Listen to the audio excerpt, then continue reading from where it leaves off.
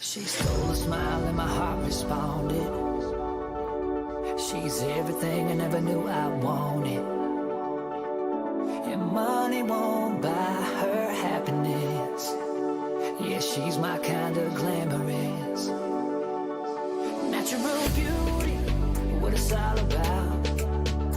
Tell something to me, can't figure it out.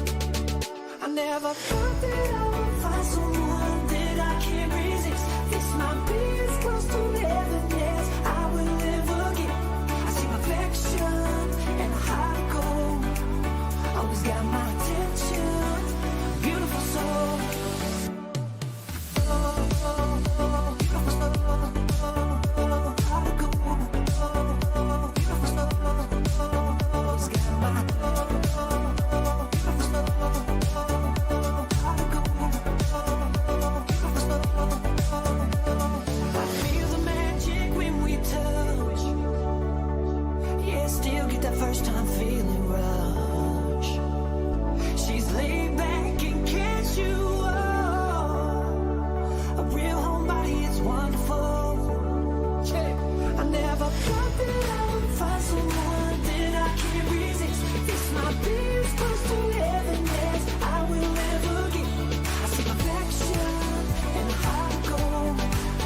always got my attention. Beautiful soul.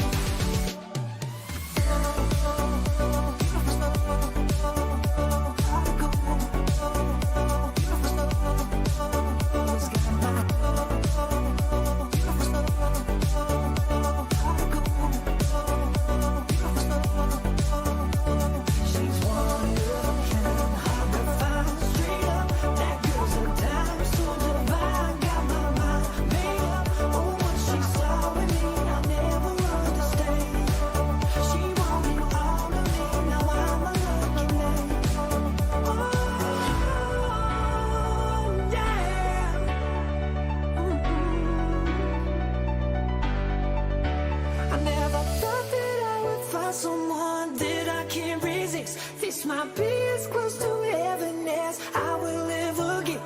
I see perfection and a heart of gold. Always got my attention. Beautiful soul.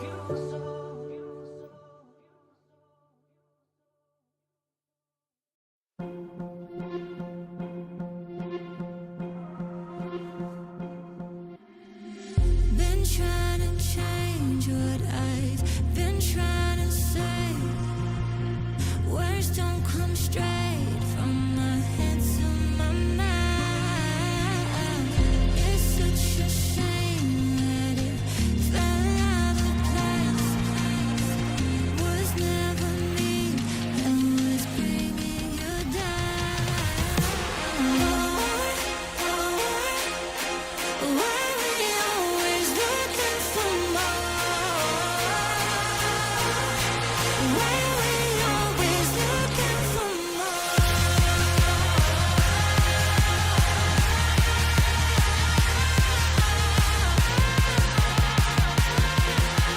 Why we always looking for more? Always looking for more. Why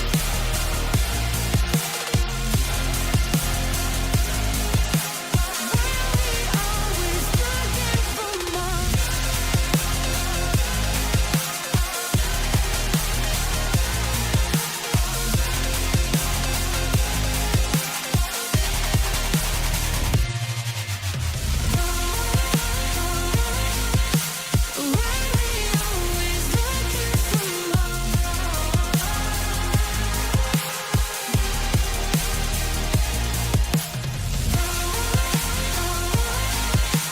Why we always looking for more?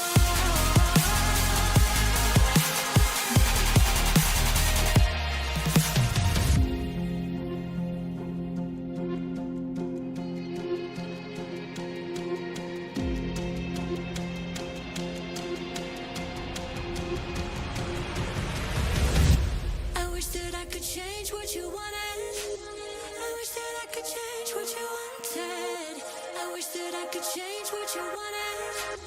I wish that I could change what you wanted. I wish that I could change what you wanted. I wish that I could change what you wanted. I wish that I could change what you wanted. I wish that I could change what you wanted. Why we always looking for more? Why we always looking for more?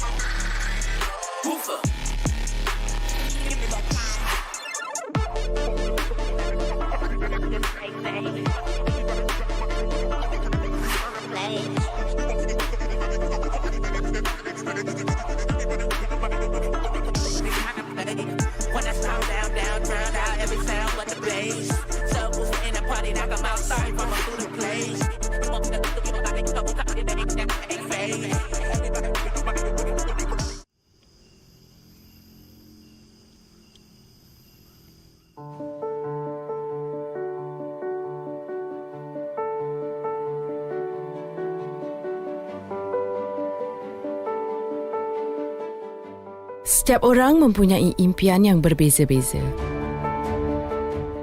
Nak jadi kebanggaan ibu bapa.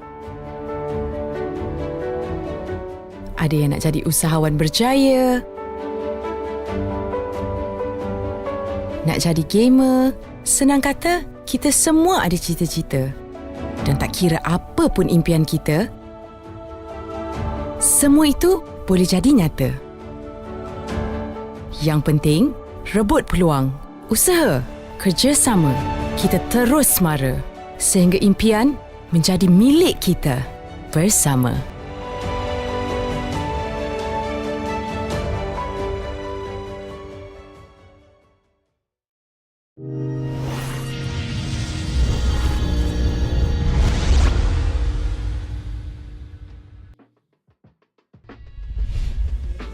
Hai, nama saya Fira ataupun lebih dikenali sebagai Fira Fendi dan saya merupakan pengacara, talent dan juga streamer di dalam bidang e-sport. Jadi saya telah pun berkecimpung selama 4 hingga 5 tahun di dalam bidang ini dan saya pernah menjadi ambassador kepada Team Secret, Team Bosku dan juga Asus ROG. Jadi sepanjang pengalaman Fira dalam e-Sukan, ada banyak isu dan cabaran yang Fira dapat kenal pastilah. Antaranya seperti isu gaji tidak dibayar, dibuang dari pasukan tanpa alasan, hadiah pertandingan tidak dikongsi dengan adil dan pengurusan pasukan yang lemah. Jadi senang kata, sebelum ni belum wujud lagi garis panduan yang menggariskan dan menekankan kebajikan kami sebagai atlet dan juga bakat e-sport. Tapi sekarang, isu dan cabaran ini boleh ditangani dengan lebih baik berdasarkan panduan-panduan yang telah digariskan dalam National Esports Development Guideline ataupun dikenali sebagai NASDAQ. Kementerian Belia dan Sukan membangunkan NASDAQ bagi memperincikan syur tindakan yang menyokong pelaksanaan strategi-strategi yang terkandung di bawah pelan strategik Sukan KBS 2020 hingga 2025.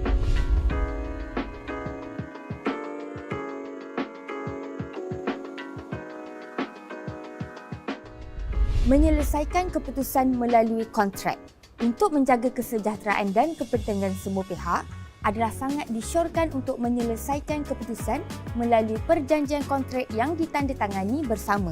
Ini memastikan kejelasan dan accountability di antara pemain, kelab pasukan, pengatur acara dan entiti atau individu lain yang terlibat. Persediaan kontrak yang adil dan jelas. Kontrak harus adil kepada semua pihak dengan jelas menggariskan hak dan tanggungjawab mereka. Ia harus ditulis dengan cara yang mudah difahami oleh semua pihak yang terlibat untuk memupuk ketulusan dan saling memahami. Syur untuk menggunakan template kontrak NASDAQ 2022. Template kontrak yang disediakan dalam NASDAQ 2022 ini boleh menjadi rujukan yang berharga bagi pihak yang terlibat. Template ini mengandungi terma dan syarat yang relevan untuk membantu mencegah pertikaian. Walau bagaimanapun, adalah penting untuk mendapatkan nasihat pakar undang-undang profesional sebelum mengguna pakai mana-mana template dari NASDAQ 2022. Mencapai pematuhan dan tadbir urus yang baik. Matlamat utama adalah mencapai tahap pematuhan yang tinggi dan tadbir urus yang baik dalam sukan dengan memastikan kontrak adalah adil, telus dan sah secara undang-undang. Semua pihak dapat memenuhi kewajipan mereka dan menyumbang kepada ekosistem isukan yang sihat dan berkembang. Untuk mengetahui lebih lanjut mengenai National Esports Development Guideline atau NASDAQ, teras satu dan teras-teras lain, layari www.nasdaq.my. Kementerian Belia dan Sukan juga mengalu-alukan sebarang maklum balas dan cadangan bagi penambah baikan NASDAQ.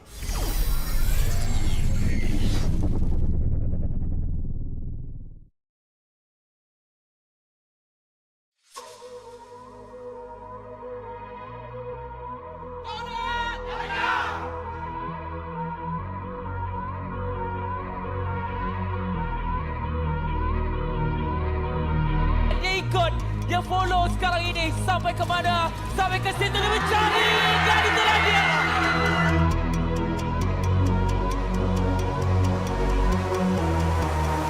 Malaysian Esports League 2023.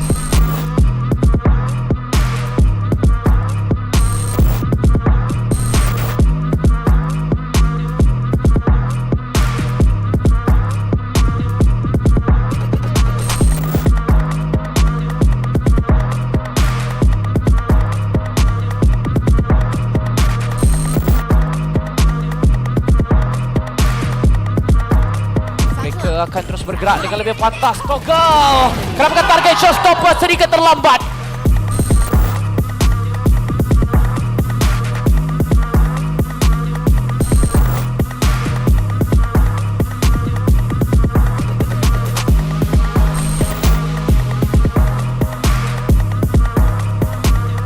Berjaya untuk menjatuhkan tembakan yang cukup baik dengan 5-7 seperti tadi.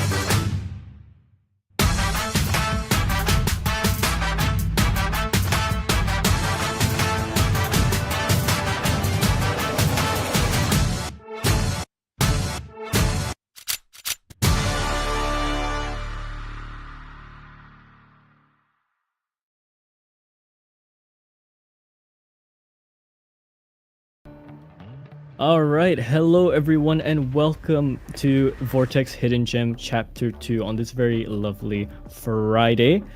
We are sponsored, of course, by the people at Colorful Malaysia. If you're looking for some new PC parts or graphics cards like you saw in the ad, consider them. We're supported by people over at Rakan Muda and Rakan Digital Malaysia.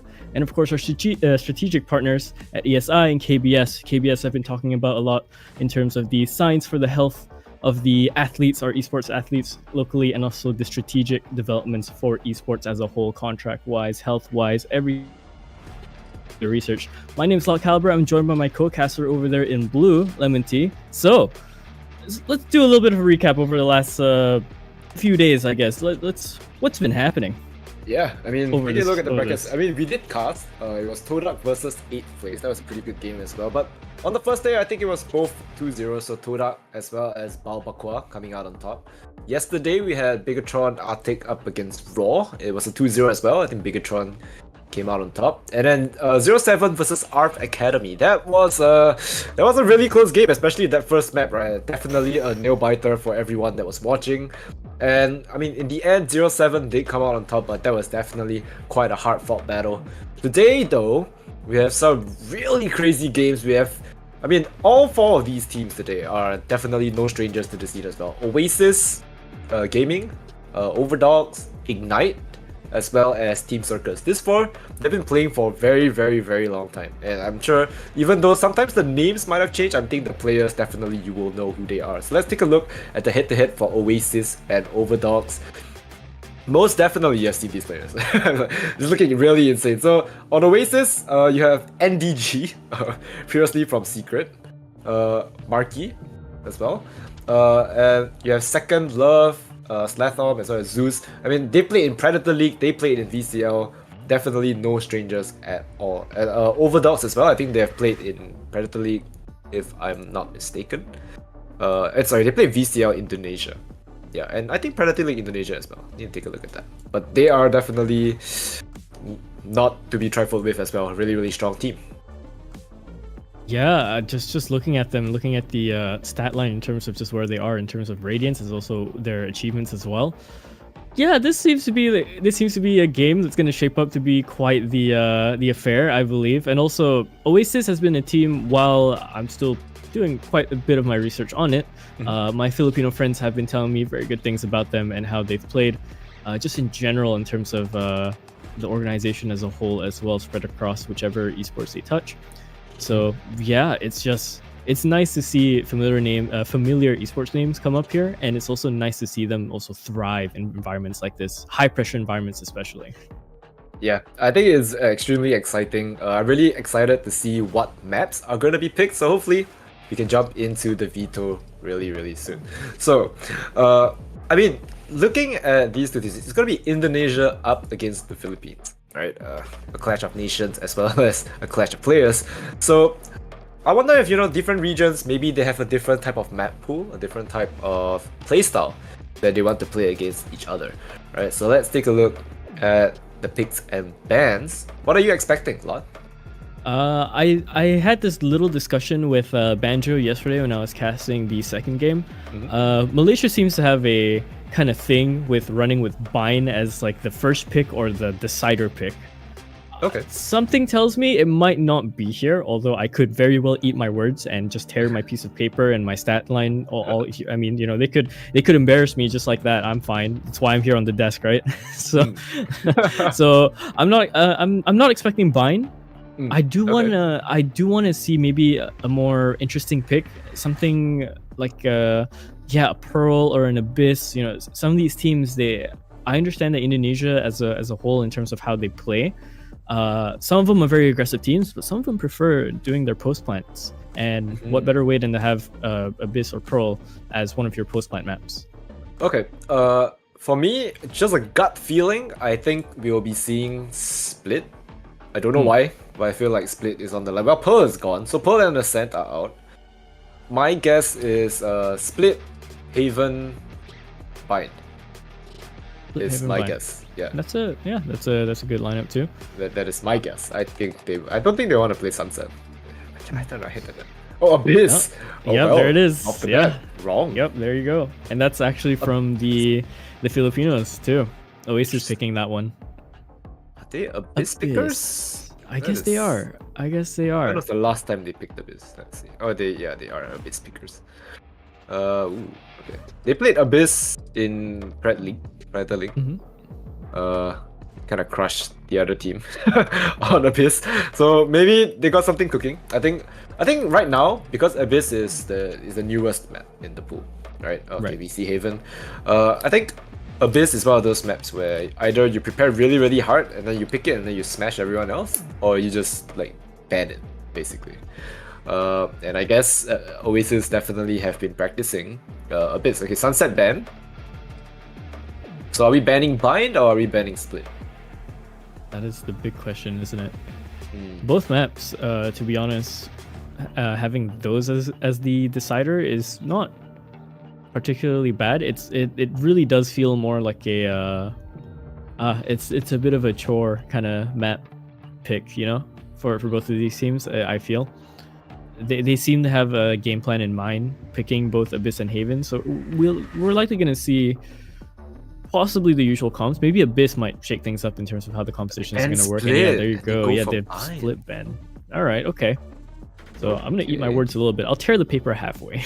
That's really interesting, actually. Really interesting. The last time that Overdogs played Bind was, let's see, BCL, and it was a Bind decider and they lost 11-13. But it's a really close game. Looks like if they run the same comp, we'll be seeing Neon on Bind, which is really interesting. I don't think like Neon is great and all, but I don't think we see much Neon on Bind. We might see one today if we do go all the way to the decider map. Looking at Oasis's Abyss comp. Okay, so firstly, Abyss, Overdogs do decide to go defense first. And then for Haven, Oasis wants to go attacking, which is, expected. And on the decider, Oasis attack, and Overdogs will be on that defensive side. So, looking at the comp for Oasis on Abyss, I mean, the last time they picked Abyss, it was, they actually go for Astra. Astra for Abyss. Yeah. I mean that would make sense. The suck is really good. Yeah, Cosmic Divide, Gravity Well. Again, Abyss pretty much in my head plays as Pearl 2.0, whereas Pearl is underwater all the way below sea level. Abyss is all the way up high. different styles and different ways of death. You're right. Yeah. Different latitudes, different attitudes. Yeah, falling off the map is another thing that we get to see on this map, especially on the bonus run. You know, sometimes the players, they think like, oh, it's unwinnable, let's just jump off the map then. And then it goes really fast. So I guess Abyss is technically could be possibly the fastest map, right? But yeah, the players are just swapping sides, getting ready to jump right into the game. So we'll give them some time to do that. They also run double initiator on this map, apparently. Sova as well as Sky. And I think Sky is not something that we see very often on Abyss as well. Usually we see, I don't know, Gecko, Sova, Gecko or Sky KO. Sky isn't one of the more popular picks on this map. Yeah, usually it depends on what kind of your whole team wants to run, the playstyle as well for your initiator at times. The Sova is a very good pick for Abyss in general. Usually when the smokes start flying down, you can play in spaces where you can utilize the shock darts and also the sonar to go for post plants as well. So it works out really well for Sova for Abyss. And in terms of a flash initiator, yeah, like you said, Sky is not that common, and I've barely seen a Sky on Abyss. Usually, you're running kind of that usual bread and butter Ascent kind of meta with the double ini, which is the Sova KO. Or yeah, if you want that extra gun up in the fight, you're bringing a Gecko as well. The flash works just fine on this map as well. It's actually almost perfect for Gecko flash with how high up you can throw it and how the maps and how the sites are designed, where you have to kind of arc a flash over and check stuff. So yeah, that's pretty interesting. I'm not sure what's going on the back end. I think maybe there's some kind of play issue. We're still waiting for everyone to kind of hop in the lobby. You know, sometimes Valorant is a bit funky. And like we said on the first day, right? Is there ever a tournament where you don't get a tech pause? Highly unlikely. I think there's a lot of tech pause. Even though technically it's not a tech pause right now, but hey, we're still waiting for the players to hop in. So let's talk about the other maps as well, right? It's not just Abyss that was picked. I think Haven is picked as well. Haven, it's a bread and butter at this point, right? Every team has been playing the map, right? And so far, I think all the players have pretty much the same comp. Right? They're running the same thing. So I don't think Haven is much of a comp difference. I think everyone kind of has that composition locked in stone. It's really about how you play around the composition, and whoever has the better strats win. I think that's pretty much Haven in a nutshell. Yeah, no, you'd be right. To be honest, for Haven, there's only really been about 2 or 3 different compositions that kind of have stuck around over the past how many years? For like 3-4 years. It's always usually been the Jet to try and come in and take space. It's usually always been a Sova to scan back sites, or you have a breach in turn to flash these long areas and stun these long areas and flash out the open areas as well towards the back site. And then in terms of your smokes, usually in terms of flexibility for smokes, people run Omen a lot, especially for the defense where you have the paranoia available to try and stop all these rushes. You have quite the amount of picks. You're spoiled for choice in terms of compositions there for Haven. It's just that it's been around for so long, it has that Ascent effect where it's just, okay, you can mirror matchup, you can play basically one of 3 compositions that are the default, with maybe some tiny little personal iterations, like maybe the duelist changes once in a while. It's a Neon, it's a Yoru, it's a God forbid Yoru paper, would be insane. right? Yeah, Honestly, like a Yoru on there is always interesting to watch. Or God forbid we throw it back and have a Reyna somehow in a Haven. It's the smallest chance, but it's not zero. I think I've seen it. Phoenix as well is pretty good on the map. I think there's a lot of tight corners where kind of flash around the corner, which is it works perfectly for the way that Phoenix's kit works. Especially like garage doors, you can flash into B. There's a lot of tight corners at A as well in the sewers position. So there's quite a bit that can be done. I wonder if we'll see Phoenix, but at the moment I think Neon is way too prevalent. So we probably wouldn't see a Phoenix coming up anytime soon. And then of course we have the last map, if we do get to that map. It's gonna be Bind. And for Bind, one of my favorite picks for that map, of course not professionally, but I really like Chamber on that map. Okay. But Chamber is so bad that it's just not picked anymore. No matter how they try to buff it, it's still pretty bad. Yeah, it's really, really difficult. I was oh gosh, what was I doing? The last tournament I was kind of casting. I was looking over a game changers team. I believe it was Rima GC, and they actually picked one of their players. Is it Keiki? I believe. She picked out a chamber on the bind, and it didn't go too well. Going up against their opposition at the time, they were faced with a very standardized pick with the ciphers and everything, which usually can be dealt with their initiators and a lot of their utils to try and break through the trips and everything just fine. The problem was that when they swapped halves, the moment she died, the site was open. There's not too much. The defense wasn't as harsh, it was just not as harsh.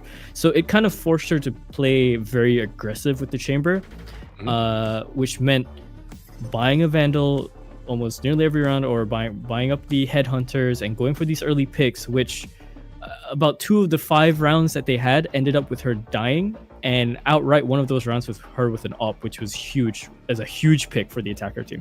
Yeah. I think that's pretty much how Chamber goes, right? You either, it's a high risk, high reward kind of engine. You kind of have to take a lot of space. You have the liberty to just get out of there with the rendezvous, but it's still kind of dangerous, right? If you get picked, that's one Sentinel gone, that's your entire site just open. And it's definitely not something that you would want. So we will be jumping right into the agent select right now, finally. Yeah, I think everyone has got their camps ready in order. Everyone is, excited to play this map. So let's see what these two teams have installed for us. I think Breach and Sova, definitely something that we'll see. I think Breach is extremely strong on this map. I really like ISO on this map, but I don't think we'll be seeing much of that agent. Hasn't been seen in quite a while, even though I feel like it's quite strong on maps like Sunset, Abyss. But I guess teams just value the ability to dash onto the site, which is why they are running with the jet instead. I think for Abyss, we talk about Neon a lot considering the current meta. Abyss just favors the jet, especially when you're looking at the positions on both the depending on whichever side you start on, both the left and right sides, you have that flank available to you. If you're maybe going for the eco round, you have your knives out, you're going for the entry over onto the B site, you can dash out into the open and take the flanking route pretty much out in the open air. The risk is that you're in the open air, but you also just aren't expected to be there on a lot of those rounds. And of course, on the other side, you can kind of float. And should you be the unfortunate one to fall off the map, you can do so very, very slowly and stall for time. That is true. It takes forever for the jet to, actually fall to its death. So I guess that's pretty interesting. So, okay, let's get this rolling. All right, we have Oasis Gaming up against the Overdogs. Now, Overdogs, how do you pronounce the jet's name? What do you think? Amernan?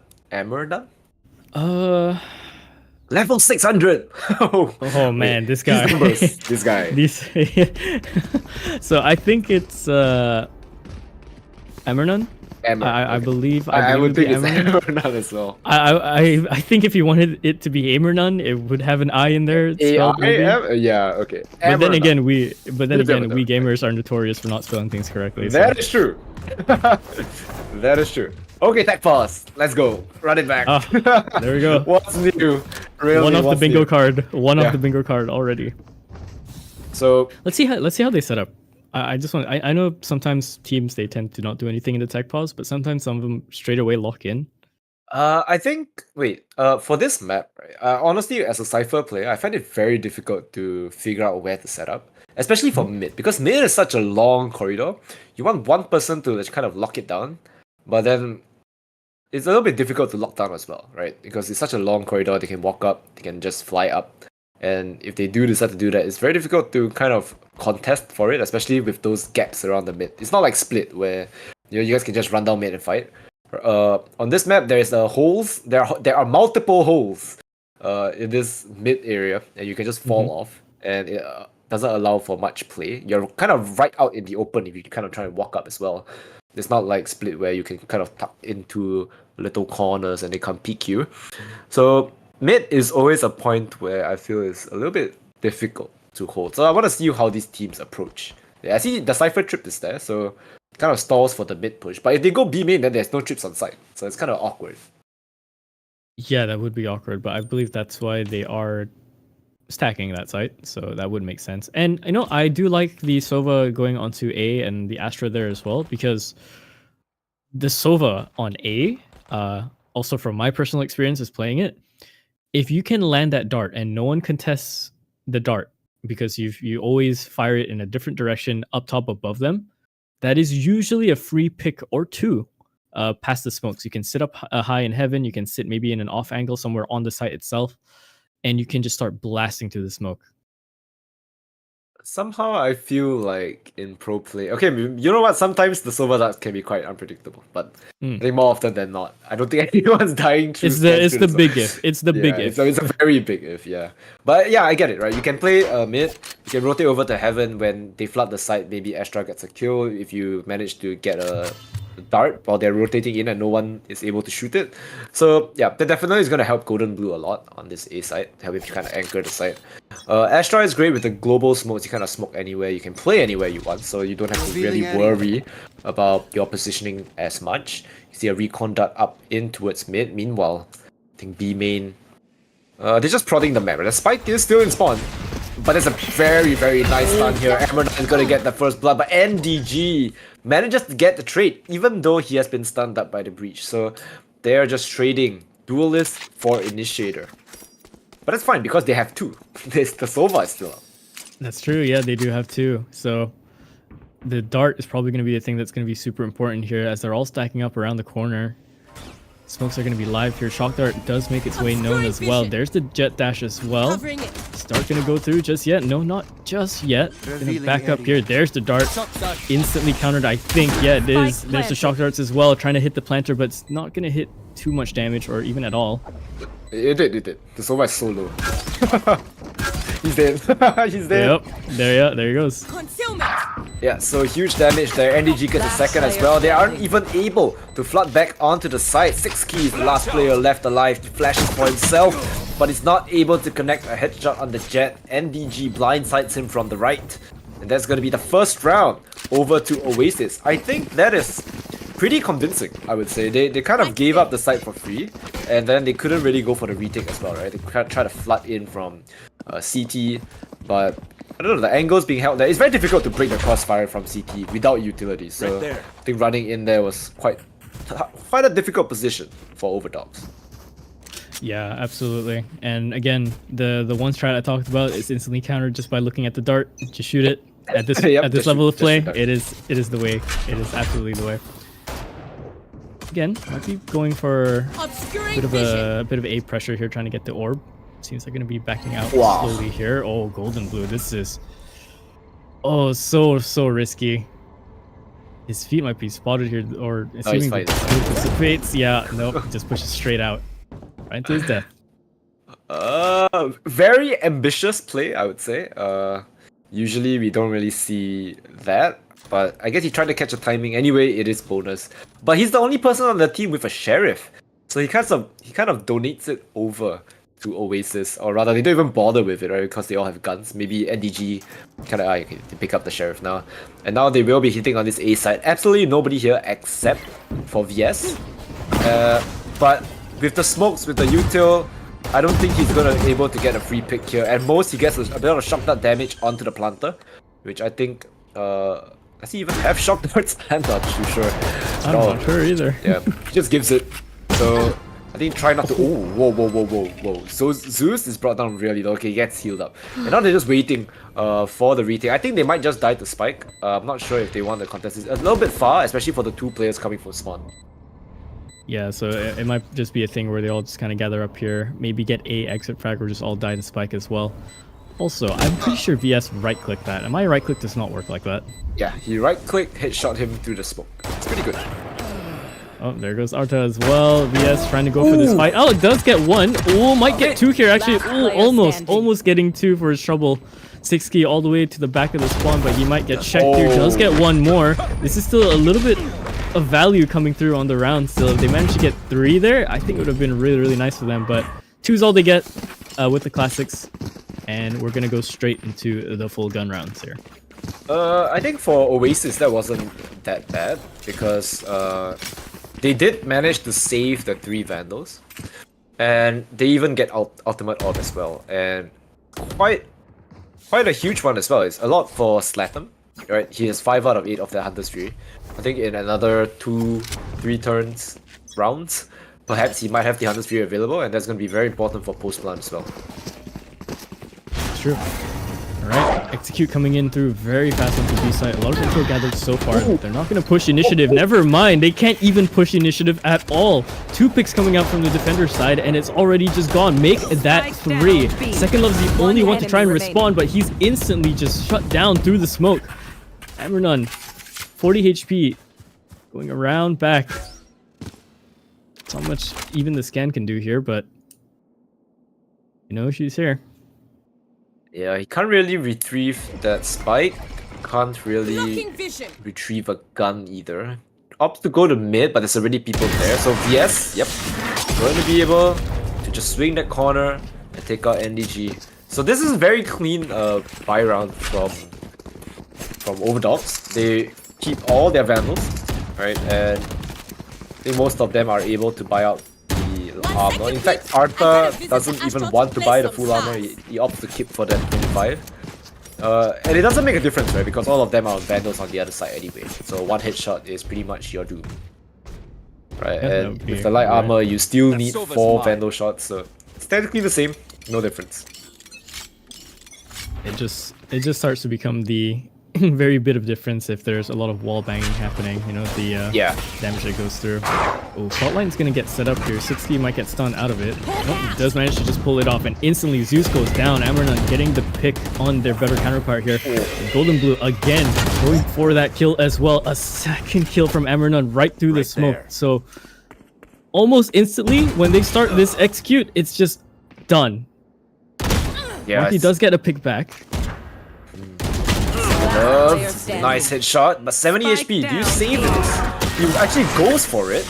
Unfortunately, there's just way too many players holding that same spot from Overdogs. So now, it's going to be Oasis on the back foot. They have to go for the eco. Eco indeed. It seems like a lot of sheriffs though being bought up, and instantly Amernun has, I believe, read this pretty much in terms of how they want to do this, and opting for the outlaw. What better way? Yeah, and in his hands, that outlaw is pretty much an op because all of them are on that light armor. So everyone is just gonna die first hit to that outlaw. Luckily for him though, he does have the Blade Storm available already, so the kills don't really contribute to his ult charge. Golden Blue has been another player that has been an absolute anchor on this side together with Emernan. I don't think any of them... It's usually Emernan getting the first kill and then Golden Blue soon after gets a second. So then Oasis have to hit the side with 3 players, and that's just making it extremely difficult for them. They're trying to pressure this this A main area to try and get this orb for I believe NDG. He's one off from the Cosmic Divide as well. Oh no, it's actually gonna go straight to Marquis instead. So closer to the ults just overall for everyone. Slatham was down 1 in terms of ult points earlier, but they pressured up B and grabbed the orb there. So Hunter's Fury is gonna be available for either this round or the next, depending on where he uses it. Likely the next. There's a Cypher trip here as well. VS is going to be able to drone out. That's Marky getting caught out. He has to fall back. But 40 seconds on the clock. I think it's high time that Oasis decide on where they want to go. And it seems like it's going to be B. Right? They saw the Cypher. They're like, we want none of that. So let's just go to B instead. But this is going to be the domain of Golden Blue. And Golden Blue has been absolutely cracked out of his mind with this Vandal, right? So let's see if he will be able to hold it out against the players of Oasis. Flooding onto the side, they will try to plant the spike down. And I think they definitely will be able to. But how many seconds is it going to take before they just...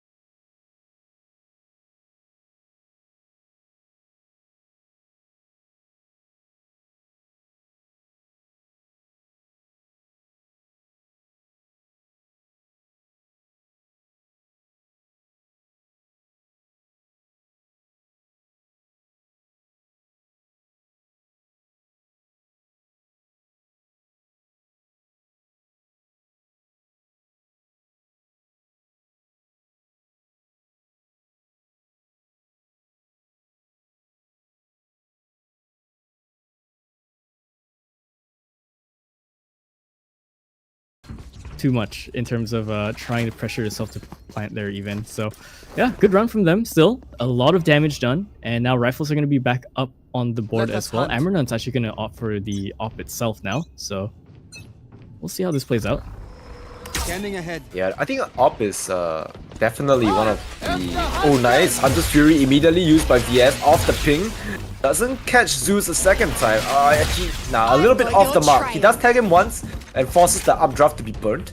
But I think that's about it, right? Trailblazer being used as well. So all the ultimates right now are just being used. Yeah, like I said, right, you can't really walk up. There's not much place you can go.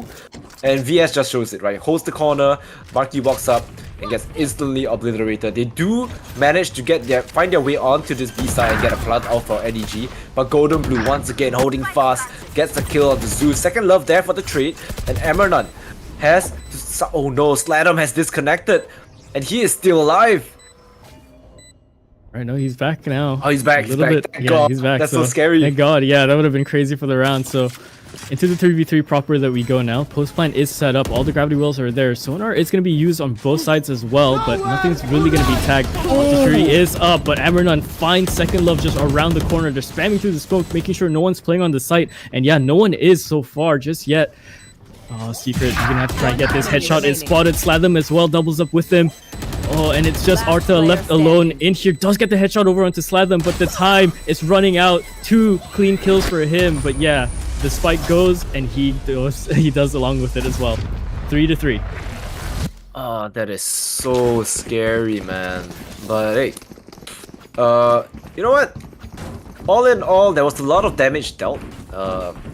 Oasis do manage to find their round, and yeah, right now we're back to 3-3. But it's still very expensive round for Oasis there, and the jump scare that Slatham gave us with the DC. Yeah. But yeah, important round. Whoever wins this gets their money kind of secured, and it kind of breaks the opponent's economy as well. Everyone's on light armor, everyone's on scrappy buys. Because the rounds have been so back and forth and so many players end up falling, money is bad on everyone. Right, so this is definitely a round to win. Absolutely crucial round indeed. Again, Cosmic Divide is available for them, actually for both teams, so we'll see if that gets used as well to try and take the site, give themselves some space even for the retake or the attack for both sides. So he's going to be taken here, and they do hear this. They're often going to stick around just a little bit, at least Zeus is. Yeah, just playing around in this A main area. The spike is still in spawn, so they're just kind of prodding, taking their sweet time. I don't think there really is a need for everyone to overcommit onto a site, especially since you only have one way to go in, right, which is choke point, especially on this A main. So it's very, very dangerous if they try and rush things. They could accidentally hit a stacked site and just get absolutely punished. But it seems like Overdogs, they're the first to pull the trigger, throwing out a blind just to test the waters. Here's the spam, so they know that there's multiple players here. I think look at this. Mid is just completely open, right? Nobody is there. Nobody wants to contest it. Nobody wants to aggress it. Simply because, like I said at the start, it's so difficult to hit mid. And yeah, they're going right onto the side. Oh, and Zeus goes down instantly. And again, yeah, like you mentioned, Golden Blue is the second one to always find that kill as well. Marky is the only one to try and find impact back into the round against Amernon. 60 doubles up, and just like that, time is run out. Spike is just out in the open with the defending team. So NDG here has to save. Yeah, this is Oasis's map pick, right? And to me, I find it a little bit weird because they look kind of lost. They don't really know how they want to approach the attack. I don't see any shock darts being used to try and break Cypher util. I don't see any decisiveness when it comes to hitting a site. They're just kind of playing default, running around the map, looking for Overdogs to make mistakes. But unfortunately for them, Overdogs, they haven't been overextending. They haven't been making mistakes. So there's nothing for Oasis to capitalize off of. Ooh. Speaking of the lack of mid contention, we might see quite a bit of it. We're seeing a train of attackers coming through as well. They're walking up. Zeus has knives out here. Has to be careful not to get picked. Amernon's the first one to get a pick there. Second love goes down to the Outlaw. Basically an off in the hands in this round, right? Wait, he's so aware! Oh, yeah, he's absolutely aware of the timing. Takes down Zeus as well, so that's the knives out.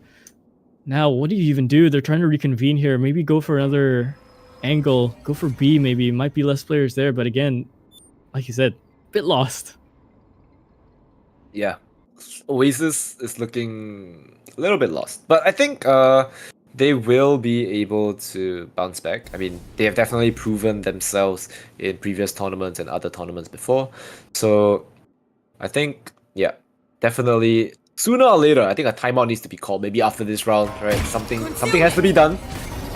Something definitely has to be done. Amernon is just going ham with this Outlaw, and he's getting punished every single time, right? Because all of them are not buying full armor. So it's basically an op. A very, very cheap op. And Golden Blue just wreaking havoc on the side. Amernon having fun now, dashing in with that shorty, blasting them full of holes and dashing out away. That is going to be 5-3 for the Overdogs. And yeah, we see the question in chat right now. Is VS Forsaken's brother? The answer is yes. He is Forsaken's third brother. And yeah, the genes run strong in the Susanto family. I think all of them are all playing pro. I think the fourth brother, the little brother, is probably going to go pro sooner or later as well. So we'll be waiting for that one. This goes here.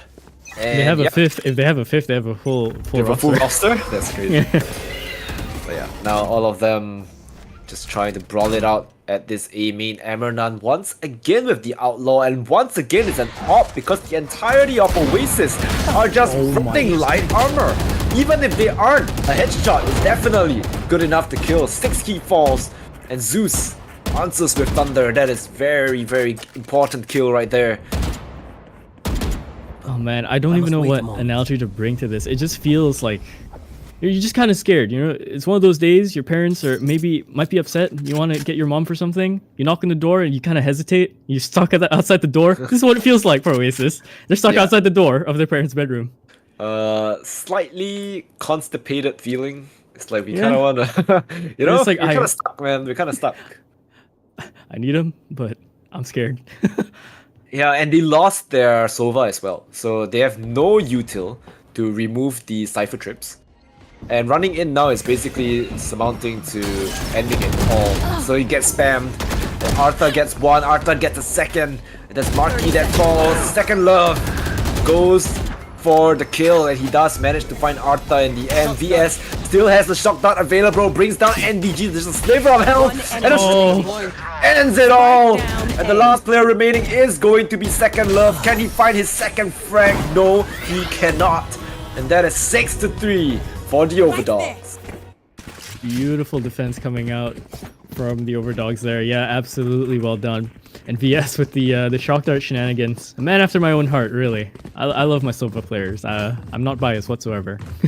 It's I mean, he hasn't been using the very fancy lineups, right? I think it's simple, clean, effective, right? Bounce it off. Yeah, sometimes you don't need. Yeah, you don't need the lineups. Yeah. He just eyeballs it, gets the full damage conversion as well. And yeah, I think Overdogs right now definitely are the Overdogs. They're playing extraordinarily well. Okay, so there's a bit of a tell here, right? Zeus has brought up a Stinger in comparison to everyone on the team who's brought up a Sheriff, which tells me he's gonna try and create so much space for his team here. Yeah, he's dashed up all the way up top. Blind goes through. Oh, never mind. He's off the map. Never mind. Never mind. Every bit of space he tries to make is now just completely gone. His team is left fighting on the site for survival.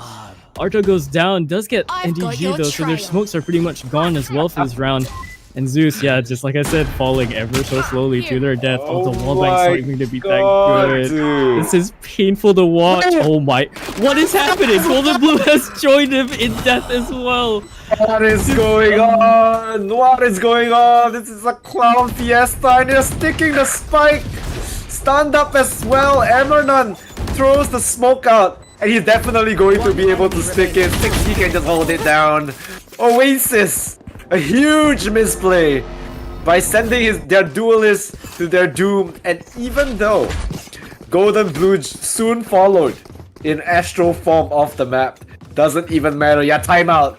This is when you call a timeout, because that is not how you execute the site.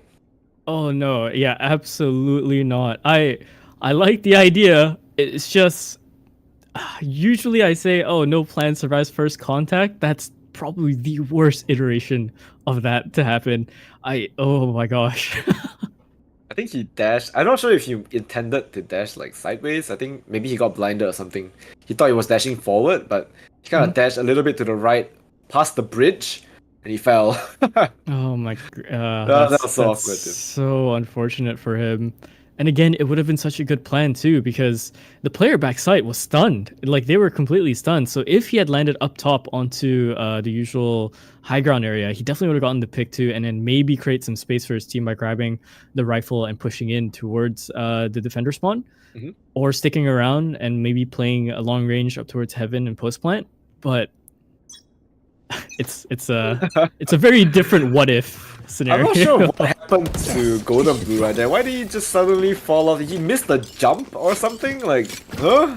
Either he missed the jump or he miscalculated the movement of his character and the momentum, because he went into astral form. Maybe he tried to jump out the way going into astral form, not thinking that, oh yeah, the momentum's gonna carry me over the ledge.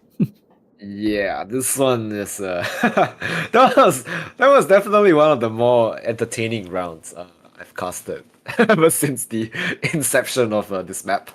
Need that back. Okay, so yeah, Oasis, they seem like they just want to hit A over and over again. I would like to see Here. Who is it? Second Love take a little bit more mid control. Perhaps, you know, if you can find a pick and mid, it's gonna be quite an impactful one as well, because then they have to look mid, right? Because right now, what it looks like to me is that Overdogs, they just have to send everybody on A, right? Nobody needs to look at mid. No one cares what's happening at mid. We just send the players at A and we just go for the retake. So three players have pushed up all the way here. The double swing is gonna be so good. Golden Blue goes down, so that their smoke's gone. Oh gosh, okay, so VS is now gonna try and contest this. Oh, Shotgun goes through. It should kill Second Love. Yeah, it goes down as well. So plant denied for the meantime, but it should be activated almost instantly. Archer's trying to find an angle for it. Oh, but never mind. It's VS to try and snap up that kill instead. Into the 4-3 we go. The defenders are now coming in. The rotation's done cleanly. Neural Theft available as well, but they do have the Hunter's Fury. Oh, Zeus! What? Beautiful 2k onto Arta as well as Emernon. Can he go for the third? Tries to go for the one tap, does not connect, gets pushed out by the Aftershock, and he has to try and fight this. VS gets a third, Last player standing. and the Hunter's Fury is activated. Catches absolutely no one, darts in 5, that's not enough time, he has to swing it, but it's not really planted for him as well. And 6key pulls it down once again. Oasis, their attacking side has been thwarted. No Last round in win the half. for them, even after that timeout. That was probably one of their best rounds, and it just ultimately falls apart. Yeah, Zeus gets 2 kills towards the back there, but he just completely gets isolated. His teammate falls down around towards the main area. And, well, Slatham comes in with the Hunter's Fury, but it's a bit too early. Yeah, he goes for the... He's trying his absolute best to try and get the trade pick with the Hunter's Fury up into heaven. The problem is VS already jumped down halfway. One tag was enough. And he just didn't land it. And again, Spike a little bit too far. Saw the cape, probably tried to go for the wallbang, but it's just not happening. Yeah, I think he saw it being stuck, right? The spike was red. You know that he's kind of sticking behind that. Tried to wallbang it. It probably could have worked, but unfortunately there's a second player there kind of stopping him from doing so. Ooh, second left. Tries to... Oh my god, Oh stun. god. And the Fury is definitely going to take him out. Beautiful combo there from the Overdogs. Absolutely cracked. And now... What do you do? You lost your top frag, which is your Sentinel. And the Cypher trips are kind of changed as well on this A side. So if they hit it, they'll probably eat the trip while trying to plant the spike. Meanwhile, at mid though, we have Emerna just holding the up, but Marky comes out on top. He's taking matters into his own hands. His last round of the half. Seekers are available. It's a 3v4. I think they will try and aggress this side, use the Seekers. That's a very, very strong ultimate, especially in a position when you have the man advantage. NDG plops down the smoke, and here they go onto the side. There's only 2 players here, and it's going to be 6key as well as Arta. Zeus gets tagged out by the trips. He's stunned up, he's flashed up, he's completely blind, but his team is just flooding the site. Both players fall, and the last player to do it is going to be Golden Glue. 4 players left alive, and that is 4 players he has to take out in order to win this round for his team. They're playing with the ropes. He has no utility left, only 1 smoke available for him. Coming in from heaven, he's going to be finding contact against Sladam. But do you place your crosshair up there? It's a little bit difficult. Spots the leg. Now he knows that's one. He's expecting the up down. And NDG thinks him through the wall. A second bullet will do it. And that is going to be 8 for half. Oasis showing some signs of life. Switching sides. Right, okay, finally getting their round in towards the end there. Again, this could be very well a 7-5 scoreline, maybe even a little bit higher, but Oasis seem to be taking their time to try and warm up, or rather adapt to whatever kind of gauntlet that Overdogs are throwing at them. So we'll see how Overdogs try and cope with the defense instead. I'm not too sure in terms of how they're going to try and hit the sites this time for at least Oasis. Because, you know, you do have the breach system to work off instead of a sky on... instead of a sky. So for Overdogs, this might be a whole different affair. Yeah, I mean, they have been... I think the stun for the breach is better though. Yeah. It's really strong for attacking compared to what Oasis had when they were on their attack side. Cypher trips are on B. So at the moment, Overdogs are picking the correct side to hit. They're avoiding the trips, but it's still going to be either a 4v4 or a 4v5, right? You see, because the map is so scarily big, you have Golden Blue just chilling in spawn. Emernon though gets 2 kills, finally traded out by Sladam, and Marky just playing in this close corner. I'm not too sure why, but the attackers, they decide to rotate. They are going to be. Okay, alright. They do have the time for this, and they can make up the space, but the problem is that, yeah, the Cypher trips, every bit of Cypher utility is all there, and he's watching it. Second Love's just trying to go through the camera, and yeah, he finally sees one. He's gonna try and post up try and play this out with his team. The rotation's in now as well. Oh my gosh, that's another player falling off the map, and it's gonna be 6Key. That is very unfortunate. Left to 3v3, but Golden Blue amps up the fight, gets the headshot. Another one turns on into heaven as well, but it's gonna be Marky. A triple kill of his own. All headshots with the Ghost.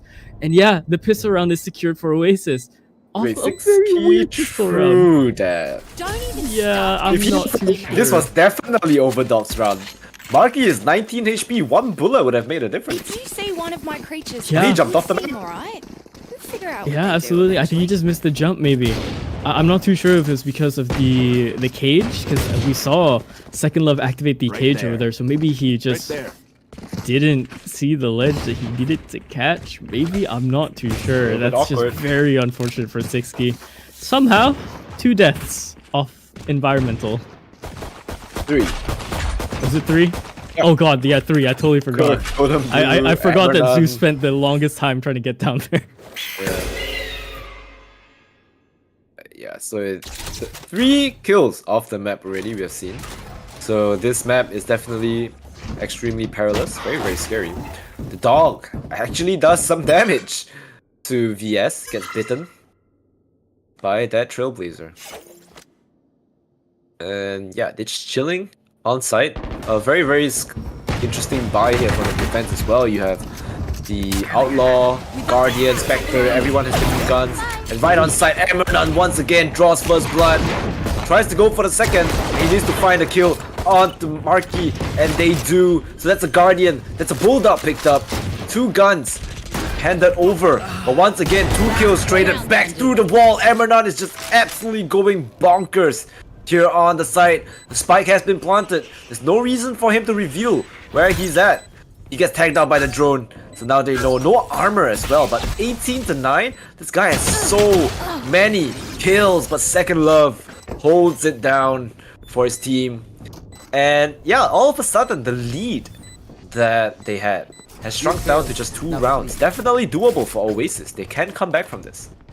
Oh yeah, absolutely. I guess it would seem that Oasis are favoring over onto their defense side instead, and there's better prospects on it. Gun round is going to be available though for the side of Overdogs. Vandals across the board, and on the side of Oasis, it's just going to be the Bulldog and the Outlaw that they saved over from last round. 2 sheriffs bought up, and also a full armor classic with the buy from Second Love. Very, very interesting buy. There we go. Okay, a lot of damage dealt to them in the last round, so they don't really manage to bring much into the next.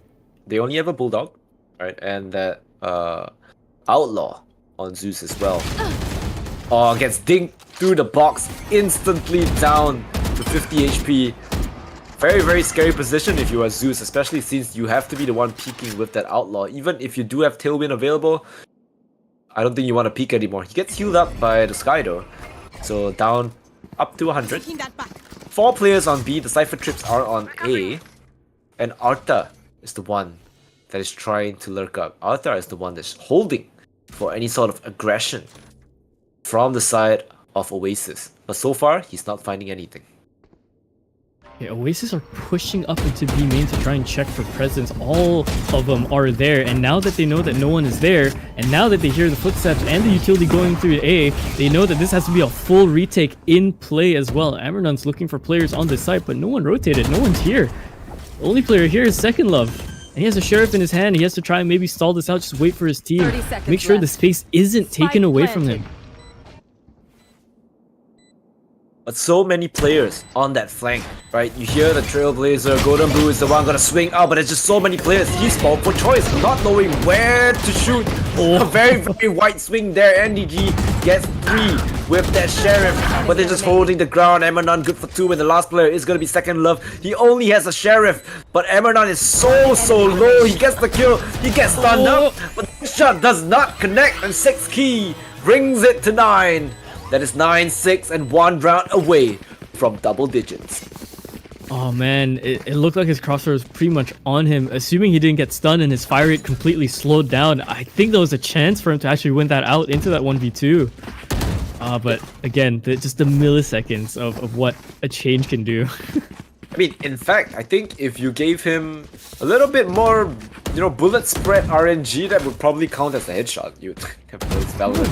Probably. It was so close to his probably. head too. It's very that close, cherry yeah. shot. Here. So, Okay, Zeus. unfortunately, that is not going to be the outcome. So, they do get that 9th round for Overdogs. Zeus playing this high angle, a little bit scary. I don't think they'll be expecting this unless his feet give him away, but the angle is going to be really, really tight for VS to even try and see this. Pings are coming out, so they know that something's up here at least. They're just going to hold it for now. So far, no presence made on A either. It's pretty much both Cyphers playing the lurking game over there. And, well, 6keys just holding out their util for now. Seems they're very dedicated to try and at least sell this or not hit it. Oh, Zeus, you might get punished for this. The stun could come out at any time, and there he goes. Stuns out, dashes back, and everyone just disengaged, right? We have a peace treaty over here. No one wants to take too much damage, just a trade of util. Arta, though, walking onto the side on his lonesome. I think they spot out his gun barrel through that smoke as well, so Second Love going to know that there is his counterpart on this A side. And yeah, everyone is just chilling, waiting for something to happen. Trying to find chinks in the armor of the defense. And Emerald, I think he has enough. Pulls the trigger onto the side. All the way backside as well, but it's going to be Marky to try and double up. He pushes through, but dies for it. It's going to be NDG that doubles up as well. Emerald and VS go down, and it's just left to Arta all the way on the other side to try and just get a kill to, give off something, anything in terms of the economic value. It's going to be nothing. Time runs out, so there's a round. Yeah. A little bit awkward there. I think they took a little bit too long. Arta on the other side of the map as well, not able to find anyone. So unfortunately, that's going to be the round over for Oasis. And yeah, they played their defense really well. So props to them. And Overdogs, they will be on a save. Artha's the only one that managed to save the Vandal. Hopefully, they do manage to recycle this Vandal throughout the round and make something work out of it. Emerald, though, has been on an absolute tear. Brilliant Storm at the ready. Hopefully he finds some kills. Yeah, hopefully he doesn't pull off what Zeus did and falls off the map. It doesn't seem to be the case considering they are going for more of a mid play here and sticking by the wall. So Arta's the only one here pretty much with the rifle, the hero rifle here to try and make something happen over on his lurk plays, but this has to be the most careful engagement. Never mind, speaking of which, Amranon gets Slatham as well right through mid, so pressure has been put onto the defending team to try and make sure this doesn't happen, but look at where Amranon is. He's pretty much just pushed up. Yeah, this guy is definitely in a very interesting position. Oh, the Trailblazer are gonna clear him, so he has to fall out. And I think they know the flank as well. That is all the knives gone except for one. And it's down to 6key to try and bring this back. Zeus, however, is on an absolute rampage. Gets 2. And the sneakers are going to be used as well. It's going to spot out Arthur trying to sneak his way onto this inside. Triple peek. And Zeus is on for the ace. 3 kills to his name. And both players have been pinged out by that Trailblazer. Zeus, he wants it, but he's going to just wait for his team, right? He wants the round even more. NDG. One enemy remaining. It's going to be able to find VS in the back. So that's going to be ace denied, but it's still down to Golden Blue. Cosmic Divide available. Stars available as well. He's playing in his heaven position. Pulls them in, so no defuse for the moment. Not going to be able to spot the hit. Of Zeus though. And Zeus is going to fall. He tries to spam out Second Love. Unfortunately, peeks out a little bit too wide. And that is going to be Oasis finding round number 8. And the gap has been closed to 1. I think this is the closest it has been. Yeah, timeout going to be called as well. You're going to have to try and look through in terms of the strat here. What's working, what's not. Overdogs are kind of losing the plot themselves. They're getting their picks here and there, but the way they're ending, it's not exactly what they want in terms of results. And again, Golden Blue and VS being alive there was probably one of the best chances for them to try and bring this into 10 and double digits for them. They had the Hunter's Fury, they had the Cosmic Divide, but it's just very unfortunate that VS was the first one to get picked there. Yeah, and huge props to Zeus as well. He made a lot of space off of that mid push, and it just, made Oasis kind of confused. Like, Amernan is in your spawn, 6 key is there, but luckily for them, Zeus, they went for the counter flank, they pushed out B, and they managed to find the picks before it got out of control. So really, really well played. I wonder what they're talking about at this timeout, right? What are you gonna do to stop Oasis from kind of progressing? Because at the moment, they're playing a little bit randomly, right? Sometimes they hold the side, sometimes they push it. So that puts a lot of pressure on the mental stack of Overdogs. Yeah, and again, I'd also kind of be at a loss at what they'd be discussing here. I'd assume, like you said, it's just let's try and pick a lane here. You know, if we're gonna try and defend the site when we're in there, let's do that. If we're gonna try and play back, we'll play back. If we're gonna go slow, let's go slow. Let's not do everything at once in one round. Peaks. Ooh, the up whiffs. But it's okay, he gets healed up, loses the armor, but nonetheless, all he needs is one bullet to land, because that is an op, and I think they want none of that. They're going to B. Oh, B is going to be the stack site too as well. Oh, Guiding Light goes out. It's going to be dodged so far. Confirmation on the flash. It doesn't even matter. One trigger pull is all it's needed, and Arthur goes down. So now the entirety of Overdogs are now over here towards the B side, but this is going to be the stack site. They're pinging out towards mid Oasis, thinking that's where they're going to come from, but they're going to be in for a bit of a surprise. Here's Amernan caught by the trip, instantly domed upon past the cage.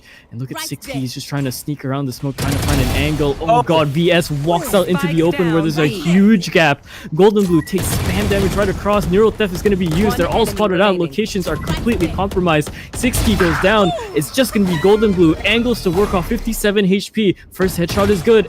Oh, Marquis trying to push the initiative to try and get this fight, but he peeks into the off Golden Blue, and Zeus gets that last kill as well. 9-9, we are tied up. Yeah, and Oasis, it seems like defense is their half. They have been playing really, really solid defense here, and it really shows, right? They are good at holding the corners. They are good at shutting down the offense of Overdogs. Overdogs right now, even though they have Amernan, it really boils down to if Amernan can get onto the side and get one. Right? For the first, I think the only round that they won was because Amernan just walked in with Sheriff and killed 2 players, right? So at the moment, they're kind of having a little bit trouble with their offense. They don't really know how they want to approach this offense. It's a little bit the same as Oasis. I think this map is just really tough on the offensive side then. Yeah, I would say this map requires maybe way more finer protocols in terms of setting up your fights. Pretty much you have all the util available to you, any composition does, but the way you work off of it, especially because you have to close in such a gap on the side of B, and it's a very treacherous one too, and then you go straight into angle fights. It's harsh. You need protocols for the attack. On the A side, it's also pretty much the same thing. You have to be aware of the trips. You have to be aware of the smokes, the random positions, smoke being placed down as well. Whoever's in it, phantom sprays. You know, it's a lot. Yeah, and right now, I think it is time for Overdogs to push for a little bit more space. Even if you take the side, I think you can go a little bit further than that. Right, it's the same problem as who was it? The Todak game that we first casted, right? They had a little bit of problem. They gave too much time for the enemy to try and set up the retake. Right, so I think a little bit of aggression is in play here for Overdog. But at the moment with this low buy, I'm not sure how much aggression they can master. Arta breaks the trip, goes for the cage, and this covers Marky to a horrifying degree. They don't have much time. 10 seconds left on the clock. They have to plant the spike, but there's so many players here and they get shut down. Arta goes for the hero plays, goes to the back of the side, but they have no time. The spike will not go down. The players will fall, but the points fall in favor of Oasis. Ooh, last final peek as well, and Arthur goes down, so pretty much only the one gun, I believe, saved up. And yeah, okay, money on the side of Overdogs is not looking too hot this round. If they go broke here, it's going to be rough. So that means a lot of ultimates are probably going to be planned to be used here for the side take. It's just not going to be easy for them at this point. They can't afford to slip up here. Yeah. This goes here. Okay, this is their round to win right now. Cosmic Divide, Hunter's Fury, Rolling Thunder. These are the ultimates that have to set them up for success. If they use these ults and they do not take the round, they are in big trouble. Yeah, no, there's just no other way to put it. 3 of the best ults to pretty much take a site or even go into your post plants even for the retake. It's just... You should not be feeling it. Okay, Zeus, this is going to be a little bit crazy. Rolling Thunder gets used onto A as well. And Marky's going to be able to get out, not stunned whatsoever. Amernon's all the way up onto heaven, is watching for any sort of pushes coming through the smoke, but so far none. He definitely does hear the footsteps on the other side coming through. But look at the flank coming in from Zeus as well. Operator in hand, they should know this is happening as well. Ooh, it's going to be a singular peek from Arta. Not going to be connected with his teammates. A jump around the corner with the knives as well. Tries to land one more. Oh, the shot is a little bit too high. VS doubles up as well. Second Love does get that kill onto 6 and Secret also taking out Amrenon. So into the 1-on-2. Hunter's Fury is available for VS here, but he's looking for the gunfight straight, and it doesn't even matter. Sladlam takes his head off. Uh-oh. We use the Rolling Thunder, by the way. It catches absolutely no one. They do manage to retrieve the op for Zeus. It's good. And I mean, the only saving grace for that round is they didn't commit Hunter's Fury. Okay? But apart from that, that Rolling Thunder allowed them to get on site. But how many Rolling Thunders do you have? There's only one. And you're probably not going to get another one at the end of the round as well. So I think it feels like they have exhausted all their options. I want to see how they can go onto the site again without the Rolling Thunder this time. Yeah, no, absolutely. This is going to be the question. This should be the Cosmic Divide maybe used here, unless they plan to use it for the post plant, in which case their entire being for a game plan is a post plant. But there it is. There's the Hunter Fury and the Cosmic Divide, both used instantly. Amernon's the first one to get their pick as well onto Marky, so they're in the site. They can't be delaying here. Yeah, it's so far away, the spike. Oh, that's a little bit awkward. I feel like this Cosmic Divide is a little bit premature. It's gonna fade soon. There's 4 players in main. There's 1 player. look at where Golden Blue is playing, man. Amrenon good for 3 on for the Ace. I think he has the liberty to go and push this. Go for it, man. Push it. You need the momentum. You need the kills. Go for it. Even if you die, you have Blade Storm next round. So that's fine. Okay, Blade Storm up for Amrenon next round. But okay, they cannot lose any more guns. They are so broke. Time to stop. Okay. They save the up, give it to them. It's whatever, right? And we go 10 to 11. It's getting down to the wire here, folks. It took them a really long time to try and bring this plan in.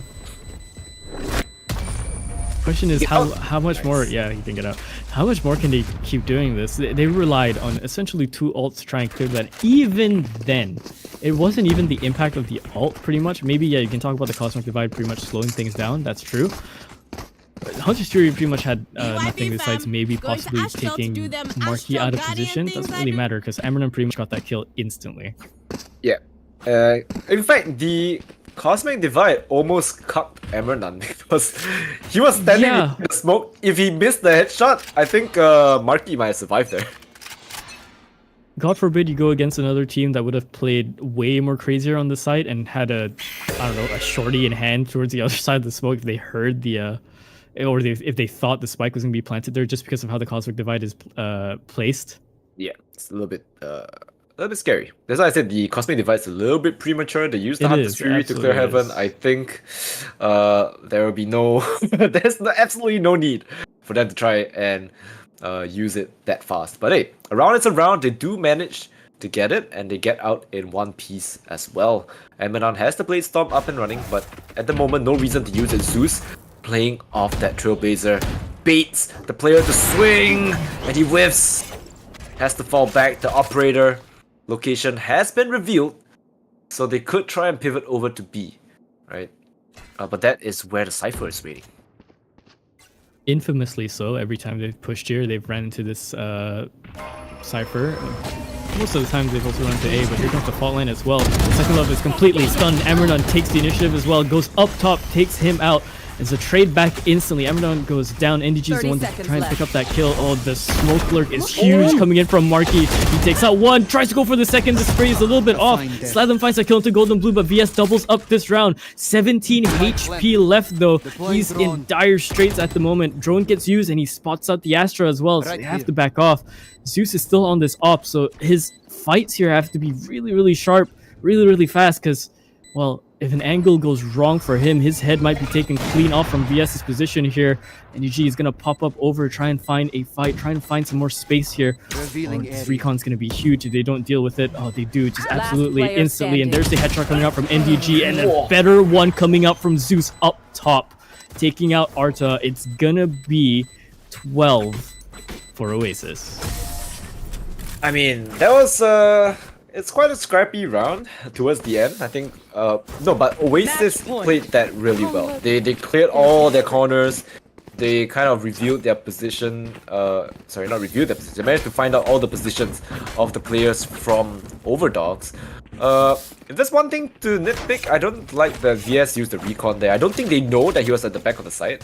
He could be anywhere right at that point. So using the recon reviews his position, so they can kind of clear him first and then go for the fight in towards main.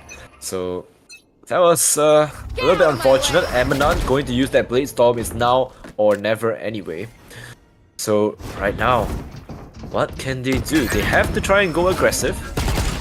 Well, but VS gets stunned up here. Zeus draws first blood, and that is your spear.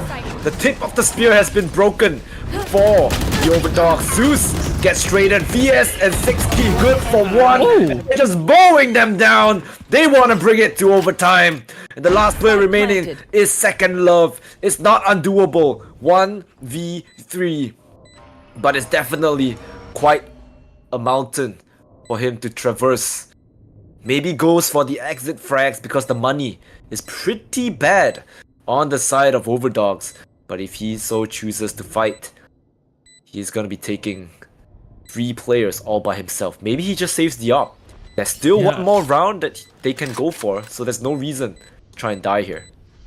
Yeah, I think he's just looking for players to maybe just get an exit frag 1 or 2 before securing this op. And yeah, there he goes. Time's running out. There's no chance for him to go for this even. So yeah, good job on the side of on the attacking team here to get this round in. Just so much aggression coming in from just the middle of the map. Just they were not expecting that amount of pressure. The double swing as well, and you saw Zeus just get completely caught out in heaven. Yep, extremely well played there. Amanon almost good for 30. 4 more kills. Right, and yeah, he did use his knives the previous round, but right now it's do or die. Right, either they go into OT or Oasis will be taking this first map. Cypher Util on B this time. So right now it's looking good. They are hitting the right site.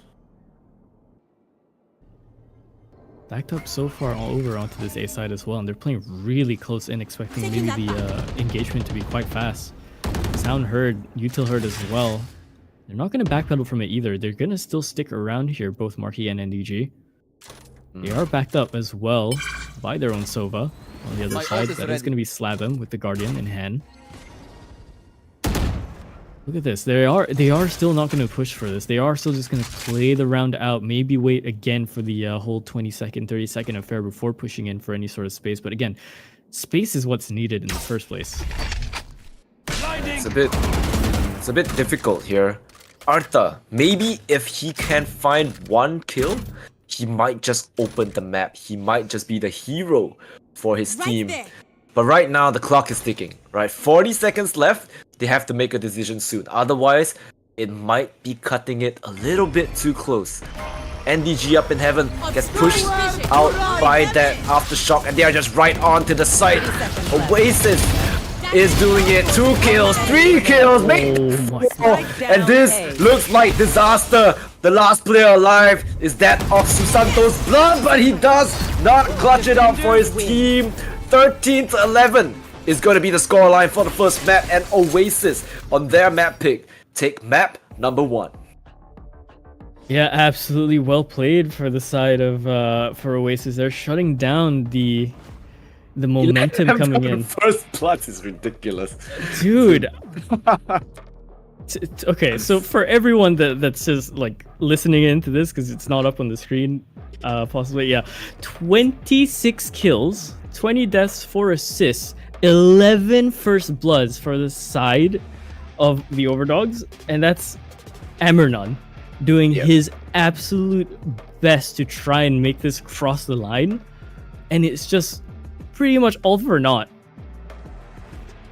I mean, at this point, it looks like stats don't really like. If you showed me the stats and you didn't show me the score, I would think that the Emernon's team won, because this guy has 11 first bloods, he's 26 kills, and Golden Blue as well as VS, they're also a top 50% of that scoreboard. They're doing extremely well. If you showed me the stats, I can't tell. But in the end, it's all about objectives. It's all about getting that spike down, or defusing the spike. And in this case, I think Oasis pulled it just across the line, but barely though. And this is their map pick, so cutting it this close is a little bit scary, right? So a really nice try. We still have map number 2, so it's not the end, and it is going to be Overdogs map pick. Yeah, Haven is going to be the one up next as well. And again, it's an 11-13 scoreline, but it felt like there was a bit more struggle. This game was close at the start, then it felt like it struggled. So even though this was a very, very close game, it was just a bit off. So we're going to have to see if the Overdogs have an answer to this particular predicament, but that will be over onto the next map. That's going to be Haven. We are going to be taking a bit of a break here, so do stick around, get refreshed, get your drinks, get your food, get your snacks, and we'll see you over onto the next map after the break.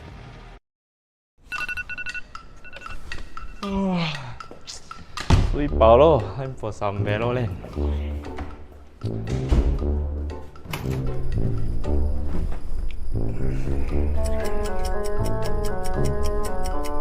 唉 wow it's so slow. Wow, finally. Huh? What the? Oh, your late blue screen. Hey, baby boy.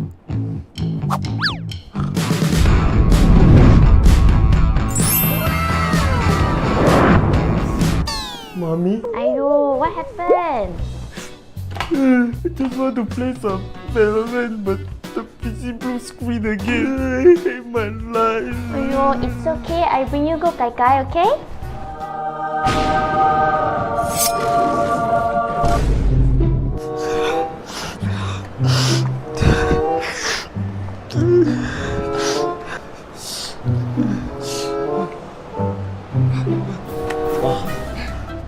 You're so pretty. You like ah? Yeah, Then buy loh. but I no money. How much you currently have? I don't even have money to buy a wallet.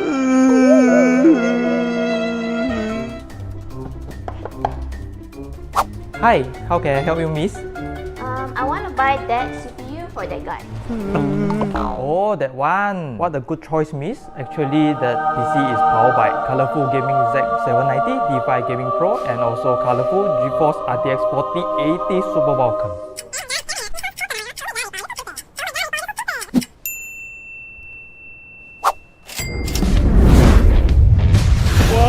Why am I so broke?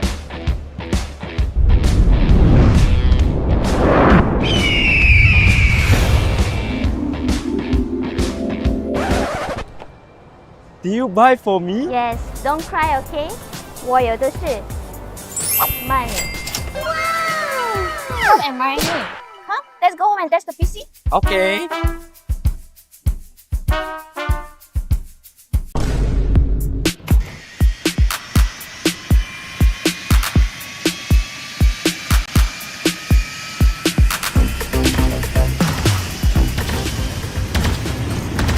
How's your new PC, baby boy? So smooth, so nice, and so pretty. Speaking of that, Huan Chen, looking to upgrade your CPU with the most appealing hardware and colorful aesthetic appearance? Colorful is your best bet. What hardware they have? They have GPU, motherboard, SSD, RAMs, and they even have mini PC and laptops. Oh yeah, just now we test the PC. The performance is amazing and it also looks great. Speaking of that, Huan Chen, Oh shit.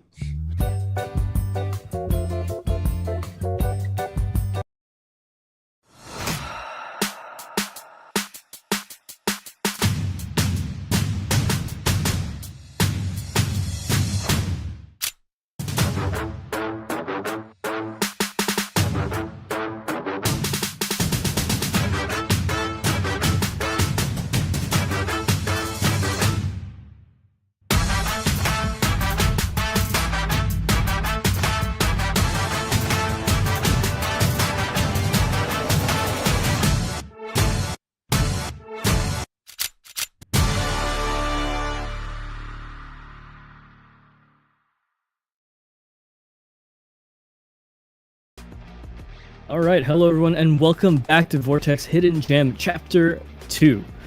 Oasis versus Overdogs. Yeah. 2-0s, and well, hopefully it's not a 2-0 for any of them in terms of namesake-wise. Abyss was that first map. Haven is going to be this second. By the way, we are sponsored by our friends over at Colorful Malaysia. If you want one of those graphic cards that you saw in the ad, please do consider them as well. Followed by strategic partners over at ESI KBS, and also supported by Rakan Muda, Rakan Digital Malaysia. I'm Lott, that's Lemon. So, bring us in. Yeah, what are we looking at? We look at Haven. Haven has definitely been one of the staple maps that I think every single team has played. I don't think there's a single team that doesn't want to play Haven. I think all teams have Haven in the map pool. Haven has been a map since the start of Valorant, right? Everyone that's been playing professionally has their likes and dislikes about this map, but they definitely know how to play it. Right, so both teams I think are ready and will be heading into Agent Select really soon. Let's take a look at what these two teams have in store for us. I think Neon. It's Neon, Surely. right? Surely. Yeah, we have a full Filipino team playing today. Surely a Neon. Surely, yeah. You can see the Neons already being covered. Emernan as well as Zeus. If Emernan can manage to rack up 11 first bloods as Jet, I can already imagine the damage he's gonna deal as Neon. I'm a bit worried for Oasis right now. Oh, NDG is hovering over the Viper for a second there. Okay, that's odd. But Viper solo smokes is pretty much impossible to run. It's rough. It's not even a thing to talk about. You just don't do it in this current day and age. The only one map that's even doable is Breeze, and God, I've heard the amount of complaints people have of that map. Yeah, definitely. Is he really gonna go for Astra though? The smokes are a bit shorter as well, right? If I'm not wrong, I think Astra has the shortest smoke height in the game. I'm not sure if this is gonna affect much, but hey, hopefully it works out for them because he is going to be picking that Astra and locking it in. So pretty much a mirror comp. I think the only difference is going to be the smokes, which is Astra as well as Omen. Now Astra definitely providing more utility, but I think in this case it's probably a comfort pick, right? Because he picked Astra last game as well. Yeah, no, I think if it's a comfort pick, then it might work. But I believe you brought this up on the first day, where at some point, comfort's not going to matter if the meta is so overpowering. And yes, that's the case we were talking about. I think it was the Neon. It was Neon, but I think it was the Neon head to head. For the smokes, I think it should be a little bit fine, but we'll see. Sometimes these when it comes to Valorant and attack shooters, just in general, timings, especially when we talk about smokes and so on, it's everything. So I can only really figure out the fact that okay, NDG has the Astro available here. It does allow them to do a bit more, just a little bit more in terms of flank plays, I believe. Yeah. Or lurk plays. Right. Astra works as well because global smokes, right? There's no range that she needs to be in. She can be anywhere. Yeah. So I guess it's just how they kind of want to play. Well, VS has levels. I was looking at Emernan 600. This guy is 691. Do you see NDG? He's NDG? 756. Oh my god, I didn't even see NDG, dude. Wait, these guys' levels are kind of insane. Gosh, and I only broke the level 100, I think, only at the start of this year. Wait, really? Yeah, I didn't play too much. I play sparsely. Oh no. I think I'm at like 300, if I'm not wrong, about there. Okay. 100-ish levels per year, it's fair enough, right? That's okay. I smell a tech pause. Possibly. This load time is taking a little bit too long. True, it is. And the guys, when you're dealing with a lot of load time, right? It's a sign that your PC might be getting old, so do check out our sponsors, Colorful Malaysia. A lot of PC parts, graphics card as well. We saw, I think one of the ads had the 4070, right? It looks so sleek and it just looks so good. Like you really want to just put it into your computer. It looks so aesthetic. Or is it going to be Emernan that's out? I think with all the first bloods and all the running in, his PC finally just gave up. And it's like, we can't deal with any more particle effects. Start dashing into smokes and stuns. Don't know what's going on anymore. So, hey, Colorful Malaysia. he just ran down to his local Colorful Malaysia store and just picked up a graphics card, and he'll be right back. That or his GPU is fighting him, or his CPU. The defense is like, hey, bro, I rendered all of them out for you. Yeah, you got the kills. You didn't win that map, 11 first bloods. My guy, what are you doing? Yeah. And yeah, so of course it's rough. Yeah, huge shout out to Colorful Malaysia. Of course, we also have Ramon in the chat asking for a shout out. So hopefully he gets to cast tomorrow's games as well. Really good caster. Hope to cast with him. It's been so long since I've casted. I casted him like once, really long ago. I can't remember which tournament it was. But yeah, it was a good time, definitely. Very fun. Filipino casters are so talented, by the way. Like, they're actually insane. so much energy. So much energy. Jealous. Like if I was low in energy on a day and I just could not do play-by-play and I had a Filipino caster next to me, bless the stars. Man. Bless the stars and every bit of chicken adobo or pork adobo, any type of adobo that you're eating, because my gosh, you're saving the life of the broadcast here. Real. Gosh. Actually, no, I've not tried it. Yeah, I've never tried. Dude, oh my god, we're gonna piss them off so badly. I've never tried adobo yet. It just doesn't exist. I don't think it exists here in Singapore. I've yet to see one. I think for Malaysia we just have like our own kind of versions of making a soy base, a sweet soy based type chicken. So it's not adobo necessarily. It's different recipes. Adobo is much thicker though, from what I've seen. So the closest I've been is Jollibee. Oh yeah, even then I haven't tried it yet. Jollibee is so good, man. You need to try. Okay. And I've heard from Filipino friends that Singapore Jollibee is actually pretty darn good. So yeah, it's really good. It's really good. I love Jollibee. But hey, Tech Powers, I think everyone is back in the game, just a little bit longer. Setups on C. So I've seen people actually not try, but they have innovated a shock dart for that. So, and it's very consistent as well. You just kind of bounce it off that platform on C, and it hits the wall, so the shock dart gets destroyed. So that trip isn't gonna stay up for long. So I just stopped doing that trip. Maybe you can put one on site, try and keep the offense guessing. Oasis is ready, so I think we will be starting really soon. Yeah. Match timer has been off. The pause timer has been off. And so now we will be heading into the game. B side, open. It's gonna be breach in garage. So I think they can just play retake B, which is pretty smart, right? Because statistically, B is the side with the highest retake percentage. So you can just leave that open. It's a lot easier to retake than compared to, let's say, A side. Absolutely. The only thing that becomes a problem with B is that you leave it open too long and a team adapts to it. You may be able to find lurk windows in there. Usually it doesn't happen at this level, at least not too much, but it's still a possibility. So Oasis, they have lined up pretty much over towards C side here, all four of them. One of them towards the lurk towards A, now going mid. Ping's out towards garage as well, so we're seeing this crunch can come in as well. Gotta go! Shock it!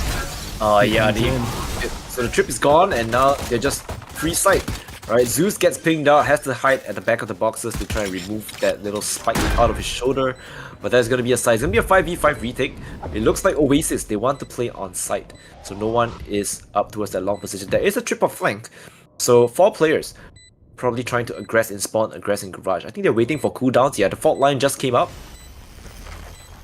So that could be pretty useful for the retake. 60 is charging it up. The stun comes out and they're running in, but it's just a blend. And in an instant, 4 players fall on the side of Overdogs. And it's just a very clean round here from Oasis. Textbook play, a perfect counter to that retake from Overdogs. That's the first round going the way of Oasis once again. I blinked for a second and the kill feed was the color of my shirt. A full 4 red.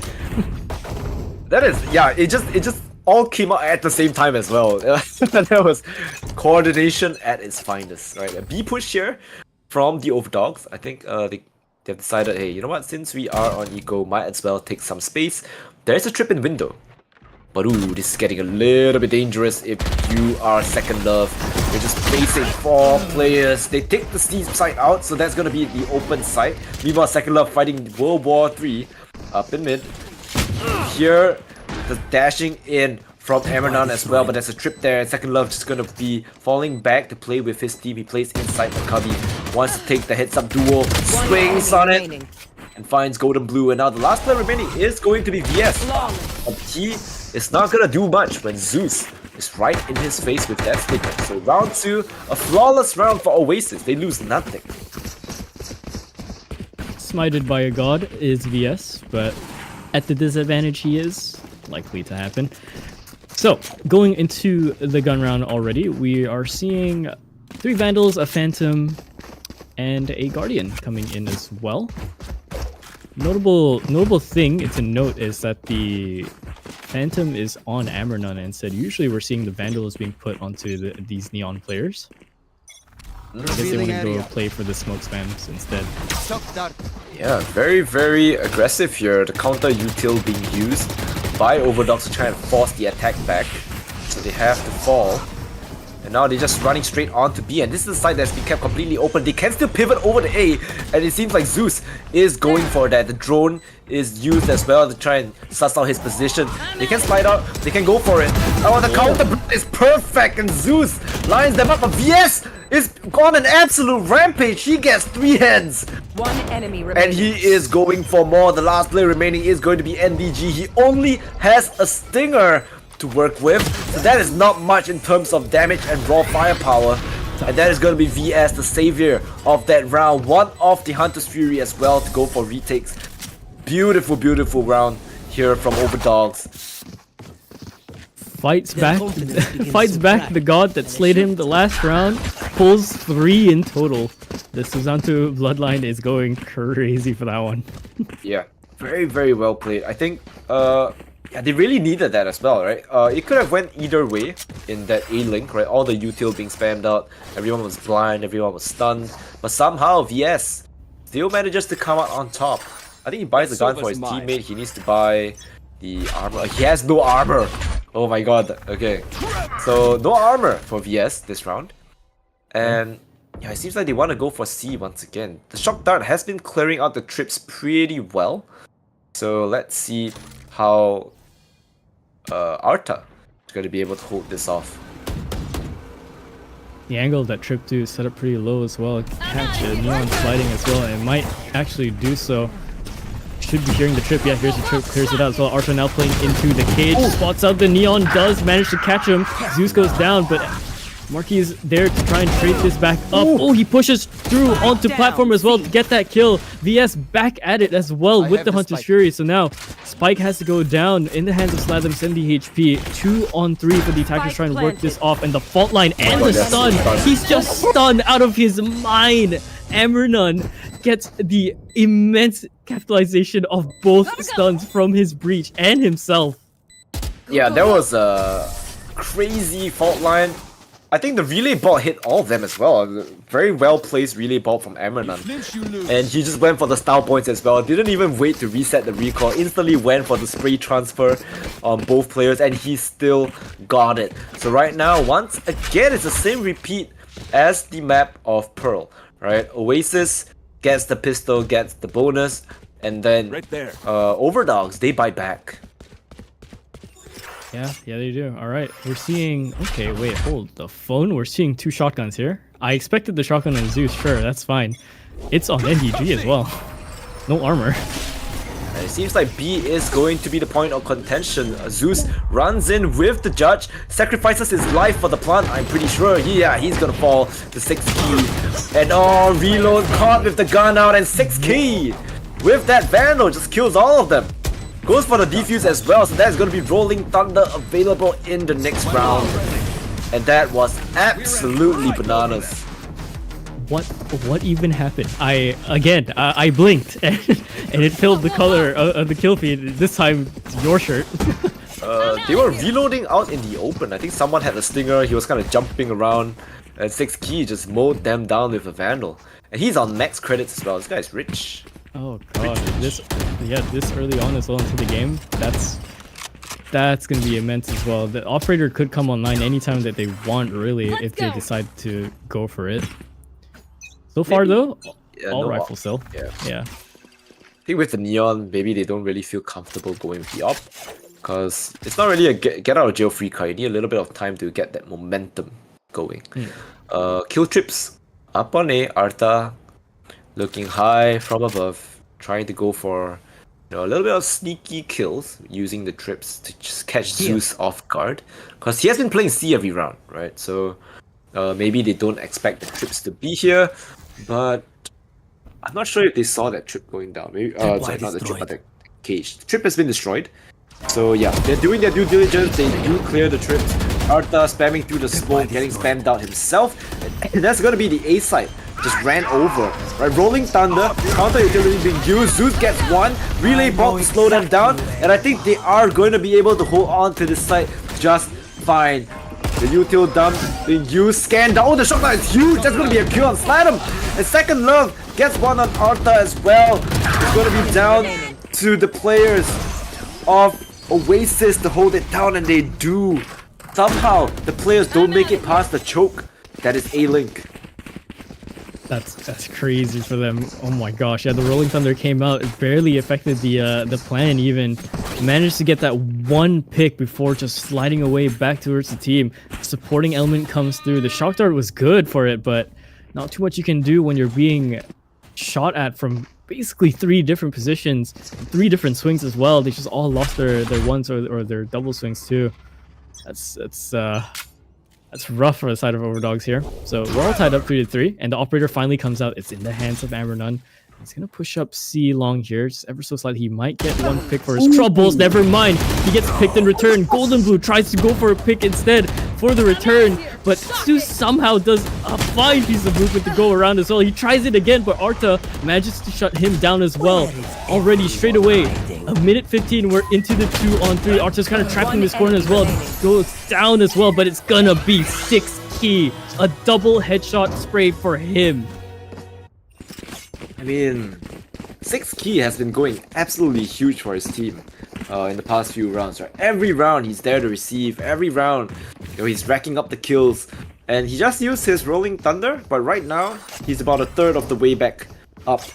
And Amernun, he has the Zappy, both of the Neons have that overdrive available.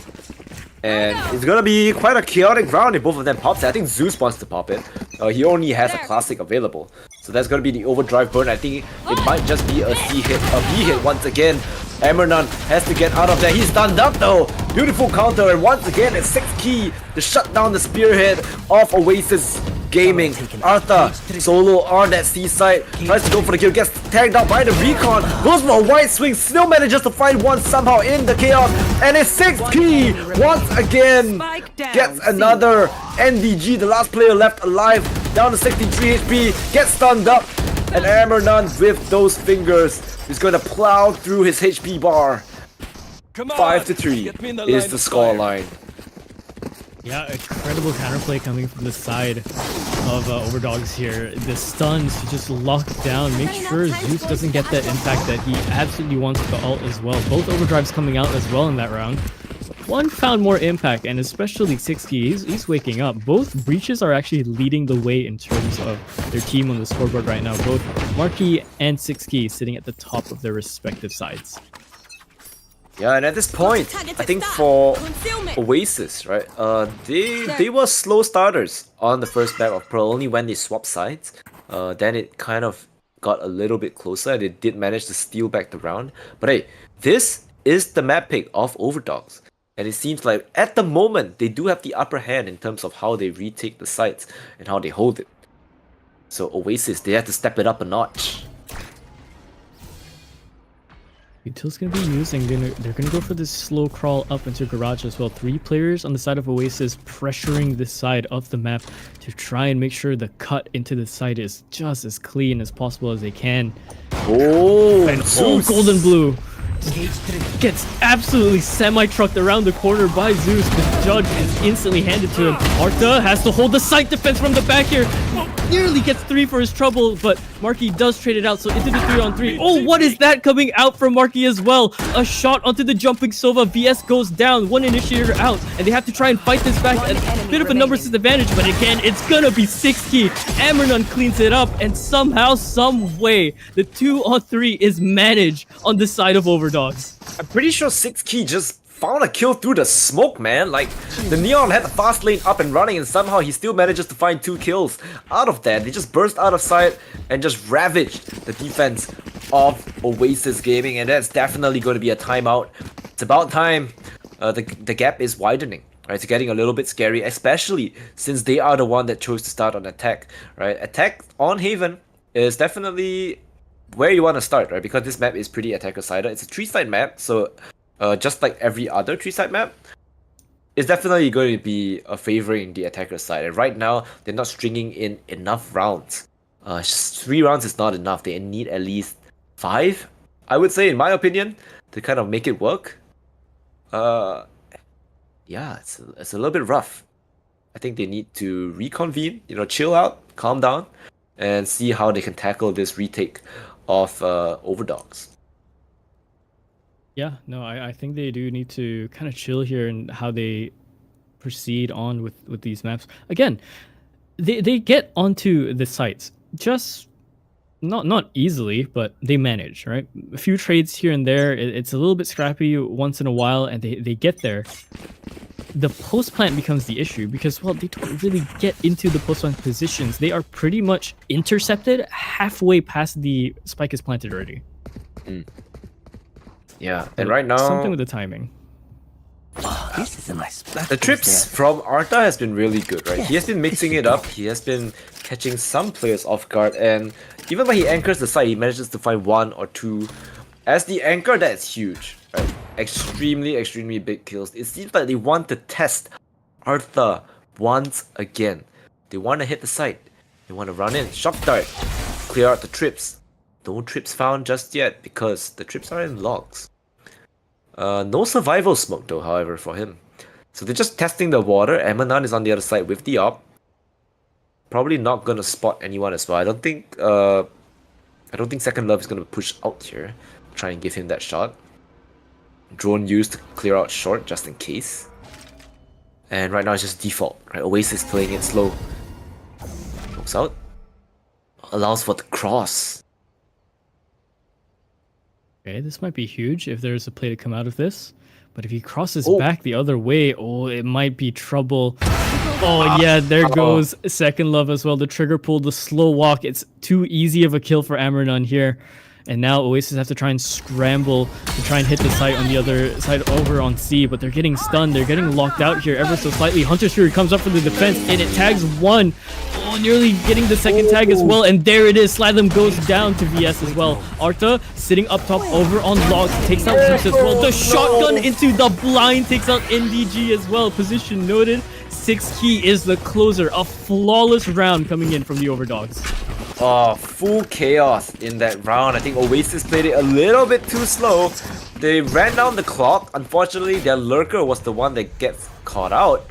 And then when they hit the site, they had to make something work, but there was just so much util on the side of the Overdogs that it just overwhelmed the attacking force of Oasis. And they couldn't get the spike down, they couldn't get anything to work. And now they are on that low buy once again. Scanning ahead.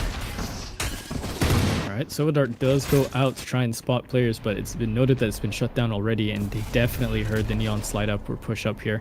Stinger in hand, Zeus has to work really hard for this kill. He has to close in this distance really fast. And while he can do it, he has to be really careful of any sort of utility coming through. Pushes through onto Hell, no contact so far, stuns himself as well, but luckily no one is there. There comes the Rolling Thunder as well. It stops the plant as well. There's Amrenon, a shotgun in his hand, but he goes down to Marky as well. The Stinger doing its job. VS getting a double kill as well. NDG popping up to try and take down that beast, but it doesn't matter. Golden Blue this time is going to be the finisher. 8-3, a whole different lead, a whole different Overdog. Yeah, Overdog, they're just running away with it at this point. 8-3, he throws away the op. I think Amrenon wanted it. I was like, nah, it's fine, whatever. I'm just gonna buy myself an op. And we're rich. Yeah, all good, we're rich. The last round anyway. So even if you wanted to buy an op and a Vandal, that's still gonna work out, right? So they looks like they are having the right call. They're stacking towards this C side, and C side seems to be the site that Oasis wants to go over. Oh, very aggressive here from Amernan. He does not care. And Second Love finds the kill on the 6 key. Oh, gets flashed out. And that is going to be Oasis finding the second kill. They are going on to the side right now. Decides against it, maybe run away. And it seems like they're rotating back towards A. It seems like VS though, he has the read on this. Scanning ahead. But just on his lonesome, what can he do? Ooh, from the shadows is gonna be used, and it's going to be VS. He has the angle, get the second! Ooh, find the third! That was way too close for comfort for Oasis. But VS, he has done his job. He has found 2. It's up to Arta as well as Golden Blue to bring this over to 9-3. Can they do it, or will they repeat the scoreline from Pearl at 8-4? Once again, it's a scary scoreline to be in. Arta, camera destroyed, spammed out, and he is pissed. Zeus, the true Thunder God, is going to be running in after Rolling Thunder used as well. He's stunned up behind the smoke, and there is no way you are surviving this. And 8-4 once again, the same scoreline from the first half of Pearl comes back to haunt the Overdogs. Divine smite indeed on the side of Zeus. So an 8-4 is not too bad. It's definitely workable in the sense, but definitely closes in terms of your margin for errors. Careful there. Also, I believe you said Pearl 3 times. You were on Abyss. Oh, sorry, yeah, right, it was Abyss, my bad. It's okay. It functions the same. It's the one thing. It's the one thing I say. It functions the same. That map. It's blue, right? It's blue. Yeah, one's in the blue. sky. One's in the water. It right, doesn't matter. Pearl. Yeah, it's Abyss. My bad. Enough. You're right. Sky Pearl. Sky Pearl. Sky Pearl. Sky Pearl. Same thing. Revealing area. All right. Silent's gonna try and push in terms of, or rather, just put his utility down here. So far, no contact just yet. Ooh, interesting early smoke here. Yeah, it's just to stop the aggression from the Overdogs. But it doesn't seem to deter them in the least. They're just gonna walk up. And that is going to be the A side completely open. Meanwhile, Arta just taking a little bit of a scenic route here. Going by Garage, gonna spot out his counterpart. Eats it, stays in the smoke, so there's no audio cue. He just swings out. This guy doesn't care. He gets the kill on the Second Love, traded out by NDG. But now that forces the rotate, and the smoke's gonna blow their cover. They're already on to the side. Clear short and clear backside, and that is going to be the spike down. Let's see if they have protocols in place for the retake. 2 on the flank. They're gonna meet face to face with Amernan here. Gotta go with blocking. Slavin is probably thinking about doing the shock dart, but decides against it. Oh, there's the kill from Slavin finally. Amernan tries to bring this back. His neon counterpart's going all the way into sight already. VS gets that pick onto Slavin instead, and NDG finally shuts down VS here as well. So now it's just gonna be Amernan left into this 1-on-2. Stuns out one, but the right click is even better for Zeus instead.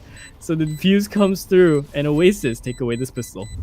Yeah, that was a little bit confusing. A lot of smokes, a lot of stuns. Messy round. Yeah. Messy round. But okay, Oasis, they do find the pistol. Right? Once again, I think Oasis is 100% on pistols right now. They've won every single pistol. Both on Abyss as well as on this map of Haven. It's 100% pistol win rate.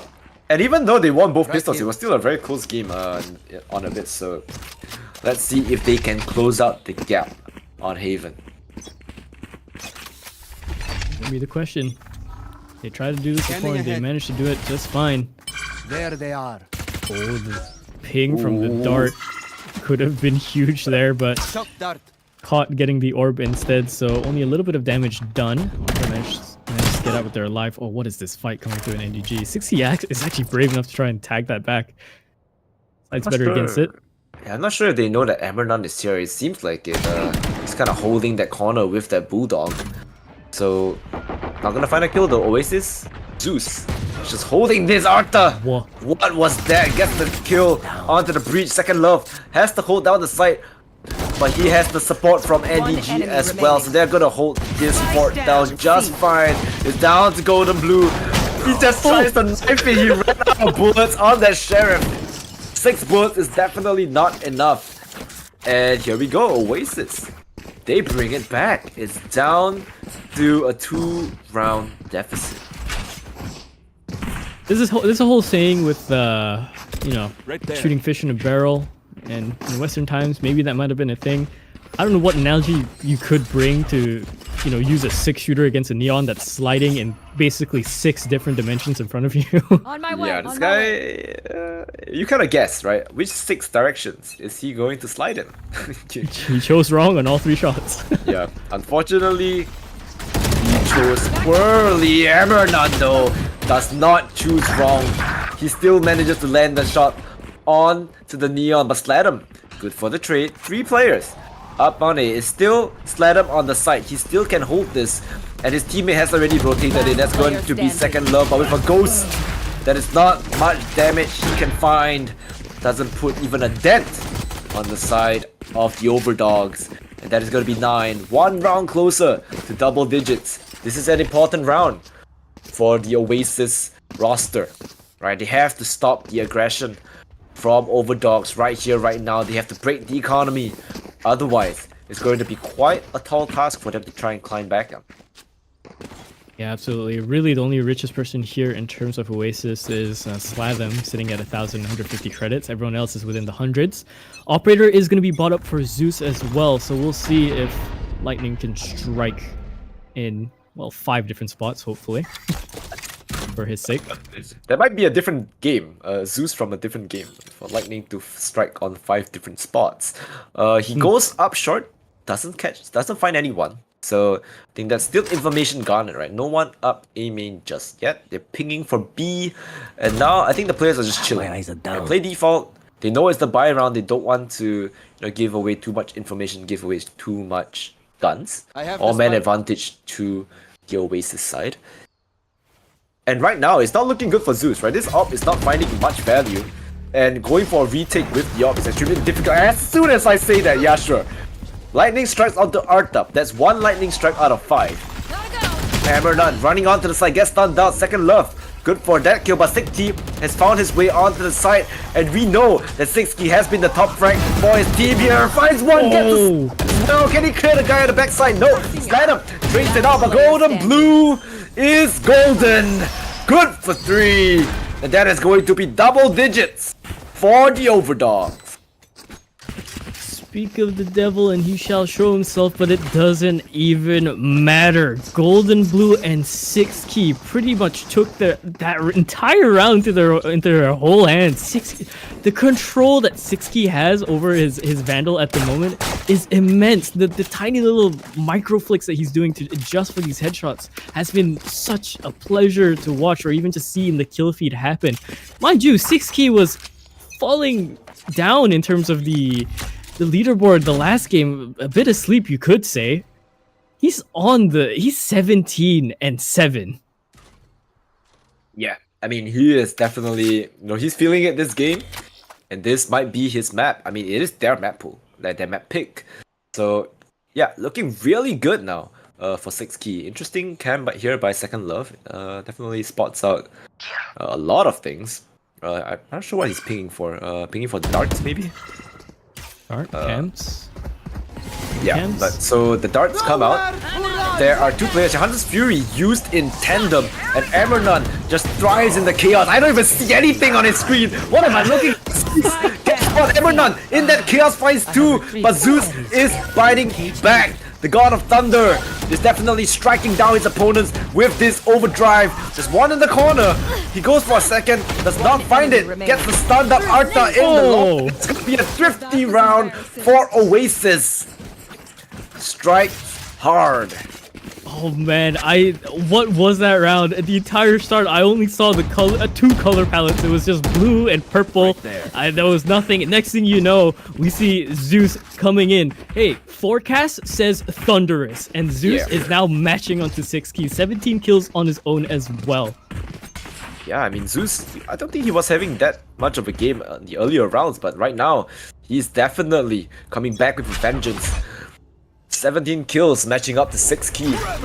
And now they're going for an aggressive push up again. Zeus has to fall back, he is concussed. But oh my god, huge scan there with the recon, and Zeus off of that just goes absolutely bonkers. He finds 2, and I think he might just want more. That Champion's Vandal is glowing. A sign that he is just dominating the server right now. And Overdogs, they're just paying him the respect that he needs. They're not going any further into his domain. Meanwhile, Arthur has sneaked up here, but it is going to be the trip that is broken. Hey, oh, he still wants more. Gonna be face to face, spots the shoulder, but can he get the kill? He does. And now holes are starting to leak out on the defensive side. 6 key and VS each take 1 head. And all of a sudden, the advantage that Zeus has given has been depleted. NDG looks to do it all. Does not get stunned. He knows that there's a player in the flank. Goes for the crouch spray. Unfortunately, that will be his demise. And that is going to be the spike planted over for Overdogs. Left now into the clutch 68 HP. Oh, gets that headshot onto his counterpart as well, so the breach is now completely out. In terms of HP values, it's pretty much the same. A crouch spray works out this time for the side of Oasis, and it's gonna be Marky to pull off the 1-on-2 clutch. That was very clean from Marky as well. He swung out, just takes a nice moment to aim for the head, and with immaculate crosshair placement, he finds it. And yeah, timeout for the Overdogs. They are having a little bit of deja vu from the map of Abyss right now. This is exactly what happened on the previous map, right? You give them a little bit of a lead, and all of a sudden, it comes crumbling down, right? The only lead that they have now is 2 rounds. And looking at the buy, it could very well go to a 1-round lead as well. So, very, very scary situation. Timeout for sure. Try to stop the momentum, knock the wins out of the sails for Oasis. What do you think they're talking about here? We have Rolling Thunder. We go A. Yeah, you know what? Yeah, actually, that would be fair. So far, I think for the side of Overdogs, yeah, they can get into the site, but the fights don't really go their way. A site has been relatively successful, I believe, for them.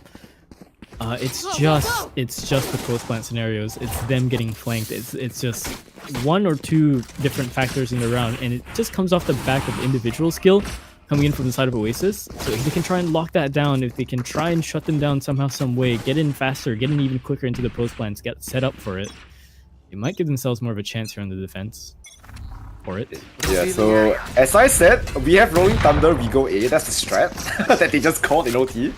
And then, yeah, they're committing to it as well. Emernon just walking up with that Bucky and try and make as much space as possible.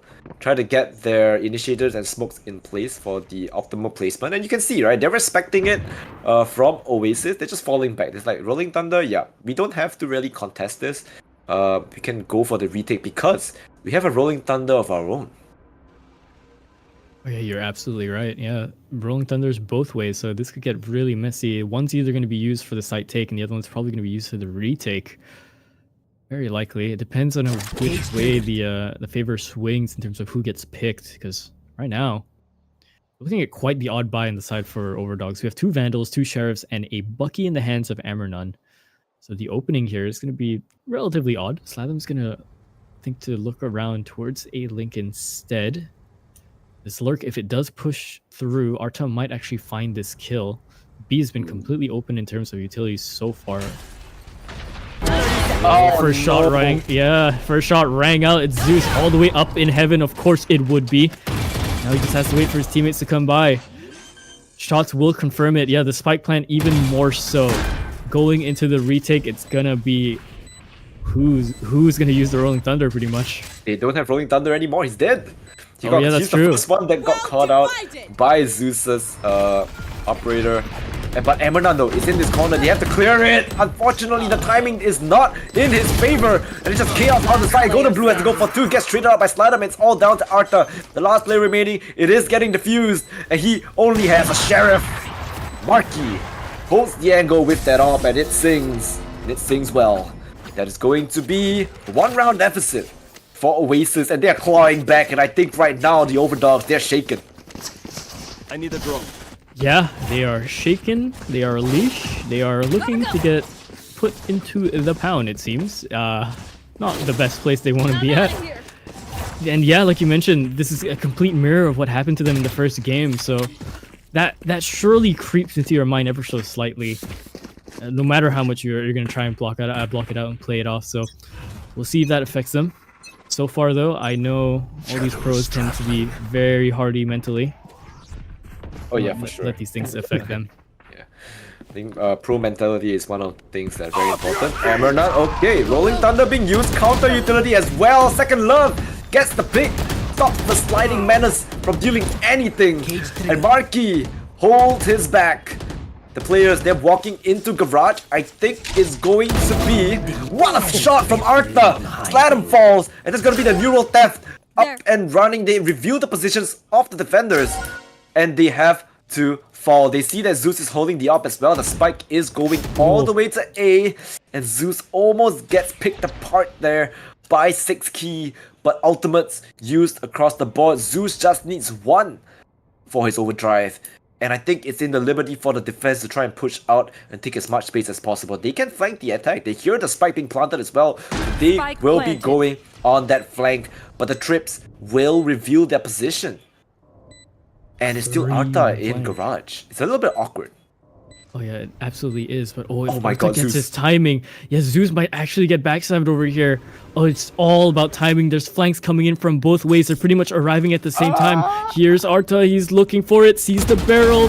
And shuts down Zeus as well. So the operator goes down. Now the entire initiative is going in from the other side. 3 players onto the defense here. VS is going to be the first one to get that kill as well as the last one too.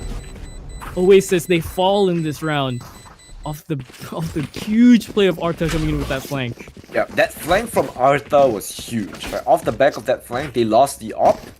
And now they're broke. Right, so overdrive available. If Oasis wants to go for it and wants this win, they need Zeus to come out huge here with that overdrive. Otherwise, we are looking down the barrel of a GG off of this because their money is shot. They got no money whatsoever. Yeah, it's gonna be rough to try and work off with. It's funny to watch on the minimap. Who would win? 3-man flank? 1 trippy boy. 1 trippy boy sounds like one the answer. Yes, one trippy boy. 1 trippy boy. 1 trippy boy to rule them all. And right now, yeah, they're just playing slow. Right? They know they got this in the bag. They know this round is really important. There's no reason for them to over-aggress and just throw the round into the wind. So it seems like Garage might be the play drawn out to try and spot out any players in mid. I don't think it spots anyone just yet. No pings. They're pinging outside Garage. And we're just waiting for Emernan to pull the trigger, right? He's waiting for the flash. Waiting for the go sign, and they are in. Zeus, imagine you get a kill through this smoke. That would be absolutely insane. He's going for the timing. He's going for the hero play. Unfortunately, they just back up. Thinking better about it. This time, presence is going to be noted towards B main instead, and there is a breach sitting on the other side. Utility comes in through from both initiators here, but they have to be so wary of their corners here. Emernan, nearly getting that spam as well, and somehow Marky just getting away with a little bit of damage tagged. Marky doesn't even have armor this round. Okay, there's 30 seconds left. They know it's going to be an A hit. So they are kind of rotating over. Arthur though has quite the advanced position. He dodges all the stuns and tries to spray them out, but he's getting scanned up. And Zeus answers with a vengeance, but 6key, no matter how sharp you are, there's no way you will be winning up against so many players. And now it is just cursed. Golden Blue is on the other side of the map, and he will not be able to retrieve that spike. So once again, Oasis, crisis averted. They have brought their money back to normal, and now the roles are flipped, right? Now it's Overdogs money that's shot, And if they lose this, they're looking at overtime. Again. It would be this way, huh? There's a sick twist of fate for one of these teams. Apparently, it seems to be the Overdogs. And one thing I'd like to point out, I believe Second Love has dodged 2 stuns in 2 different. We saw him just manage to meager out a little bit of a dodge there between both the Neon stun and the fault line as well. And I believe he got past the Rolling Thunder as well by hiding in the cubby earlier. Just around that corner. It just didn't tag him. It was just out of reach. I think, wait, who was it? That round was Arta, right? Was it Arta? Oh, it might have been Arta. He stuck in A short. Like he dodged. Oh, he stuck in it. Yeah. He dodged the retake. Dude, the ciphers and their dodging abilities, man. Yeah, I mean, he just found the. Maybe this guy plays MMOs. You know, you have the attack indicator. You need to weave between to find the safe spot. He found the safe spot. Unfortunately, he was unable to find the kill because the fast lane kind of blocked his vision, and he got scanned out by Recon. So Zeus managed to come out on top of that. And yeah, right now they need to win this. Arta only has a Sheriff, and I'm not sure if their util is good as well. Deep breath. Zeus wants to go for the lightning fingers here. Wants to go for the overdrive. Take flight. So I think they just play retake. Yeah, I think so too. The guns are in a weird, odd way, somewhat equal. But again, in terms of utility, that's probably what's going to be mattering more. And oh my gosh, NDG finds a pretty clear pick over onto Golden Blue. Smokes, I think, were placed down already, but losing your smoker just like that's not going to be too good. Into the 4-on-5. God, they use Hunter's Fury. Oh yeah, they do. Oh, he has to find a kill here, Zeus. He does, and that resets the overdrive, and that is a spike. A huge kill from Zeus. Unfortunately, a little bit of an overheat. Does not get the kill. 6 key. Manages to find the trade frag. And now Emernon is just on a journey. Finds Second Love. But do you expect the second player to be there as well? Gonna be NDG. The back foot, and they're just staring down each other right now. He gets the kill as well. He's just going to find the entire team of Oasis. Caught looking the wrong way. Sladum saves it for his team. The spike is planted for a link, and I don't think you will be coming out in one piece from this. Thumbs up at the ready. Dark to try, stun is there. Oh, and it just hits him too. The one tap is good, but the other angle too deep for him to try and swing his crosshair around. So, all of a sudden, Overdogs, match point. It feels like the comms kind of fell apart there for Oasis. I mean, Emernon found one at B, right? So he has to be somewhere in link. He finds another, and the 2 players in Garage are still looking somewhere else. I'm not sure what happened there. It's odd round. Yeah, it was a little bit weird. I think their comms kind of fell through, and they got punished for it. So yeah. Map point here for the Overdog. So Oasis, they're on the back foot, and Emernon has the overdrive up and running as well. He's going to be running onto this B side. They just want to go for a fast blitz. Emernon dodges the stun. Wants to go for the kill on the player with the Hunter's Fury, but Sledum has already done enough damage. They try it out, and Zeus gets the kill. It's still a 3v2. Zeus brought down really low, almost dies to the aftershock. Paranoia used as well, just to try and force a little bit of time. Stunned up is Golden Blue, and he's going to fall. The slide comes in. Zeus just wreaking absolute havoc, and it's Arta to save it all. He fires the first, but not the second. Oasis hang on for one more round, and they threaten overtime. Covering it. Yeah, Oasis are not done yet. As it implies in their name, they're finding the Oasis in the Mirage here, past the Desert Sands. Will they get to it though? Is the question. One more round to try and bring this into a second overtime. Our second overtime of the day too. We didn't go overtime the last game, did we? Did we? No, we didn't. We did. Sorry, I'm thinking of the first match. Sorry, second overtime in terms of the tournament. My bad. Tournament, yes. Tournament, yes. Oh, yeah. But they're kind of broke as well. Yeah, they are broke. They are closing this in. Oh, but 6 key. If he does manage to find his out orb, that is going to be the Rolling Thunder, and they are ready for it as well. They're so ready to spam this out orb. stuns at the ready. They're waiting to go for it. Yeah, they know that they want the out orb, so they're just 4 players on C right now. B is open. And A, that's kill trips. So let's see where Overdog want to aggress. The map has fallen silent. No activity whatsoever yet in terms of a fight. Off your feet! Until now. Yeah, a full B hit, but no one's going to be stunned by the Rolling Thunder just yet, or at all. And now, Ambernon with the space taken here with the Stinger. He can opt to push through the smoke to try and even out the fight for himself, but he's also scared that there might be one in the smoke waiting for that specific play too.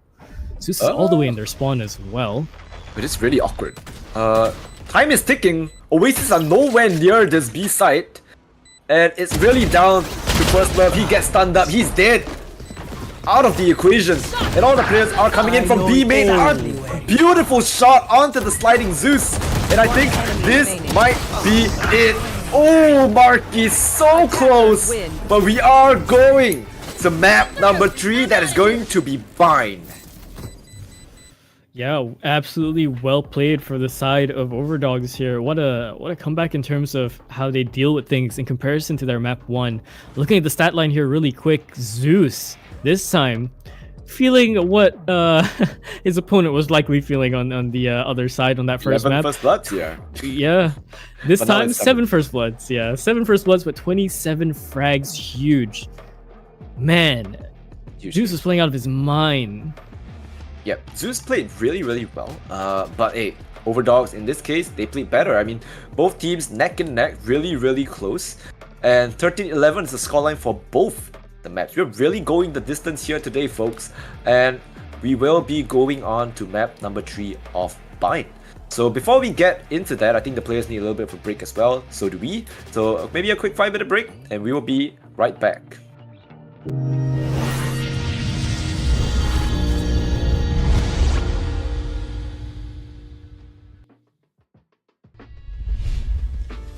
Hai, nama saya Nur Amirul ataupun lebih dikenali sebagai Amtuah. Saya merupakan pemain e-sukan profesional FIFA. Saya telah berkecimpung di dalam bidang e-sukan selama 10 tahun. Pencapaian terbaik saya adalah menyumbangkan 3 pingat emas kepada pasukan kebangsaan dalam kejohanan e-sukan Asia Tenggara dan merupakan satu-satunya pemain yang berjaya menjadi juara bagi Asia Tenggara untuk 3 tahun berturut-turut. Pelbagai isu dan cabaran yang telah saya dan rakan-rakan lain telah lalui, terutamanya mengenai kod tata kelakuan dan etika sebagai pemain e-sukan mahupun mereka yang terlibat di dalam industri ini. Contoh isu yang paling popular yang sering kita dengar adalah seperti toksik di sosial media. Jadi, bagaimana Kementerian Belia dan Sukan ingin mengatasi masalah ini? Memperkenalkan NASDAQ. NASDAQ adalah garis panduan pembangunan e-sukan kebangsaan. NASDAQ merupakan garis panduan spesifik yang dibangunkan bagi memperincikan tindakan-tindakan yang menyokong pelaksanaan strategi-strategi yang terkandung di bawah peran strategi e-sukan yang telah dirancangkan oleh Kementerian Belia dan Sukan KBS.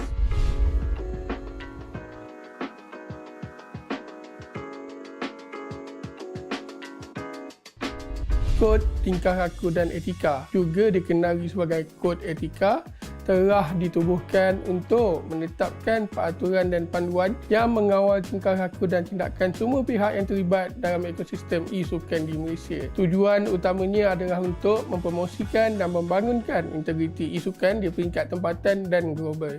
Kod etika ini berfungsi sebagai rangka kerja untuk membimbing tingkah laku beretika dalam komuniti e-sukan.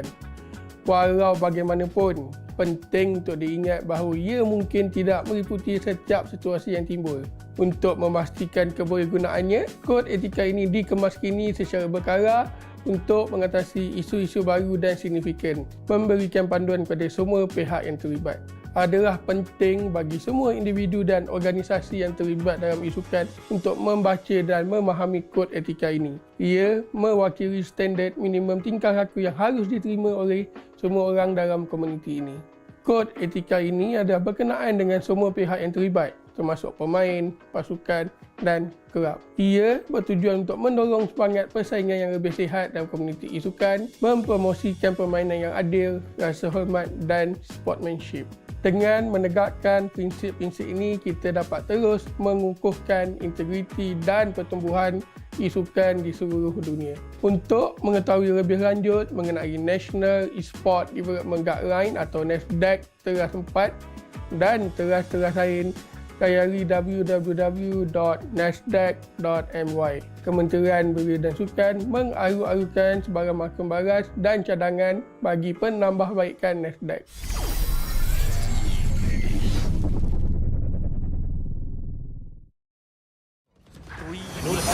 3v3 actually, sorry. Roll tap was brilliant. Kill on for the ace. 4 kills in a round. Kin denies it. Give a round of applause for your grand champions for the Vortex Chapter 1 of Discovering the Talent. It's next guy.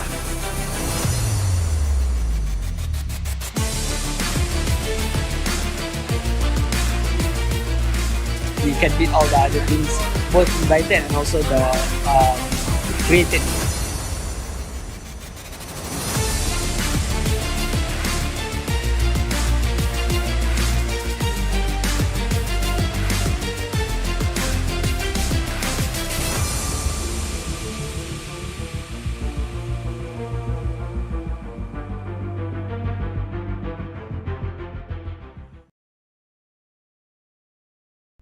And welcome back, everybody, to Vortex Hidden Gem, and we are on an absolute banger right now. We have Overdogs up against Oasis, and this is the first 3-mapper that we will be seeing in this tournament. My name is Lemon, and with me is Lott Calliber, and we are your casters for today. So, what do you think about this bind game? I mean, at this moment, I'm really not sure how many rounds we're gonna see. No, I'm thrown for a loop, honestly, because as it stands right now for Hidden Gem Chapter 2, this is our first third mapper. Yeah. So far it's been all 2-0 so far the past 3 days.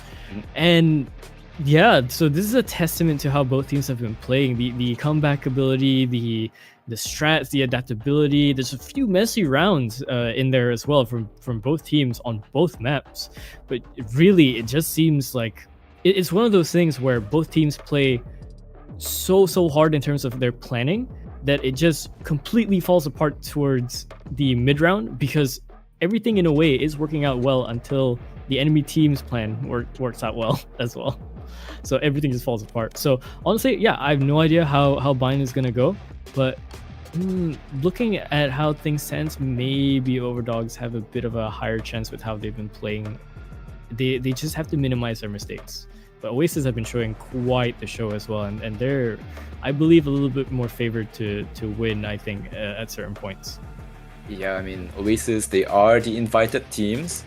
And, well, I mean, this is why this tournament is called Hidden Gem, right? I mean, any of these teams can win, even though they are the players that came out on top from the group stage, right? They definitely have the ability to contest these invited teams, and right now, Overdogs, they are showing us exactly why that is the case, right?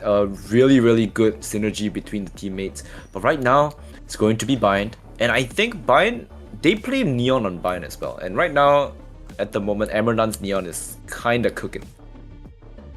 Yeah, Amrenon is cooking with the Neon, but that's not to say that Zeus isn't cooking either. We saw quite the performance from him as well. Just to remind everyone, he was 27 kills, 7 first bloods as well on that last map, even though they lost. And again, both maps, relatively close. 13-11 on both, I believe, the score lines. And the way it gets there is I think, the interesting thing to talk about. We have maps that go 1 for 1, 2 for 2, in terms of the rounds, right? It's just round after round after round. It's almost back to back. Both maps, we've seen a significant lead taken and then a comeback attempt on the other side. Yeah, and the lead is taken by the Overdogs as well. So not the invited team, it's the underdog Overdog. The under Overdog. All right, they are the ones that are bringing up the lead.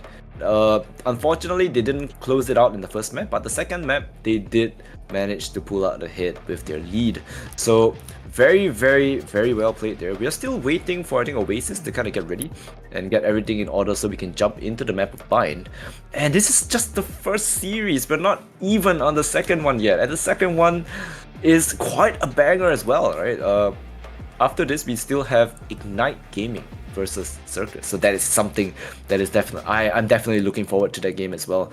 But hey, that's not to say I'm not looking forward to the closure of this game. I really want to know who is going to win, and I think Oasis are ready. So we will be jumping right into Agent Select really, really soon, which is right now.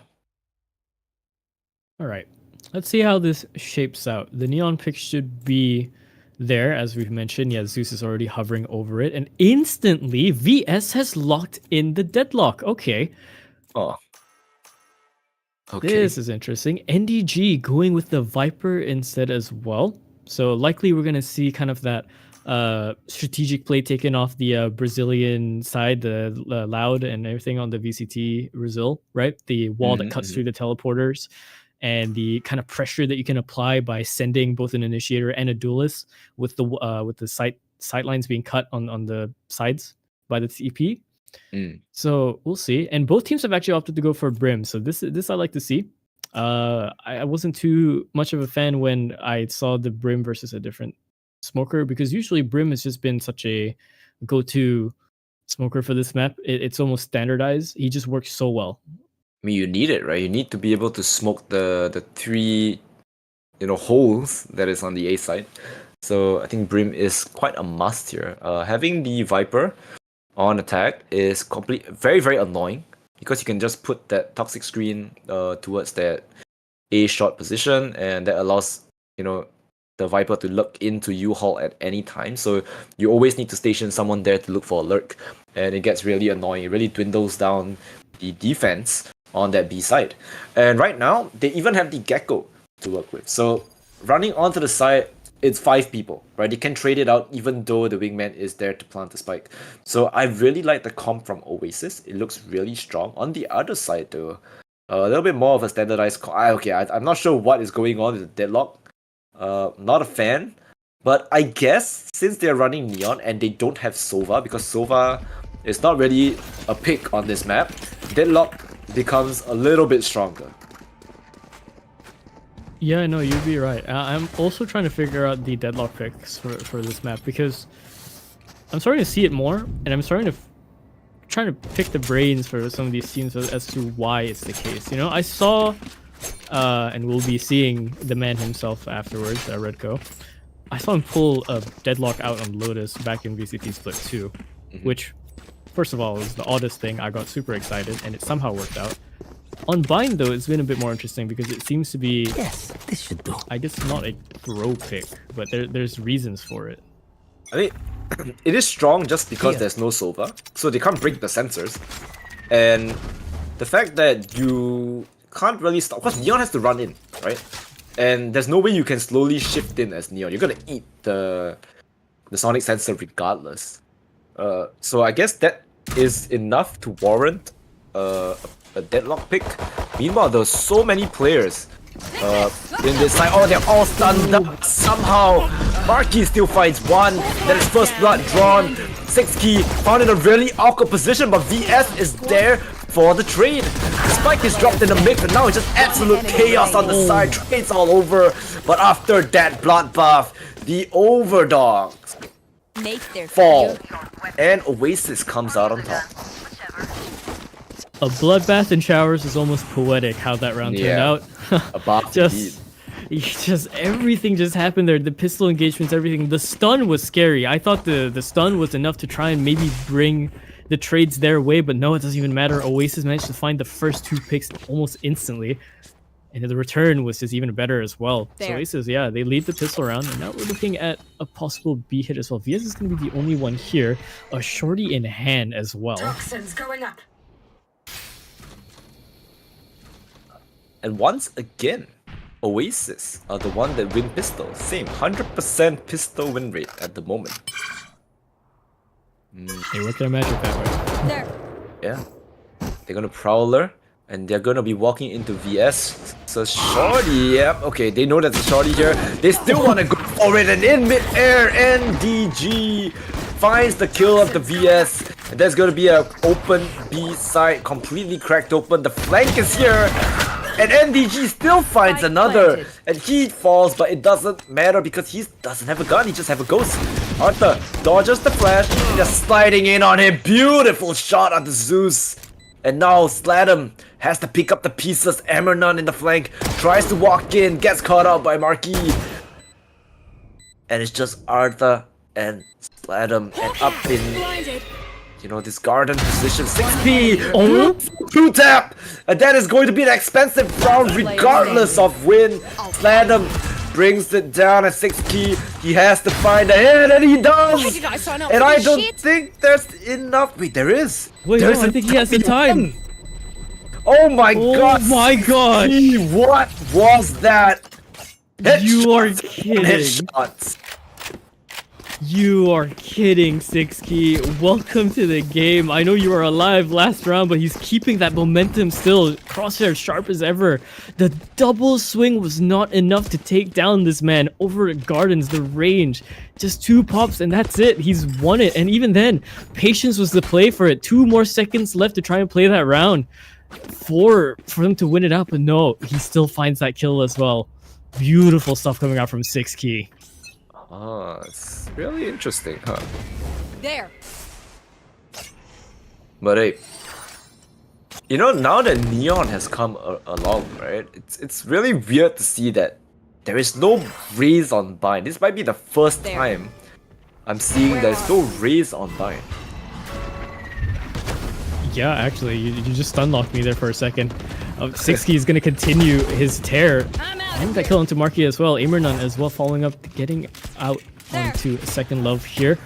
And again, majority of the weapons here for the side of Oasis here is just going to be Sheriffs and a single classic. It's not going to be too much unless that 1 kill goes through. Zeus manages to find that one as well. Use it. Oh, and there, yeah, okay, this is, well, poor NDG. Caught, labored out. Oh my god. Down, and they don't even let him die in his piece. That's a new one. Interesting. So yeah, a little bit of bullying NDG there. Unfortunately, he's gonna fall. They even used that. I mean, at this point, Oasis can't even be mad that that happened, right? They waste the ult on a eco round. It's whatever. It's fine. Completely fine. And you know, it's very hard to find the impact for the deadlock ult a lot of the times. Yeah, you can make a argument saying that, hey, you know what, if you have the lineups for it, you can try and get the planter, try and get these obvious positions on the retake. But most of the time, especially at this level of play, even if someone does get caught, they're probably gonna get broken out, and most of the time, it's not even gonna land. Speaking of landing something, VS headshot onto second love. And that's one of their initiators down already for Oasis.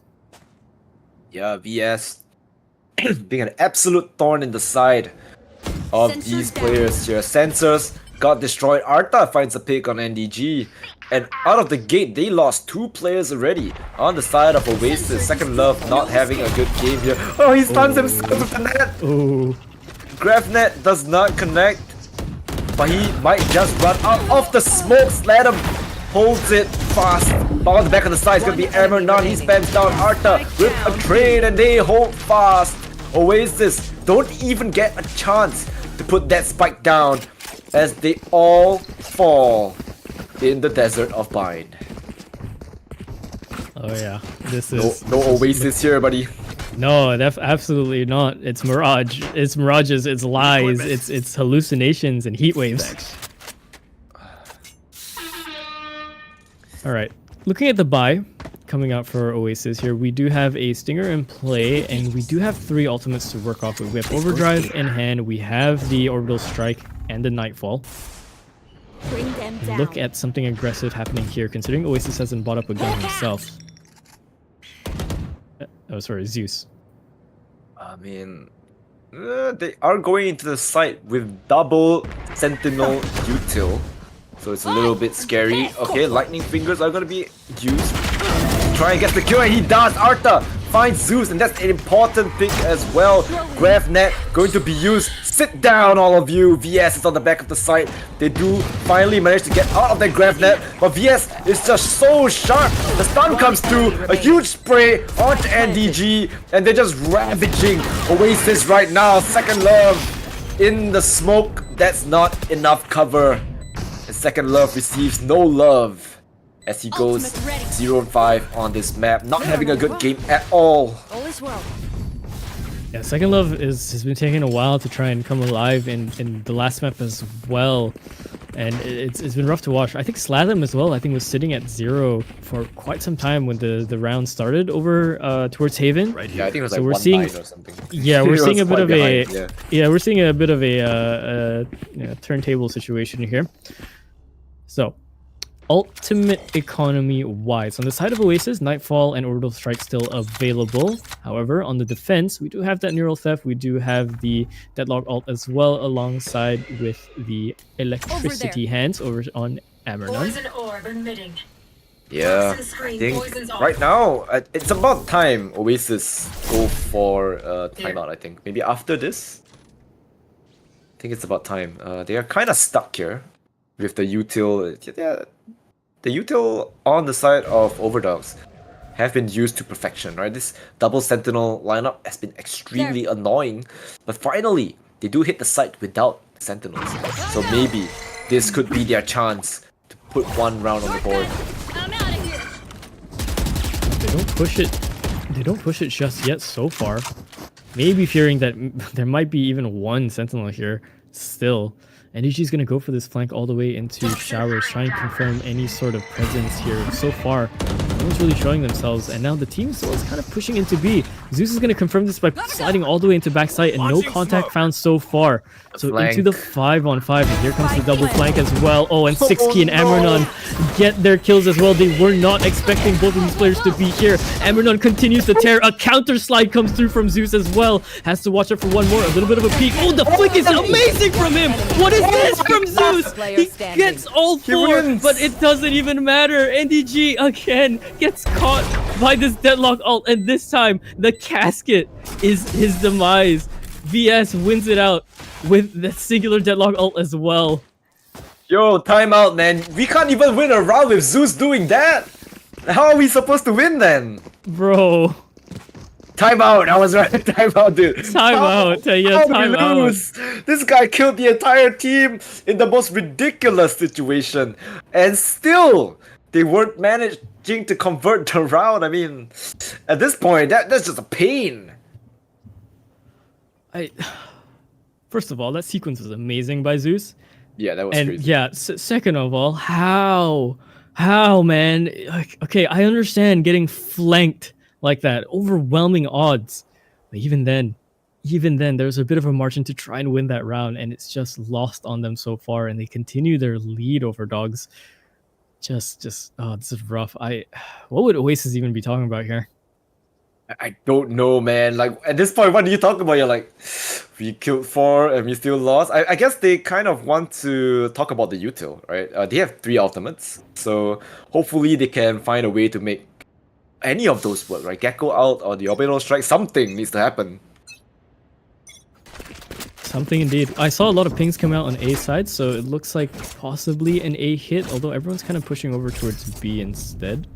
So maybe plans have been shifted over. Yeah, we're seeing pings now coming out into Hookah. This might be a bit more doable though. Looking at how the defense has set up 3 into A, especially with both sentinels, we're seeing a Brim and a Sky here. Confirmation from the Flash as well is going to be good. But no rotation pulled just yet. Yeah, just absolute silence from the side of Oasis. Playing it slow, playing it safe. Don't even use the util to try and, get it out. Right? Give positions. But 6key is going to be using the dog of his own. So he's going to spot out at least 2 or 3 players outside this B main position.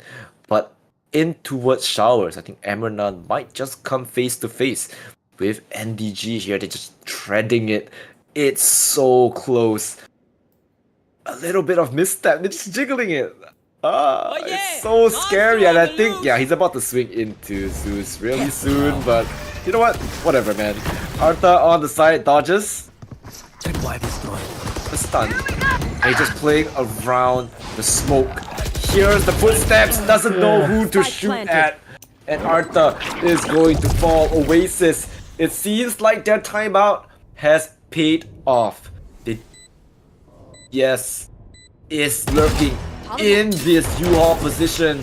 Finds one, Golden Boy, 6 key. They're all working in tandem to bring down the fortress.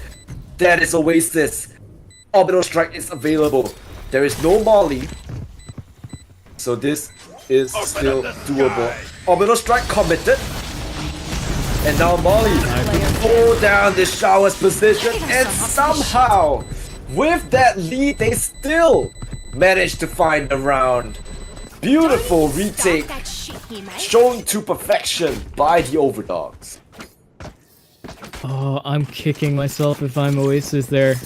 You had the numbers advantage and then almost instantly you lost it. This strike team of, what was it, VS, Golden Blue, and was it Ambernon or 6key? 6key. Yeah. Just this triple man strike team coming in, getting all of their picks beautifully forced into the 3v2. Both players playing for the post plan stuck in showers, and even then, with the molly for both sides, with the orbital strike, it just wasn't enough time. Yeah, seems like they want to go for long this time, but you're walking into the operator of Ambernon. Right? One shot, maybe get another. He wants one more. He wants it so bad. He's just walking with the shorty, but meanwhile 6key just wreaking havoc. Second Love finally gets the 2-tap that he needs. 2 kills, picks up the op as well. All to do though. Spike is in his hands, operator in his hands too, but 45 HP. Yeah, he's gonna opt to throw the op off the map, making sure the defenders don't get it, but don't think it really matters. I'm pretty sure they'll have the money to buy it either way, so trying for an exit frag here. It's a dire situation. Arta's just gonna sit around the corner as well into Cubby, and if anyone was pushed up around the corner into elbow, the reload definitely would have been heard. Over into backside now. Golden Blue's gonna look over. Wingman's gonna be pushed out. Ooh, there's the swing, and yeah, not enough HP to sustain the fight. 7-1 lead in favor of Overdogs. I mean, okay, to be fair, they are running the double sentinel comp and they are on defense, right? So technically, it should be going this way. It should be. But then again, they also have double smokes on Oasis, so they should be a little bit more sneaky with it. You know, they should get some lurks in. Unfortunately, I don't think we've been seeing much of lurks. And ooh, I think Ambernon just wants more. Goes for the flash, the fake flash. Everyone turned away, and what a play there by the Overdogs. They just read Oasis like a book. Whatever playbook that they have, it's working out so well. These first picks have been so crucial for Ambernon to get. Even though if he falls later on, it's just everything that his team needs. Double strike is going to get used to try and stop a push. Oh wait, no, it does get NDG as well. Trapped by the grav net and instantly struck down upon by a satellite that he can't even see. I mean, is that really worth it though? I don't know. At this point, it just seems like they're just throwing everything against Oasis to try and stop it. Oh, the chase is actually going to commence here. Zeus is trying for this. Oh, but he has to be so careful. Op shot rings out, but there's a player towards his back. He runs out into the showers and dies for it. Oh, this is so messy. The plot is absolutely lost for Oasis, and there is the 2 kills coming from Golden Blue as well. The other angle not being watched for. 8-1, the lead continues. I know we were talking about Sentinels, just having the Sentinels lead the way here in terms of having 2 of them, but that doesn't excuse the very messy play that just commenced towards the mid-round. Wait, I mean, I felt like that, the chase from Zeus there was a little bit emotional. I felt the emotions in that chase, but surely that's not the right play. Zeus is a spiteful god, as they say. That felt a little bit too emotional for you know, a pro play. He wanted that kill, but you know, after chasing for that long, is it really worth it? He got punished for it as well. Gravnet used, they're all stuck.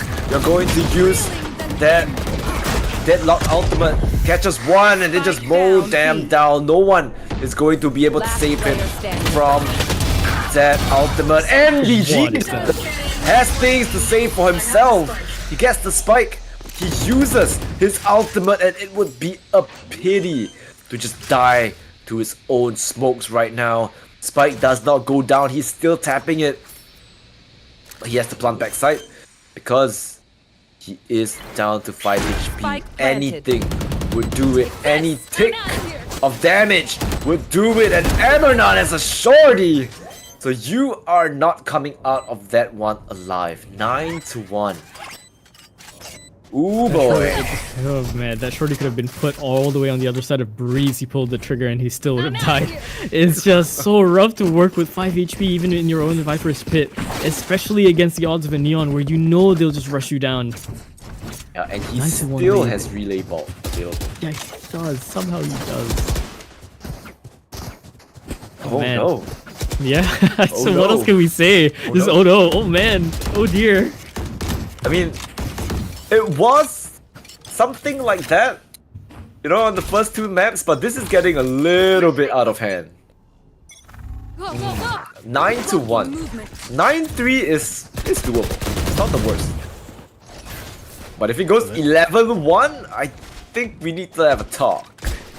Yeah, no, absolutely. It would seem that Oasis would be losing the plot if that's the case, but again, half is not over just yet. 6key manages to find the opening pick onto NDG. Amranon has pushed out all the way past Showers. There's the Gravnet coming through as well. It was some information spotted as well, and it manages to stop this thrash as well. The trip on the floor, managing to delay it, so the space is completely retained over towards backside. Now everything comes to a halt now. Oasis have to try and replan this. There's the Nightfall coming through. This is plan B essentially.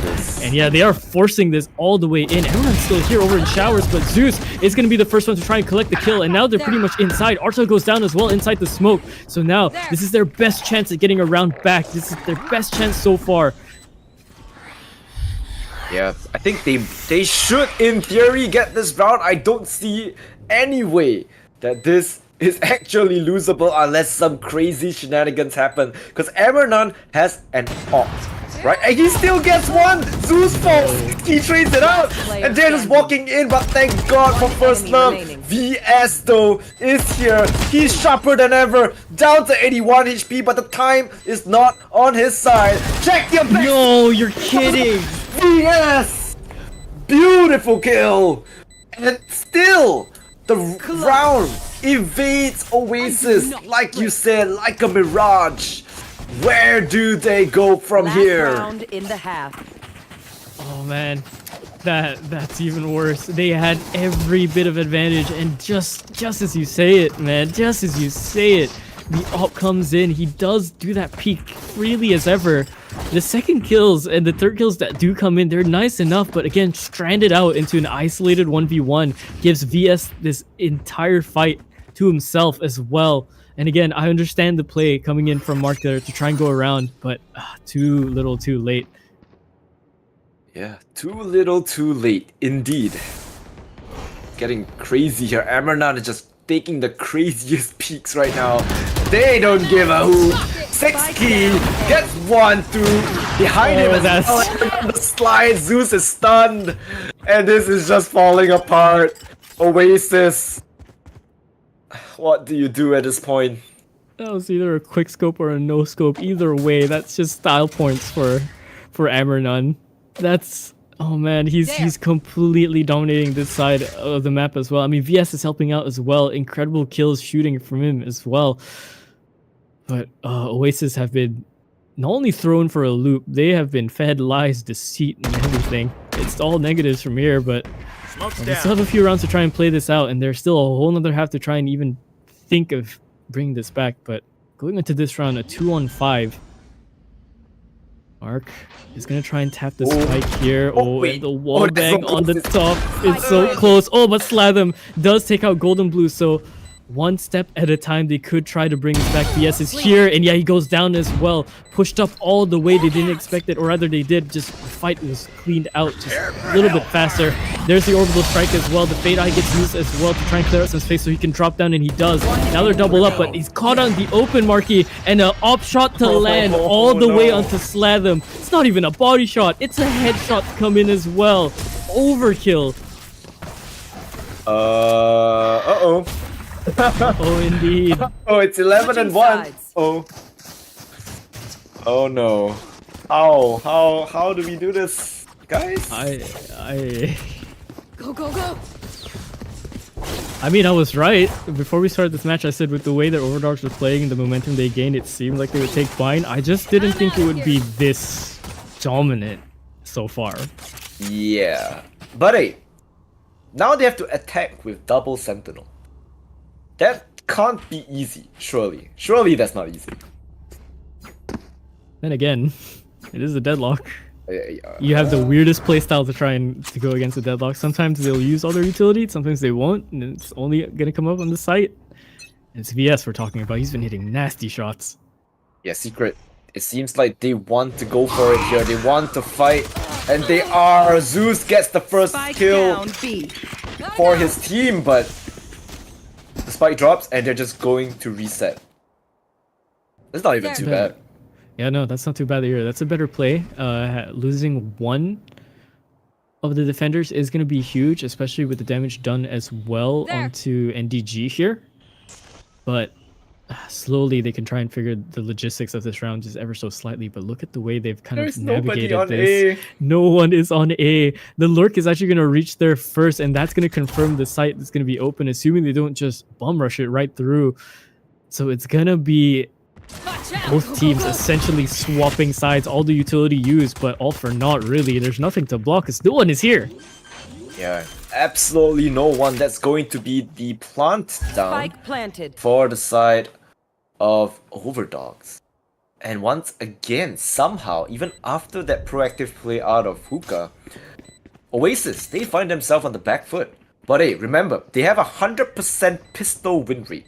So I hope that doesn't fail them now, because they need it more than ever. But NDG falls, and they are going for more. It has to be Marquis to do it. But now it all falls down to Zeus. 2v1. Sandwiched in. Caught out by that camera. And Zeus, he falls. And double digits? Not even double digits, it is map point. Oh man, this is rough to look at. I guess there goes the pistol win rate as well for Oasis. Yeah. That's completely gone. With only the one round to show for it, they have to force buy this. And look at this, a full team of Stingers and light armor, with Second Love being the only one to be opting for full armor here. This is going to be as scrappy as it gets the moment this fight goes on. Anyone can win this fight at this point. It's just depending on how contact is made and what utility is used to do damage first. Yeah, Hero gets scanned out as well. Emmernon wants all the smoke, runs it in, still gets a kill onto Zeus, and they have to trade it out. Slatham is not going to be able to do much here. The heals come through, and I think this might be it, folks. The rotate through the TP as well, just to put insult to injury as they secure that spike plant. And I think they still have mollies as well for lineups. This is looking rough. It's all down to Second Love as well as Marquis. What can they do? Stinger in hand. That's 2 Stingers. 6 key is low though. So I don't know if they can. Oh, that's the spike. Gets stunned up as well. The ultimate gets destroyed. He's sticking. Holding it.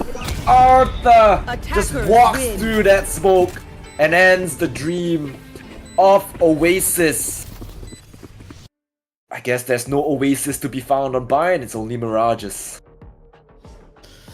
Dehydrated, lost in the desert is one of the worst ways to die, I've heard. Dying of heat, dying alone.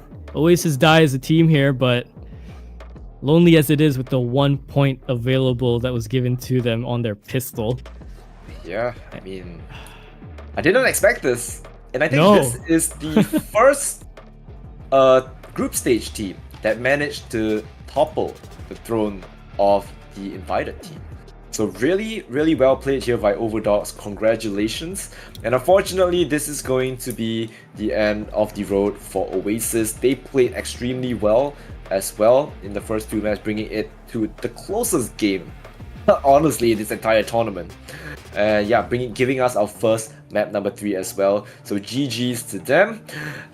But hey, guys, this is only the first series. The fire, the banger games is only just begun, because coming up next, we have Ignite Gaming up against Circus. These two teams have also been around for a very, very long time. These two teams are no amateurs when it comes to competitive Valorant. So they are bound to give us an insane game as well. So before we jump into that, I think everyone needs to, refill their snacks, get some water. Okay, so we will be going for a quick break. Don't go anywhere. We will be right back.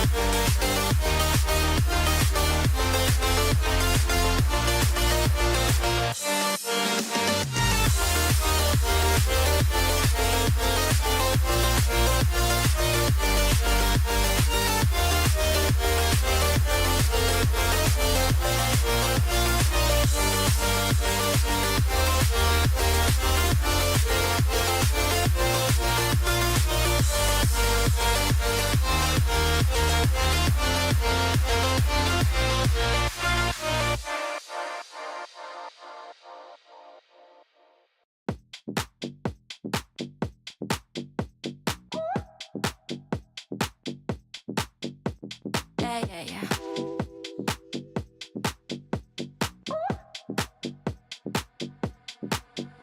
No, what you staring at, you looking dumb. No, I don't ever hold my tongue.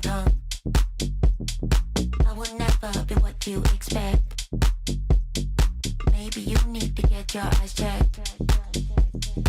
I don't care if you think I'm stuck up. I don't care cause you can't call my bluff. I don't care if you think I'm a clown. I don't care cause you can't pin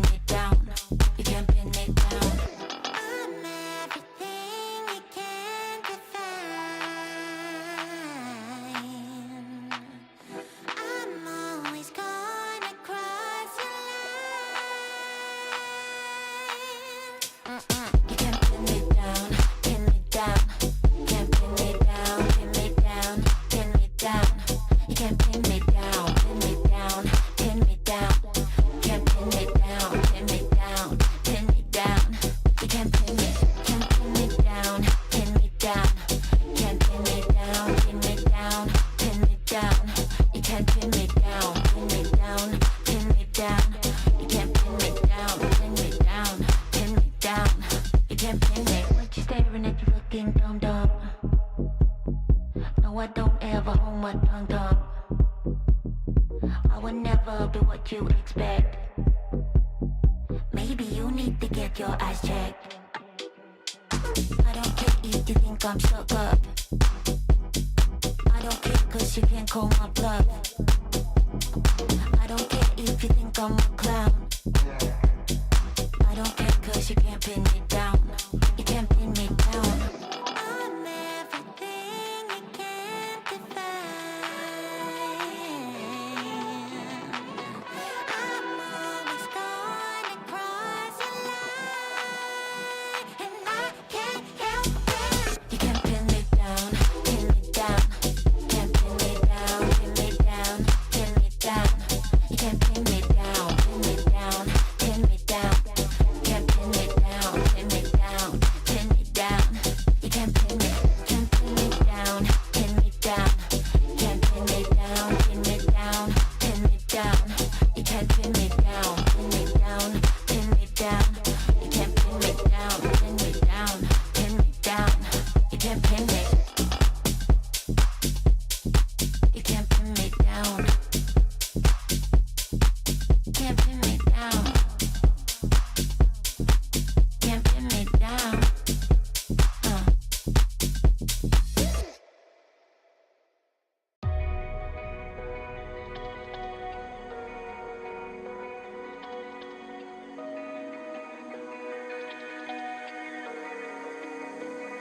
We're running out of options.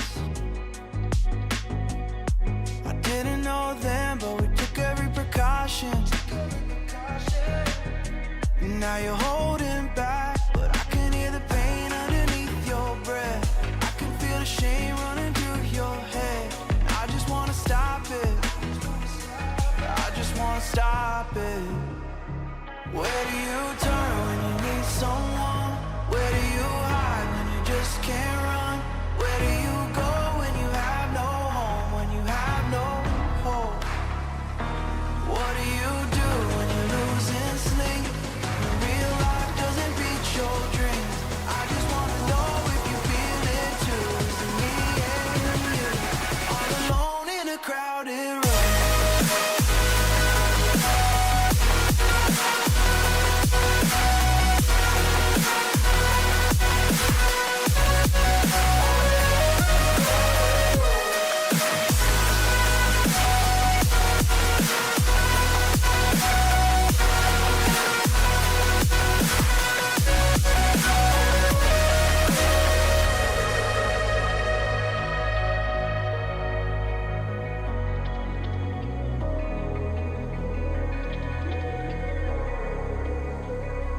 You don't know what I've been through.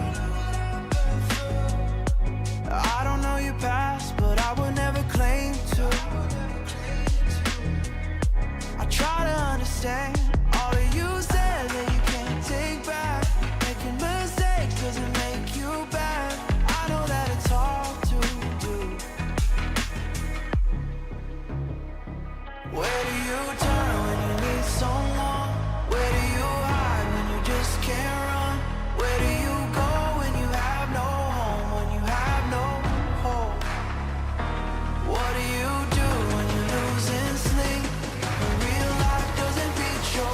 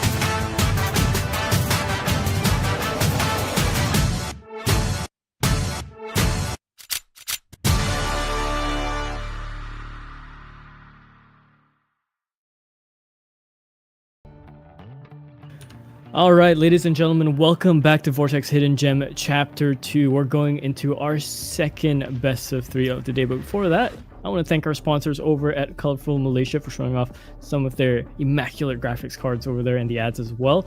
Our strategic partners helping out over as well at ESI and KBS. They talk about the mental health, the kind of setup, strategic development of esports as well, and also we're supported by Rakan Muda and Rakan Digital Malaysia.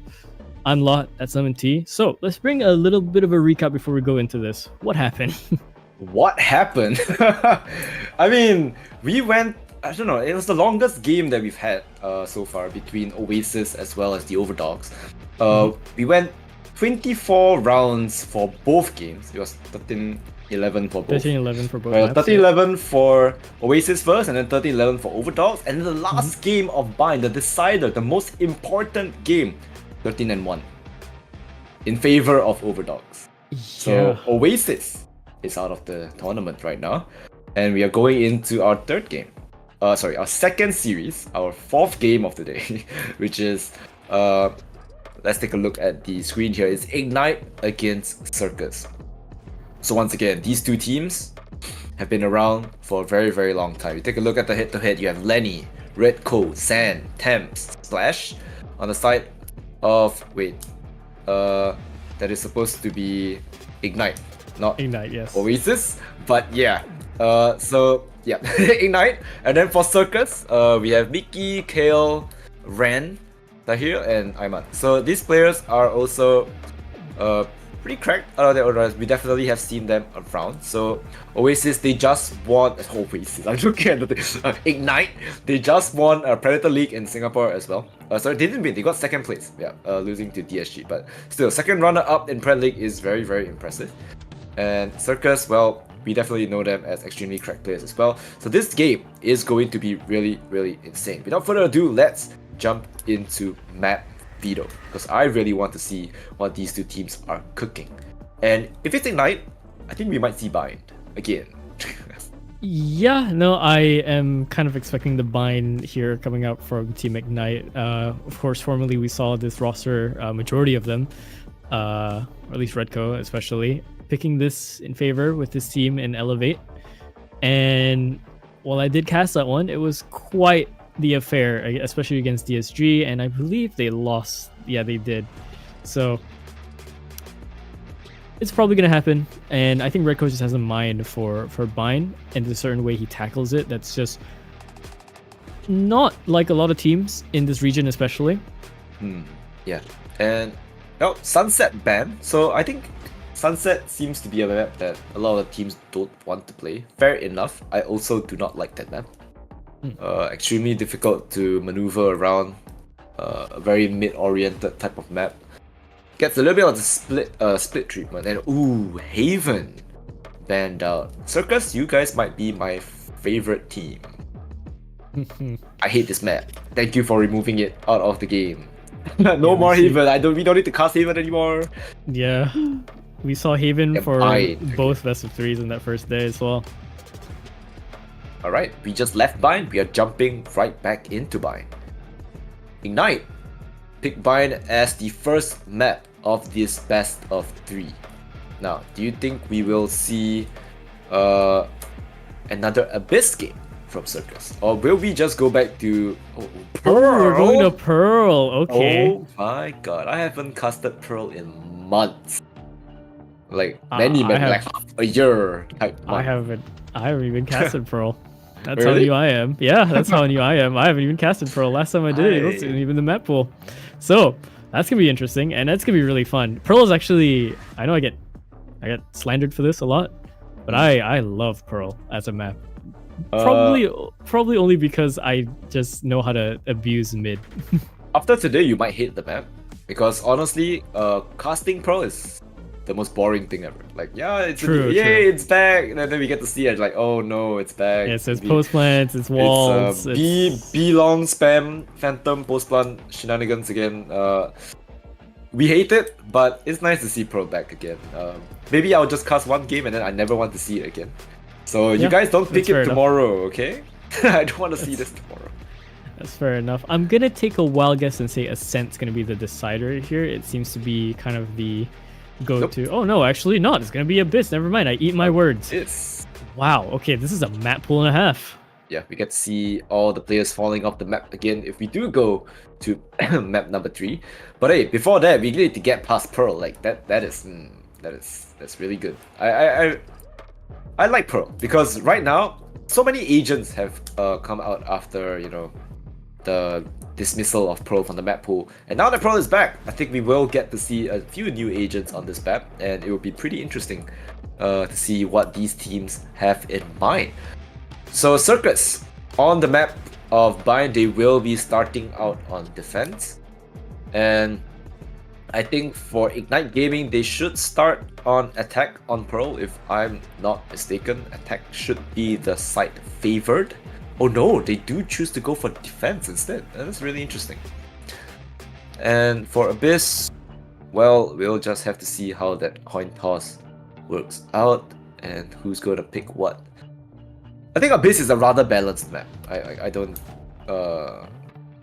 think it favors anyone in particular, but it's going to be Ignite on attack, and Circus will be taking up that defense role.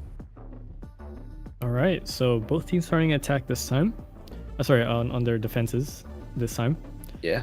This should be interesting to see, and now it just kind of falls down to the compositions as well. Again, Neon is very much a likely pick here for majority of this map pool, if not all of them. Yeah. But you can swap out quite a few of the duelists when you have Pearl on the hand there, because you think about it, right? Neon it's gonna work out in a lot of maps because you can close in the distance very, very fast. But when it comes to Pearl, both sites for Pearl have quite the amount of obstacles where Neon has to kind of run around, which is very deadly, especially if there's players kind of placed up in very, very weird positions. Yeah. Usually you might see more of a Jet kind of be there, especially if you want to take Heaven control. Yeah, I agree. And I think, well, I was about to say, like, we had a player missing in the lobby for quite a while. But hey, heroes come in, heroes come in last. It's a hero entry. It's going to be Thames. So Thames is here, and now I think everyone is pretty much in the lobby. So everyone is ready, and I think we will be jumping into the map of Bind really, really soon. I wonder if Ignite will continue with their double smokes comp. Just because it kind of crash landed on that Predator League final. So let's see if they continue running it, or maybe they have swapped things out. I like that Shadow Banjo just outed you and like, we casted it yesterday, dude. Like, you guys casted Pro yesterday? I casted the tail. I casted the tail end of Pearl. So it doesn't count. Yesterday. Okay, it doesn't count. It doesn't count. I casted like the last 3 rounds. Doesn't count. Oh, they decided to scrap the team comp. They don't want to play. They removed Viper. They're like, I think Rico doesn't want to play Viper anymore. He went on the KO instead. And I like it. When something doesn't really work out, I think it's about time to change it, right? They have been playing that comp for quite a while now. I think Rico's Viper has been quite notorious on Bind. But hey, I like to see something fresh. And we are getting fresh this time. I believe I did managed to actually see Redco pick up this KO back in Split 2 as well, and he made really good work of it. Flashes for his team really well, the timings are all really good, and even then when he's left into these clutch positions as well, he pulls them off just fine. So him playing the KO is not too surprising for me, but it's just a difference of how he's gonna be playing against, well, a composition on the likes of Team Circus here, right? So we'll see. Varies team to team sometimes in how you play. Zen going for the smokes pick as well here. And Splash, I think, double smokes, double initiator, no sentinel. So they are just going to abuse this attacking half. But then again, it's double sentinel lineup again from the side of Circus. And we have seen this double sentinel lineup we just saw it, right? And it worked wonders. So right now, trading away the Neon for the Raze, I think maybe Ayman doesn't want to play the Raze. Doesn't want to play the Neon. But hey, they will be going for a comfort pick, which is Raze instead. Still pretty good, right? Unfortunately, the Raze util kind of falls off because they don't have any trips to nade out anyway. Yeah, you're absolutely right. Actually, yeah, they don't have anything to kind of deal with the trips. Well, I mean, they do have the KO knife, but that can easily be circumvented by playing position. You know, you set up maybe late. You do the whole thing where you don't put the Cypher trips instantly. Maybe you put it a little bit further behind. It's a bit of a stretch in terms of the radius of the knife, but it can definitely happen. We'll see how this goes. This is a bit of a question mark in terms of how I want to break this down. So what better way than to see the game live and check out how things fall apart or how things go to plan. Hopefully it doesn't fall apart. It's just the first map. Lenny scaling up into Hookah. It seems like they want to go for this long. Now the tail long is just being an absolute menace here. Immediately destroyed is going to be that barrier mash. And then drops the smoke. He's caught in a trap play here. He still gets the headshot though. But he is kinda stuck. They got absolutely sandwiched, but meanwhile it's Splash to try and reclaim some ground in Hookah. The only last two players remaining is gonna be Redcoat and Thames. And they are stuck in no man's land. They can't plant the spike here. Oh, but the players are already going for the rotate. I'm not too sure what prompted this because no one took the teleporter just yet. Or they're gonna go for a wrap around as well. So right now, I think no information for any of these members, any of these players. They're just wrapping around at the elbow. And I don't know, where do we go from here? 40 seconds on the clock. They can go through spawn and try and bulldoze Violet on the other side of the map. But will that really work out? They have to sprint right now, it's 30 seconds. Yeah, the timing is going to get intercepted here. Oh, they see Redco and Thames as they cross around the corner. Yeah, it's all about timing in this round. Tahir finds that kill, Thames finds one's back, but it doesn't even matter. It's going to be Aiman to close that out. I mean, fantastic track play by Circus right there. They caught out Lenny, they caught out...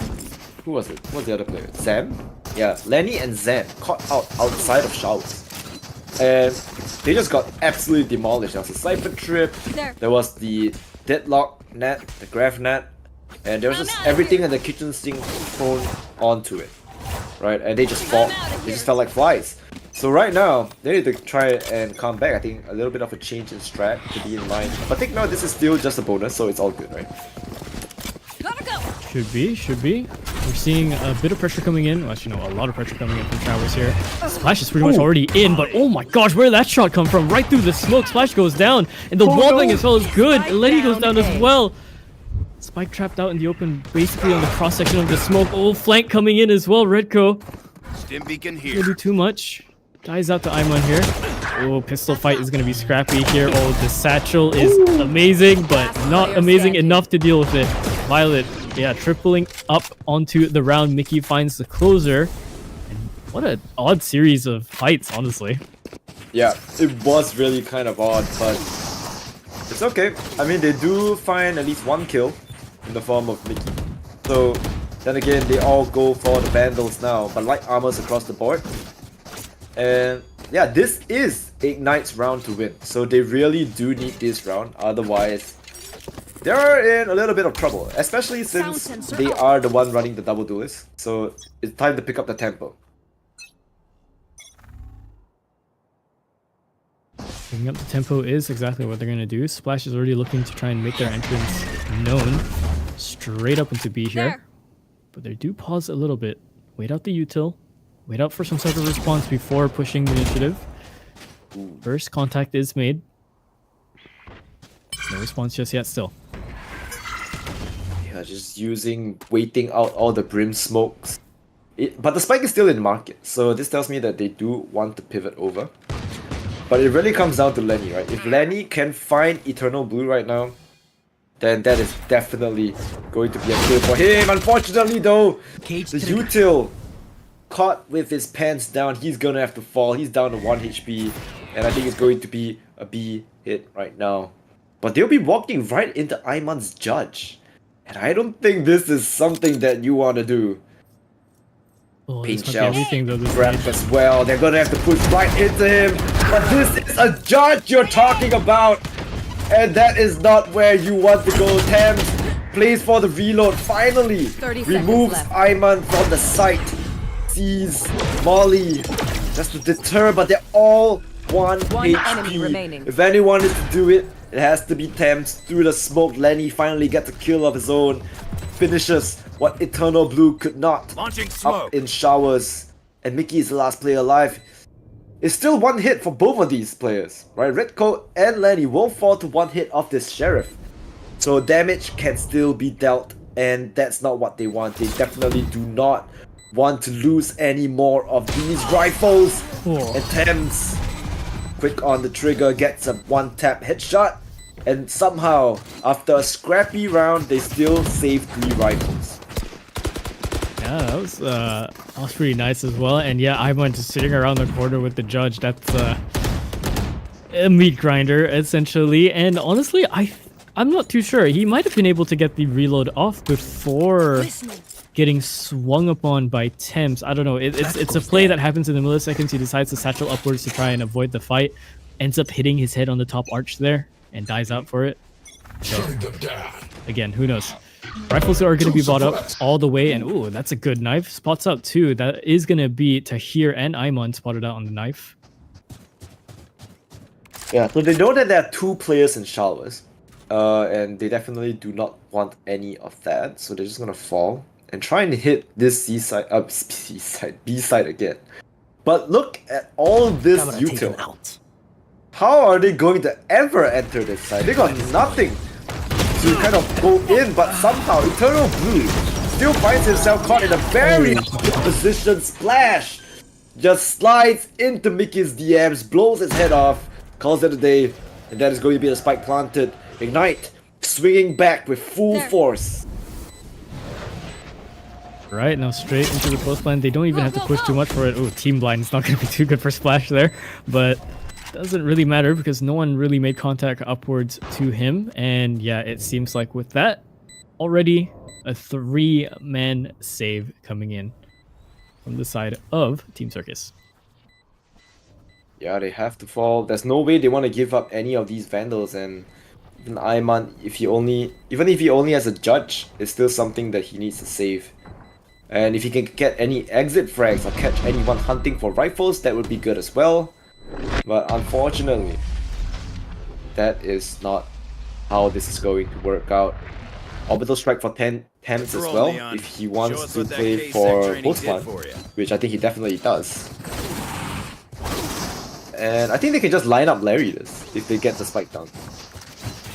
True, yeah, actually, they probably could. They have quite the amount of mollies to work with, and quite the amount of stuns and I guess debuffers in the sense of Clove's piece of utility to work off here. And Clove's actually will only just 1 off along with the overdrive here for Splash too. So spoiled for choice in terms of ults if they do manage to get their ult orbs here. But Mickey is looking to already contest this space for it, making sure that doesn't happen. Yeah, and the thing I find very interesting about Ignite is that Redco, I'm not sure if Redco is calling or Lenny is calling, but I know Redco as a call, he's very slow. Like all of his teams previously as well, like LVR, Elevate, they're all very, very slow teams. So picking double duelists is like absurd to me. I have no idea what is going on. Lenny is dead. He is doomed. He got caught out there, and yeah, this is a sign for them to just hit A, right? There's 4 players here. You have to hit the site. You have to get your spike down. You've already donated 1 gun over. I don't think you want to donate anymore. They can't really push up into a Ren's spot here because he did trick himself out to make sure security, and Splash finds him anyways. Long range shot pretty much down to the corridor. Both Brimstones finding their kills as well, and there was a showstopper to take out Zen as well, but the instant res from himself works out. Never mind. Shut down. Buckshot into the chest will do it a second time. Into the 2-on-3. Mickey has to find this kill onto Redco, but that's going to be his first into the game. Welcome to the scoreboard. Now into the 2-on-2. Yeah, Orbital Strike, Molly, I think this is the done deal. I don't think they have any chance of bringing this back. Viola gets a kill, but it doesn't matter, right? Even though they get the kill, they have to try and go for this post plan. Orbital Strike comes in, and I don't think that's enough time. Last player standing. Oh yeah, he dies out towards the ult as well, trying to push for it. trying to maybe get out with a little bit of HP for it. Doesn't matter. Orbital Strike is going to win out that round. So Thames, double kill for him. All things are solid. 7 kills onto the board. On the other side though, Aiman is also matching that number. Yeah, Thames top of the scoreboard right now, 7-2-3, and Aiman 7-3-2. So really close for these two. But you need to think, one is a duelist, the other is a smokes. So that is quite interesting. We will be seeing, once again, just default again, right? They're just chilling. There's no reason to play fast, even though they are double duelists, double smokes. It seems like they just wanna, take it easy here. No reason to go for any flashy plays, no reason to throw. Yeah, and things are going to quiet down so far. This is signature Redco calling, I would say. Slow things down, don't make too much noise. Oh, the instant pre-fire as well from Mickey. I think it's might have just seen a little bit of information there. Oh, there's the Annihilation coming out, and it does tag Splash, but instantly dies out as well, even though as they tried to save him, just spam coming both ways. Rifles from his teammates to save him, rifles from the other side to annihilate him. That was crazy, Like, what type of... I wanted to know what monitor he has. He pre-fired that. I didn't even see a pixel on my screen. I don't know what did he see. Yeah, and the X-ray is kind of fooling me too, because again, if you saw a pixel, the X-ray would have fooled me here. Oh my god, the timing! He looked away. He saw. He pinged it. He saw. I didn't see it. Yeah, Aiman didn't see it. Yeah. So Lenny there he is right behind him, and I think that's definitely a jump scare for Aiman. They are going to go for the execute. Tahir going for the hero play inside the smoke, but Red like a book. Eternal Blue here to receive, but Ritko gets another 2 for his trouble. They are definitely do not know that Zen is here as well. Accidentally jumps. That might be disastrous. Oh my god. But Violet with the orbital strike clears them all. Ruin their day. Okay, that's one way. That's one way to equalize things. I made this comment earlier, right? It's both teams will have plans to go for a round, and in the moment they collide, that's when everything just goes haywire. That seems to be the absolute case for this team and the other. This entire match. We're probably going to see that quite a bit. No plan's going to go smoothly. Yeah, and once again, Aiman does have a judge. Face your fear! And if they want to aggress this, they are just running right into it. Flash is good though, and now they are all getting mowed to pieces. Lenny has to be the one to clutch it for his team. 88 HP and a dream. The spike dropped in the mix as well. Boombot gonna expose Aiman's position. Lenny dodges the stun. Bullets! Otherwise, I think he had a chance because Eternal Blue didn't land the first shot. If there's anyone in a clutch position to try and win that out, it definitely would have been Lenny. But yeah, just out of bullets, and he tried to go for the one tap, but yeah, it's just straight off, just barely straight off, past Wrath's head there. Or sorry, Eternal Blue, and these names. Ren. Yeah, I'm not even trying. I'm not even gonna look at this. Don't worry, you guys change your names. I've written them down. Names. You pay the price for it, okay? You guys want to change your names like that? Then we'll just call it what it is. Once again. Okay, I know this. So we've not saying, yep, it's in the smoke with a judge, and that is just a disaster. A disaster class for all of them on the side of Ignite. They get a chuck full of shrapnel here with that judge, and I don't think they want to aggress anymore. Thames tucked into the corner, gets flashed out as well. I don't think he wants to fight this yet. Tahir forces him to peek with that flash, and finally we see a gap. A 2-round lead for Circus. Alright, a good little start, but again, it's practically just ambush tactics coming in from Aiman, sitting around these corners being an absolute nuisance with the judge. And even then, the thing that makes him so dangerous as well is because, well, usually you're seeing the attack raise buy up the judge, but of course they don't have an attack raise. So we're seeing this on Aiman's side. Now, here's the thing. Aiman so far has been getting 2 kills off the bat. He uses his nade to try and circumvent any sort of close positioning, and then he gets 2 kills, gets his nade back. Yeah, actually, you're right. And with that judge, I think 2 kills is definitely not something too difficult to achieve, right? Oh, okay, this should be their round, right? They use the kill out, they're running out of util, and Splash is just on an absolute rampager. Eternal Blue falls, he wants to go for more, and that is going to be it. Tahir falls, and yeah, this overdrive is just so overbearing. They know that Mickey is in that smoke, but do they know that up in hookah is where resides Ayman? One There, enemy remaining. Mickey falls, and the last player here, he does not have a gun. And Splash, he gets 4. Incredible stuff coming out there from a Splash as well. Overdrive was made use of it just really, really well. The way he just moved around some of these fights, he just could not hit him. And yeah, look at that. Timeout's also going to be called, actually on the side of Ignite. Okay. Next guy. Which is Ignite. Oh, right. Confused. I know, don't worry. I'm like, getting wait, confused by next all the guy? team Next guy? names. There's no next guy here. Yeah. Or Ignite. Okay, wait. So, why they call a timeout after that? Why? Okay. Usually, after a big play, it would be just to calm down someone, but this early on in the match, I don't think that's going to be the case. So, I can't really try and figure out this timeout just yet. Maybe until we start seeing pings around the map, then we'll see the charade that's happening. But so far, it seems to be silent in terms of map pings, so yeah, who knows? In fact, the one's pinging is actually Circus. It's the Circus defense, is yeah, pinging. it's on the other side. Yeah. Okay.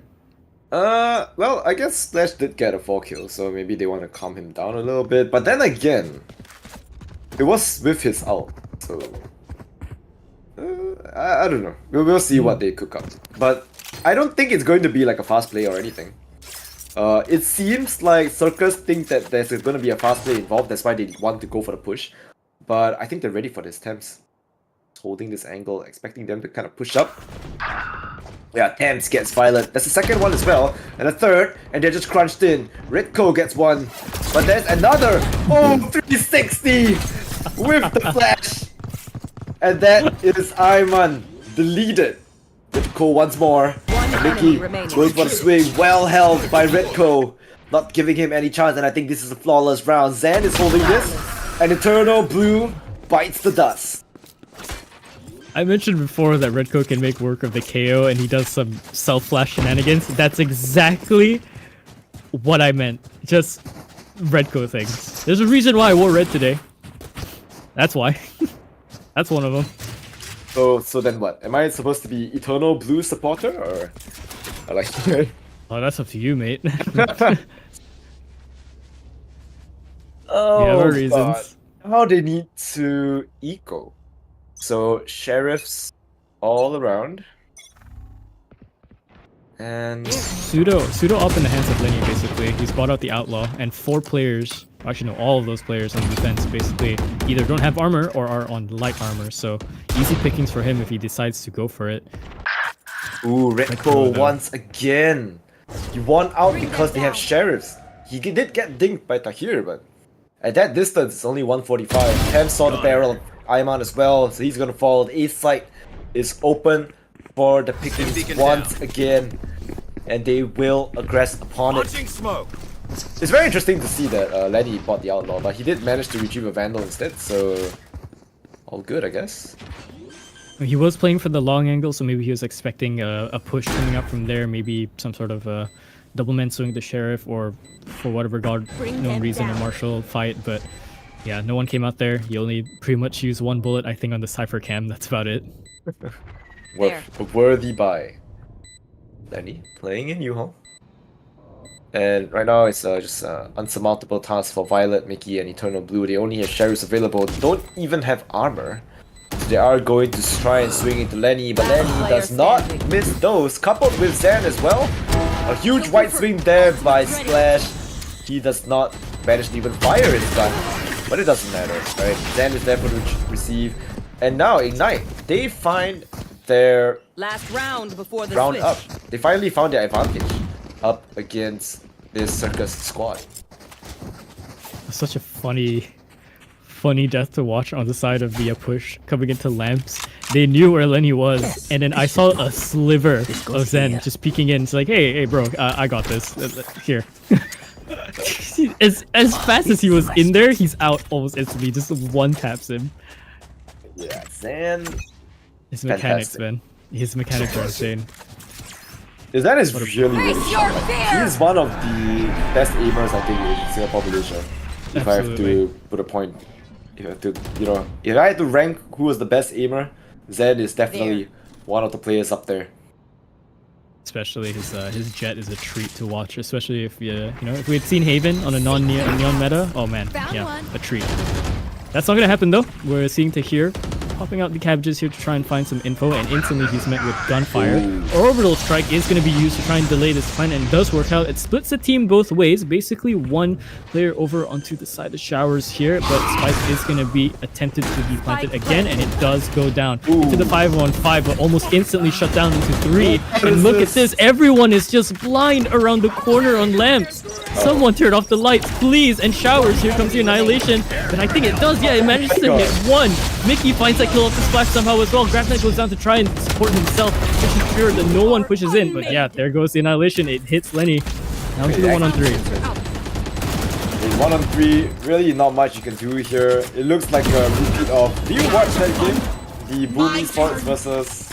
Who was it? But this time, he is not the Brim. He doesn't have the orbital strike.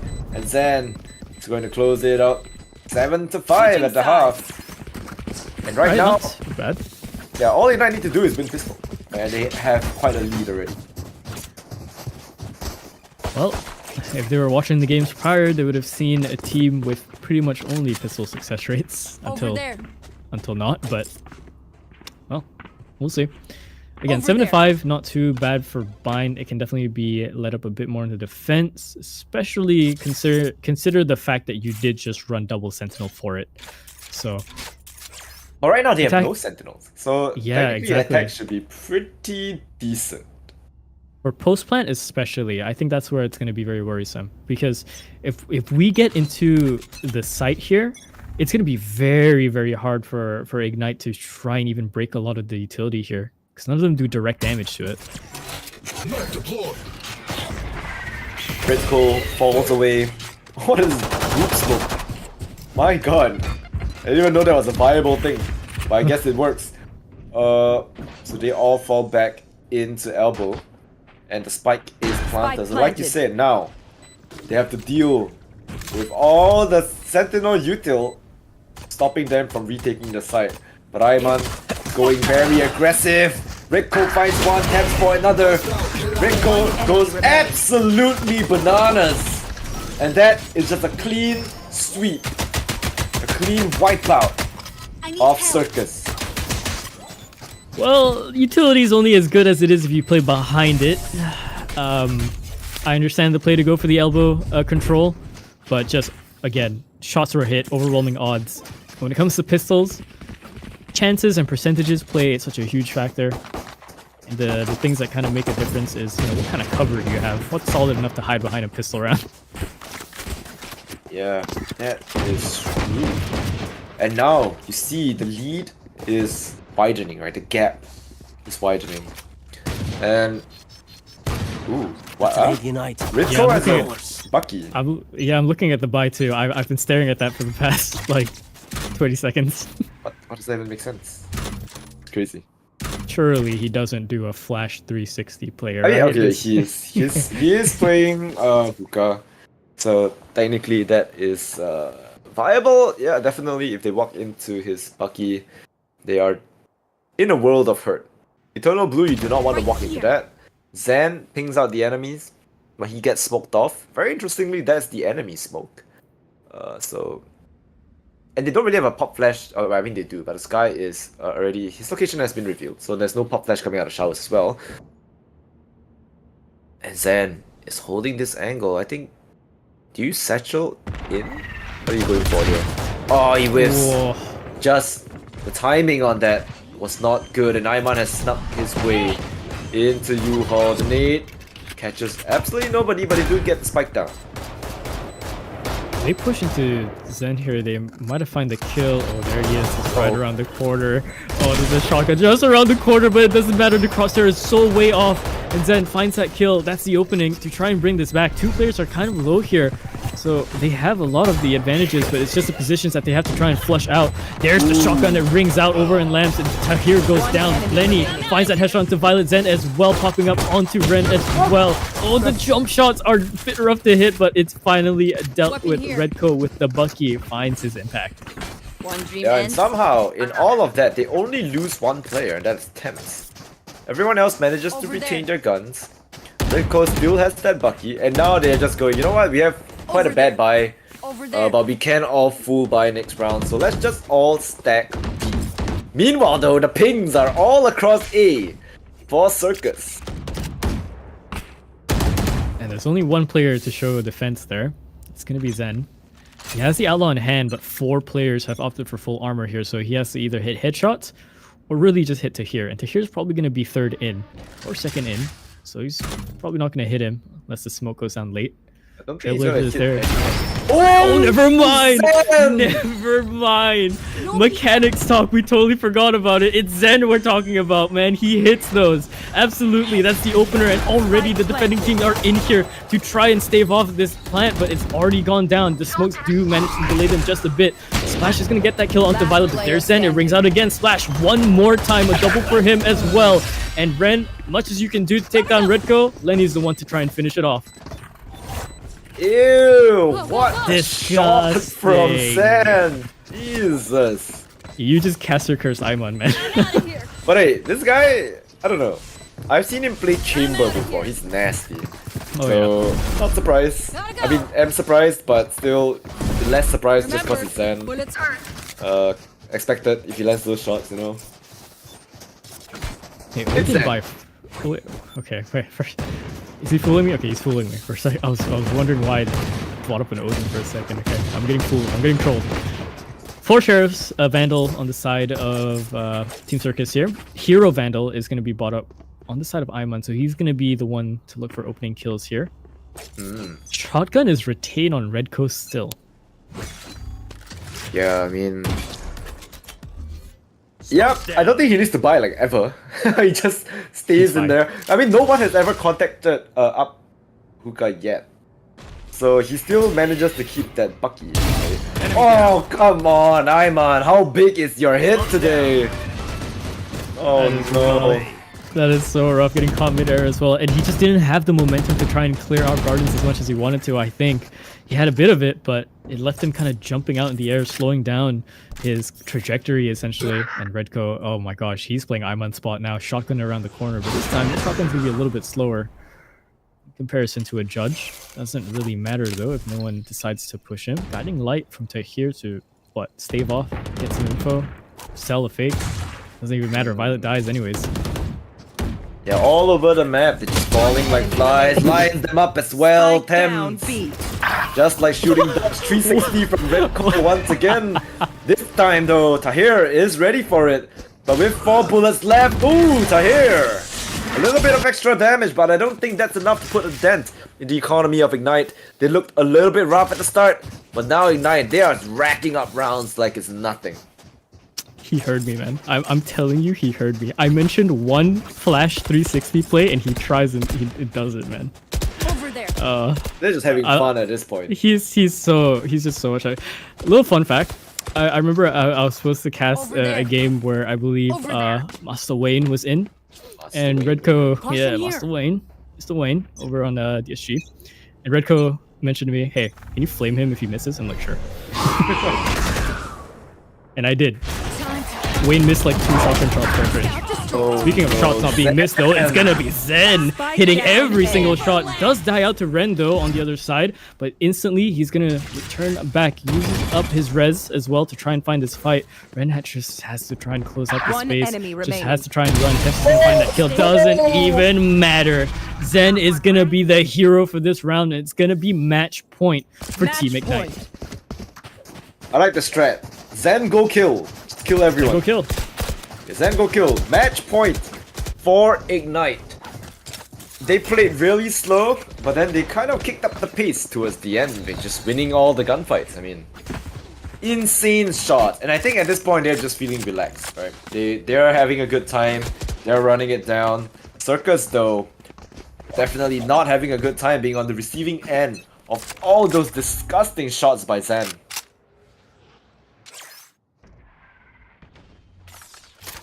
Ooh, Rico, he has upgraded. He has a bigger gun now. Even reveals the jet. Oh, not by Rico. Oh, but Thames somehow still finds Ayman. Ayman is just having a bad time, and I don't even know what happened. But it's over. The blink of an eye, ignite. Take map number 1. Oh boy. Let's talk about lighting up a tinderbox in a circus tent. That's a hell of a way to start. Zen putting up a hell of a scoreline, an ACS of 310, and that definitely came off the last few rounds there. Multiple kills, multi-kills. Sorry, tongue twister. Coming out towards the end there. 20 frags, 11 deaths, 4 assists, 107 on the econ rating, 5 first bloods. I mean, Zen, I don't know. His roles, he used to play what? Sentinel and Duelist, right? And now they put him on smokes. But then they're like, you know what? I need this guy on. We need smokes. But then I guess we picked the Reyna smokes, the one with the overheal, and just put on Zen, and then Zen go kill. And that's exactly what he did. 5 first bloods as the smoke player. Kinda crazy, right? So really well done by Ignite. It's not over yet for Circus. They still can come back on map number 2, but let us take a quick refresher. Right, go get some drinks, and we'll see you guys after this quick break. Don't go anywhere. We will be right back.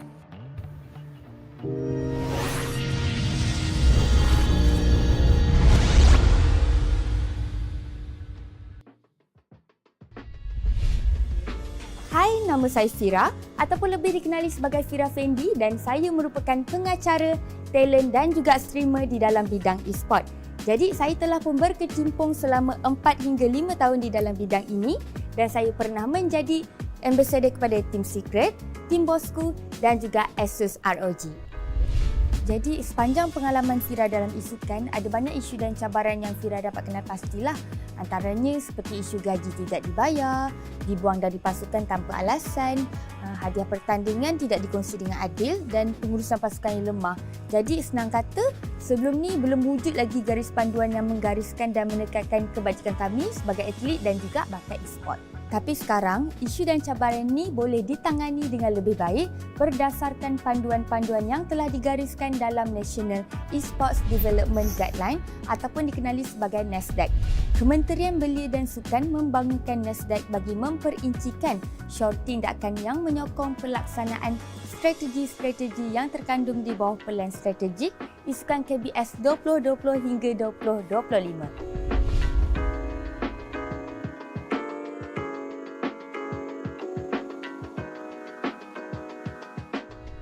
Menyelesaikan keputusan melalui kontrak untuk menjaga kesejahteraan dan kepentingan semua pihak adalah sangat disyorkan untuk menyelesaikan keputusan melalui perjanjian kontrak yang ditandatangani bersama.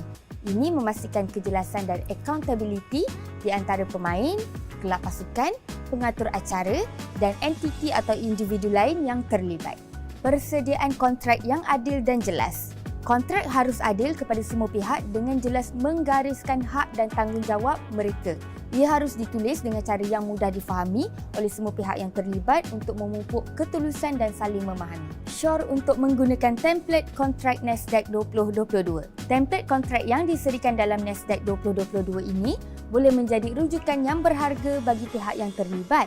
Template ini mengandungi terma dan syarat yang relevan untuk membantu mencegah pertikaian. Walau bagaimanapun, adalah penting untuk mendapatkan nasihat pakar undang-undang profesional sebelum mengguna pakai mana-mana template dari NASDAQ 2022.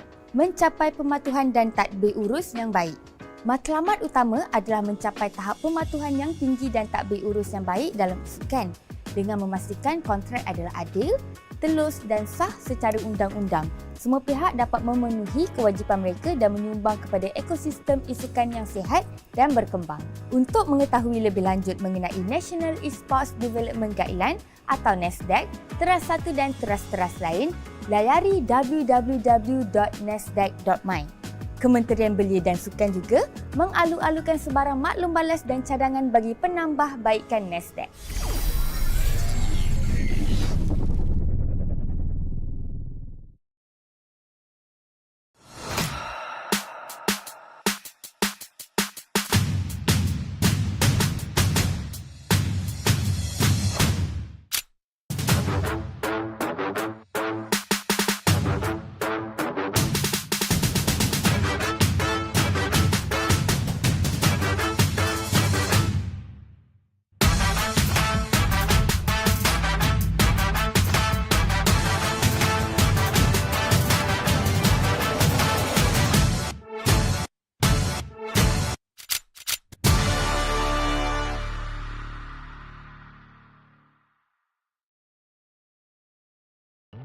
And welcome back everyone to Berryfam Vortex Tournament Chapter 2 Hidden Gems. And man, what a game we just saw.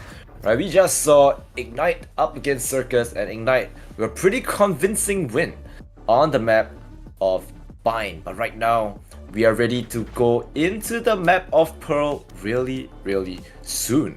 So Lott, what do you think about this map? Since, you know, you've never casted it before, right? So I gotta put you in the spot here. What do you think? True. And I know Banjo is calling me up for it for being able to cast this like the last few rounds, but I like to cast a whole map to kind of get the feel, because it doesn't matter if I cast the last few rounds. It matters when I cast the whole thing, because teams work off so differently, and already I am seeing interesting picks. Okay, so Astra onto the Pearl. This is pretty much the standardized kind of pick for smokers usually. You need something with a wall essentially for Pearl. That's just how the map is going to work. However, I'm very much a fan of Zen holding up the Yoru there. That is something I absolutely want to see. Harbor coming out on the other side. I believe that is Wrath taking in the Harbor as well. So they're going to go with this kind of double smokes things, but instead of running the Viper for a consistent wall, it's going to be the Harbor. So this should be interesting. This just genuinely overall should be interesting. We should be seeing a little bit more post plants on the side of Team Circus with that double wall. And I think for Ignite, they're trying to play defense breaker. Yeah, I think very interesting here. Why do I see Ray 4C join the party? Anyway, it's not Zen's first rodeo on this Yoru. Yeah. So definitely he's very adept with it. Oh, Violet also hovering the Yoru. Do they know something that we don't? Because Yoru is quite an interesting pick. Nah, he went back to the Harbor. So we will be seeing double smokes up against double duelist. Yeah, and the Neon is there, so nothing too special. Neon has to be countered by Thames. So hopefully Thames has some trips available to try and stall him out. Otherwise, the Neon could just take over the game. Yeah, no, absolutely. Again, the Neon pick is going to be the interesting to I just watch and kind of analyze, because the routes that you take for Neon for Pearl now has to be a little bit more odd. If you're going to attack A site, it's doable. You know, A site's relatively grounded. But getting around the corners is going to be the danger, right? Trying to get into flowers, trying to get into secret. It's going to be rough for a Neon, especially with the elevation changes. That's the only thing that's kind of saving you, is the fact that you can slide in with an elevation change and maybe throw off your head hitbox, right? Yeah. On the side of Ignite, having the jet, this is exactly what I mentioned prior, right? You have this jet, so when you swap onto attack, you can take Heaven Control. Yeah, you're right. Yeah, the updraft is pretty annoying as well. Zen throwing the teleport all the way to the other side of the map, so the gate crash is out of there. And it seems like they want to go for a trap play in towards this B main position, but the only person here is Eternal Blue, so he has to fall back, and the real area of contention is actually on this A side. Ayman completely lost in the sauce here, gets taken out by Thames. They don't even manage to get the spike down because Tahir is down on 1 HP. Finally, the Cove comes in to try and give him some sort of shelter to plant the spike. But even then, they choose to go for the rotate, but right into the waiting arms of Lenny. And Tahir, now stuck in no man's land, has to try and get that spike down. It's looking like quite a tall order.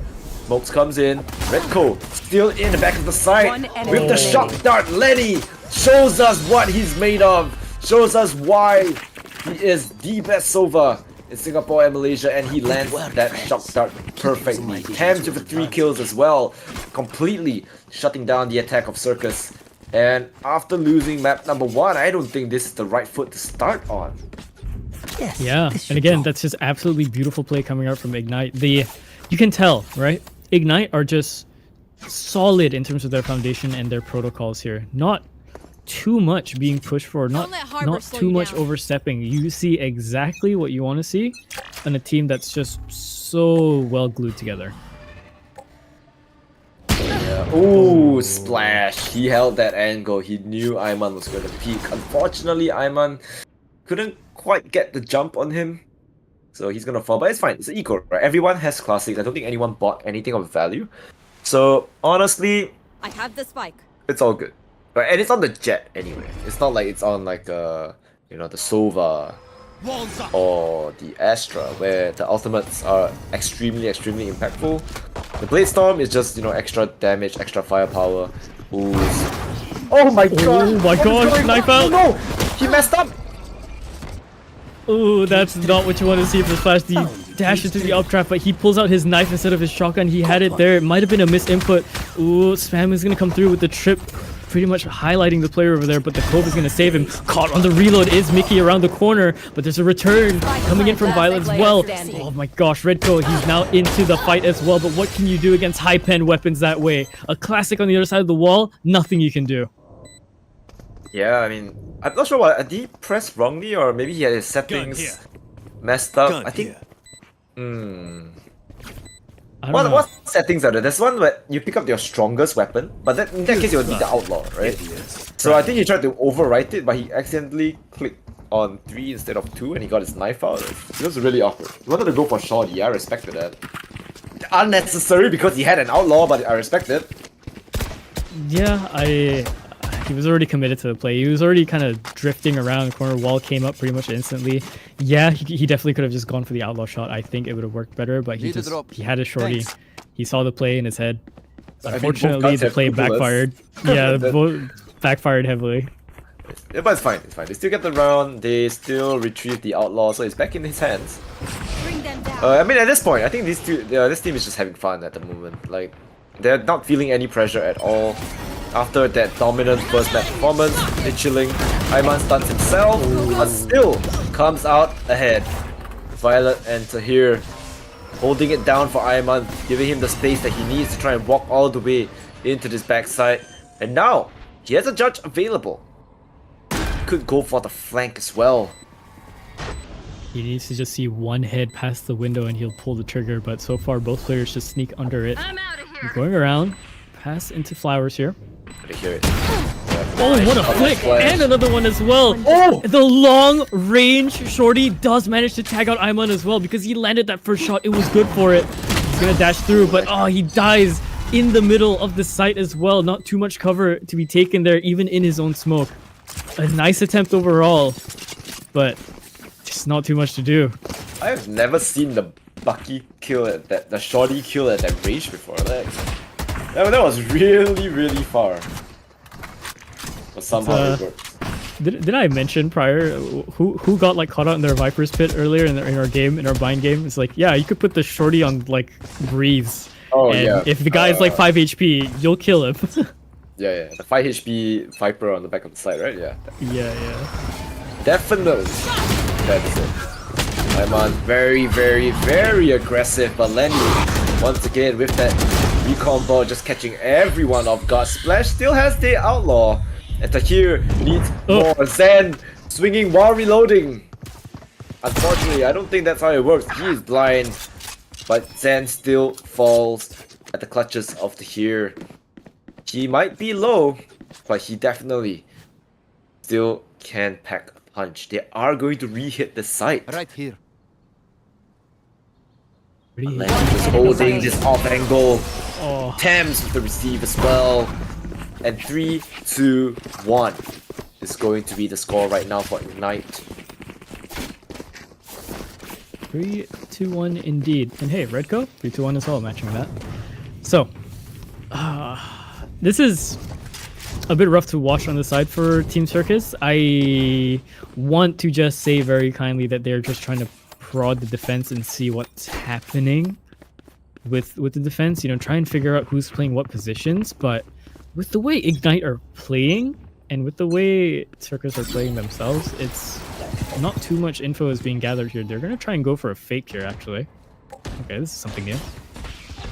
Yeah, I mean, right now you just have to throw everything out, right? All the different strats, all your playbook. You have to dig deep, find something that's gonna work for you, because right now Ignite are they're just having fun, man. Just taking all the gunfights, and it's somehow they're still coming out on top.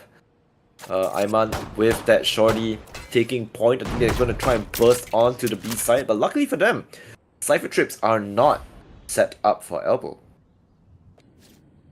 Kind of stuck in a weird position, and I think with all the ground that Ignite have right now, I think they know that these players are possibly up in mid in this connector area.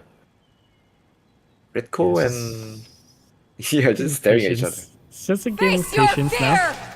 The ults are gonna make themselves known now. Sides should be hit. Oh, but he's turning away. He's turning away. He hears the footsteps. Doesn't hold the trigger just yet. He should be hearing this other one as well. He finds both kills as well. He's about to get stunned out, and yeah, gets shotgun into the corner, back against the wall as well. Oh, Violet's gonna push for this fight as well, but it doesn't even matter. He's flashed to eternity, and Splash finds that kill into Tahir as well. Lenny up on that same wall again, finding the kill onto Aimon to close things out. Yeah, and once again, Ignite, they are just absolutely, I don't know, it's a dominant performance. Is it? But it's also at the same time Circus. They have been a little bit unlucky, you know? Or unlucky, but at the same time a little bit negligent, right? They didn't clear the box that Redco was behind. He even got the timing as well, because he was in his Astro form, right? He was putting smokes, he was trying to bloom the smokes on site. And they missed him. They just missed him. We fight to win. Well, when it comes to Valorant at this level, sometimes it's not about who plays better, sometimes about who makes the tiniest bit of mistakes. Yeah. Everything. Oh dear lord, here's the Hunter's Fury as well. Damage is not gonna go through. They do manage to just sidestep it. I believe it was just the fade there. Yeah, it was just Tahir. Yeah, Tahir only is the one to get damaged there. Luckily towards the end, Zen. I suggest you move! Seen a bit. Oh, jump around the corner. He tries to track him. He does. Tries to flick back. Doesn't work out though. So only a 1-for-1 so far. Redco is stuck in the corner. Mickey is going for everything in this round so far. Double kill, low HP so far. There's the peek up for Splash as well. He has to dash around the corner, but dies towards on the other side, towards the tail end of it. Okay, that's into the 1-on-4. It's all down to Temps. But he needs to walk through the smoke. Try and make something happen. And it's a 1 versus 4. Not to say that it's not doable, it's extremely unlikely. And Tahir, well done to you, sir. You just put a second round on the board for your team. Circus closing that gap, making it a 2-round deficit. Not too bad. Off the back of some good shooting from the side of Mickey as well, as then getting pretty much surprised by the strafing neon as well. And honestly, even then, even though he didn't land that second shot, you can see his mechanics just pushing through. The tracking was nice. The instant flick back to get ready for the second fight was exemplary also, just to watch. Even though they had a 3-round lead, the money is still not like insanely in their favor. Ayman running it with that shotgun. You have to get out of there, Lenny. You don't want to be on the receiving end of that. And Mickey finds Sand in the mix as well. Stuns up, Redco gets a kill. Tahir good for the trade, and now the A side is completely open. Alright, so I don't think they're going to go for this. They have an operator that they bought as well. Completely missed that. And they're looking to just going to go for the save here or for any sort of exit frags. Yeah, they have to save. They have an op. Yeah, I don't think Circus also goes for too much of a hunt here. Maybe they send one out, but it might be best to try and keep their rifle advantage here all the way. Yeah, it's a little bit... I mean, they do have the Bladestorm available next round as well. So if Splash wants to, he could go very, very, very aggressive. But at this point, I think just save and just chill. Right, there's no point in trying to lose any guns. I don't think that Circus wants to lose any guns as well. Oh no! That's huge. That's the one thing. That's the one thing that they couldn't afford to lose, and they have lost it. Oh, that's very unlucky for Splash. That is the op gone for Splash. He still can buy one next round because he has Blade Storm available. I think he should have enough money. If he just used Blade Storm this round, he can buy op next round. But still, that hurts. Yeah, what a waste. Good pick though, coming in on the side of Wrath there. Extremely smart to go for the mid check as well. I think Splash was just not aware that he could come up there, or he was just too slow to flick because he saw his crosshair was set towards the middle, getting ready for both angles. Yeah, he did fire a shot. Unfortunately, it didn't land. So he reacted, but you know, at that reaction speed, he just didn't land the shot. Unfortunately, went a little bit wide. Seems like A is going to be the site that they want to hit once again. So they will be going in for that play. Iman has already found himself on the back of the side. Somehow Ritko dies to that distance with the judge. That is insane. Lenny only has a sheriff to work with. Caught in no man's land. He's not going to get a kill as well. Mickey finds one. Thames, the last player remaining once again, uses the neural theft to try and get some information and try to win a fight. But there's just too many players on the side of Circus. And they will win this round and tie things up 4-4. Alright, not too bad. Alt economy wise, we have two alts on the side of the defense. We have the Cosmic Divide and also the Dimensional Drift. So if Zen decides to push out and get some info for a site hit, potentially he can do that if he wants to, or if he wants to save it for a retake play, that's also available to him. On the side of Team Circus though, we have Nightfall, we have Cosmic Divide, and we have the Overdrive available. So every piece of attack utility here is more worth them to try and blitz into a site if they decide to do so. At this point, I don't think they need to blitz. Yeah, Splash has another op. But this op hasn't been finding much value because they haven't really been dry peeking anything at this point.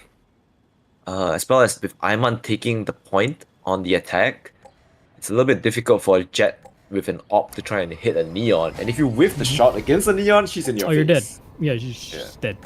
Ooh, nice sneak by with a smoke for Lenny. Lenny goes around the world here. Oh, that's Splash going down as well. You are divided. Yeah, Eternal Blue is gonna be caught off guard, but that's not even the side they're hitting, they're on A. Yeah, fully in now, and look at where Iman has posted himself up already straight away in, making sure the rotation doesn't come through. He's going to be first contact here. Lenny does find the KJ all the way towards the back there, so that's dealt with so far. A Dimensional Drift is there, but it doesn't even do well to block anything. Temps goes down towards the back there, and there's Redco making himself known as well. Zen, try and find some more angles to try and work off this defense here. Try and bring this back ever so slightly. Mickey putting through on the gravity well as well. So far, just no contact, just a lot of utility. There's Violet coming in with the kill. There's Tahir as well, and he only managing to get one back. He has to find two more to try for this, but I don't think he has the time. Yeah, he has to save. Yes, Lenny has to go for the save, and for the first time in this map, seems like Ignite are on the back foot here. Zen with this Yoru, not showing that insane performance, just like the one on the previous map on Clove. Hard to make it work sometimes on the defense, which I understand, because the one thing that happens when you do pick a Yoru and you go into defense is you become the monkey in the middle. You're thrown over the net. You're thrown into resetting yourself and rotating a lot because you have the TP. And sometimes that's a lot to work off. Sometimes it might be a fake, so you TP anyways. A bit of a rough life for Zen there, but he'll find his impact sure enough. I'm very sure. Splash, very aggressive play here. Gets a kill on the Tahir. Zen gets another as well. Gets a second, but does not manage to teleport away to safety. So he's going to fall. But they still manage to dwindle the numbers of the attacking side. Whoa, what a shot at the Lenny. Just going full on surfing right now. Runs out of bullets. Redco punishes him for it, and that is a phantom delivery if I have ever seen one. Eternal Blue has to plant the spike and has to clutch it up for his team. He does have the ultimate though. And 1 minute to work with as well. He could potentially go towards A, but I think not. He's just gonna be clearing all these angles. It's gonna be hard if he does go into A too, because look at the utility that's kind of set up there. He will get stalled out anyways, so this is a clear sight. Oh, but he's getting encroached upon by the heaven side. There's the first headshot. Oh, but he's not looking the right way and nearly flicks upward back into Thames, but Thames just manages to get that crouch spray off as well. So a good little 1v1 clutch from him, and now we're tied back up into 5-5. Yeah, that was a 29-29 round as well. I don't know how to get by. 29-29 by the way. 29-29. Oh wow. Okay. The timer. Yeah. So yeah, great round. Definitely off the backs of Splash and Zen. They did so much damage with the Sheriffs, catching them off guard there at this B main. So now, well, B main didn't work. It's time to go back to A, because A has been working for every single round of attack that they have done. There. Careful here. Careful here. How do you not get frazzled? Also, the start of that round was kind of massive as well, trying to find the impact as well. Zen listening to be apparently. So, again, Aimon, shotgun in hand, he's going to play for this. There's the KJ ult as well, that's going to be placed down, but they don't have to actually hit the site just yet. They could sell this as a fake. Might be it. They're just slowly sitting on the other side of the wall. They're not committing just yet, but... Well, Ignite are not biting it. They're not buying the bait. They are not buying the bait. They are still here. Trip gets caught as well. Aimon is caught around in the middle, but no one to kill him there, so he's completely fine. What is that swing out as well? There's so many things happening right now. Ults are coming in too. And yeah, there's the headshot coming in as well. Lenny goes down. What is that from Ren? A flick back into Thames. A headshot comes down cleanly. And Ignite are broken. Zen is going to try and fight back for this. Tahir goes down as well into the 2-on-3, and the health disadvantage ever so slightly offers around the corner, and yeah, it lands onto Ren as well. Wallbang into the side of his side, and yeah, he's just going to go down 2-on-2. Splash. Trying to find this fight, goes for the harbor in the smoke, but yeah, Violet wins out that fight. Now left into the 1-on-1. Health disadvantage for Zen, and no time given. Mickey can just sit here and just wait. He taps it, he's holding it, doesn't even matter. Mickey wins it out.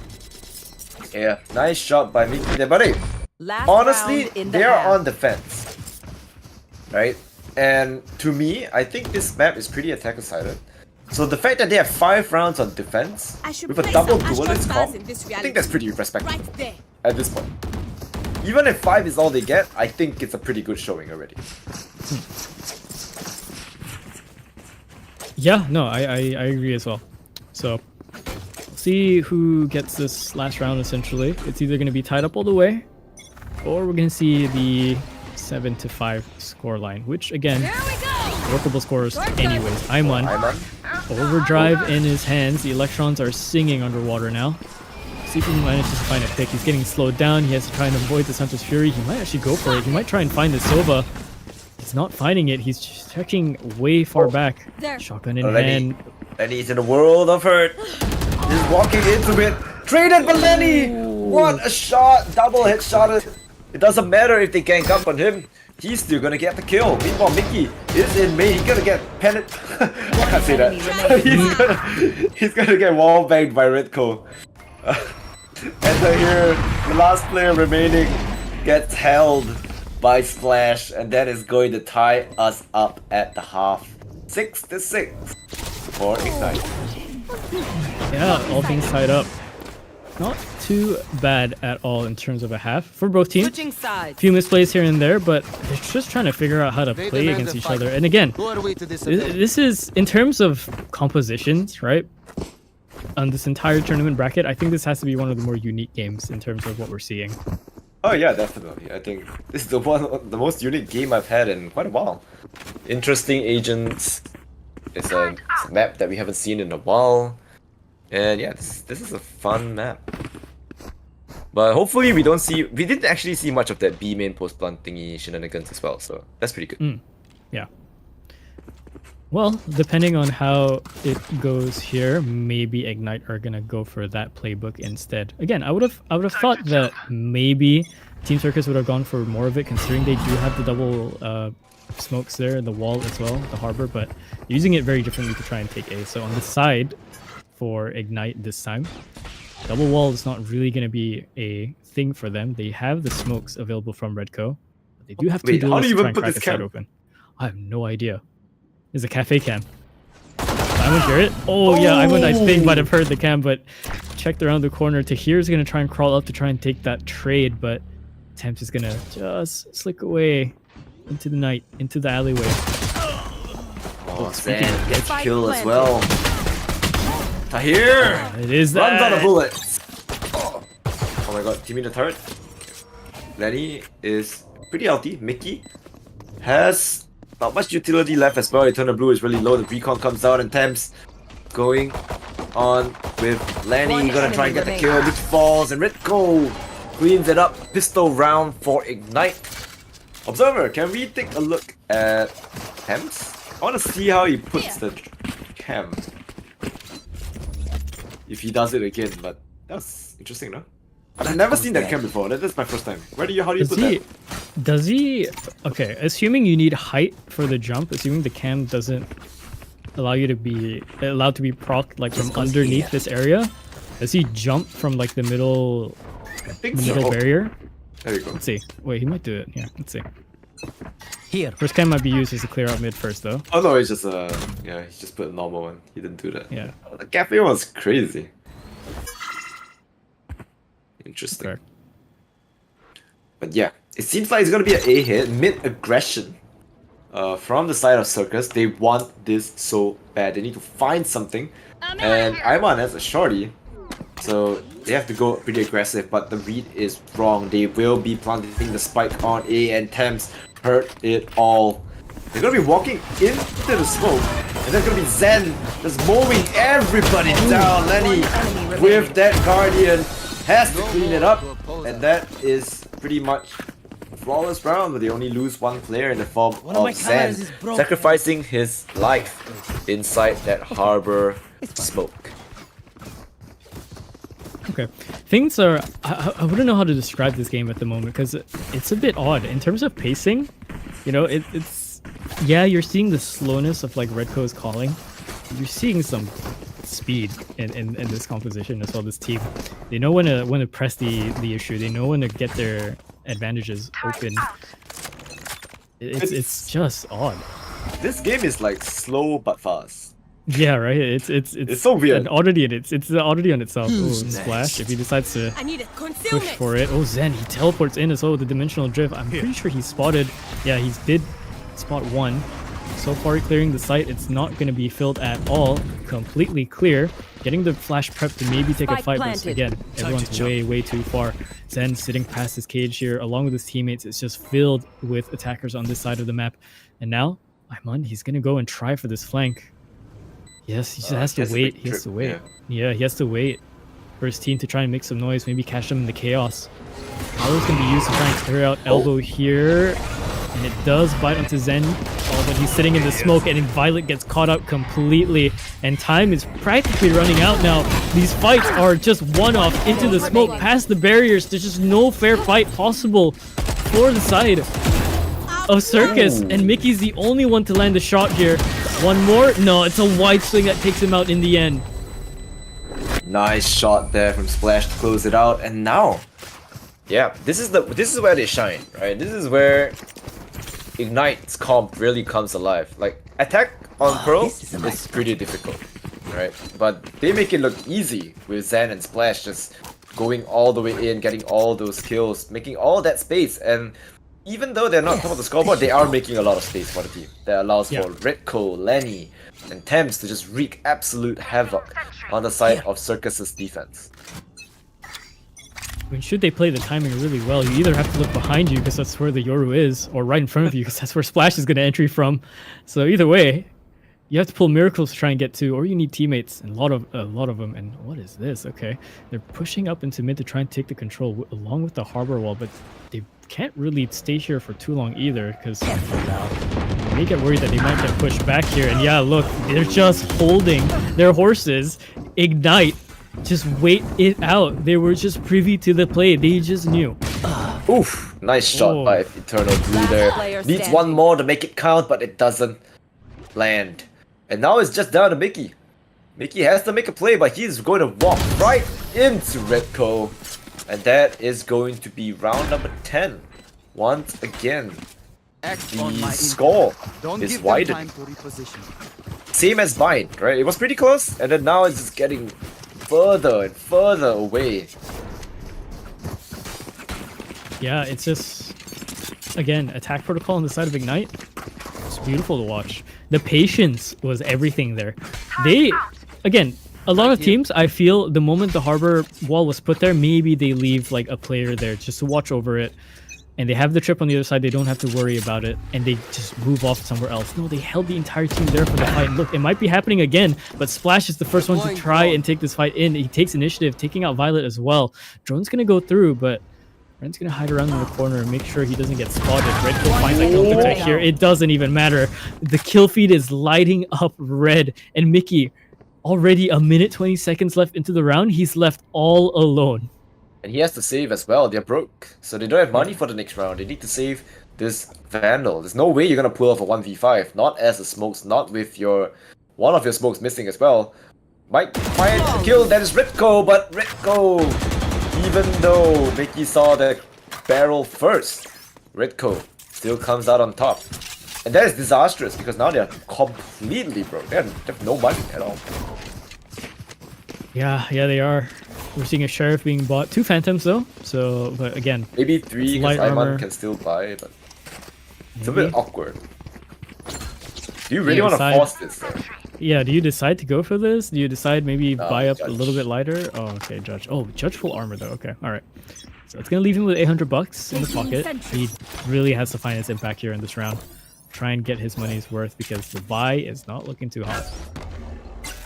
Yeah, definitely not looking hot at all. You are divided. Iman just running all over the place, gets scanned out.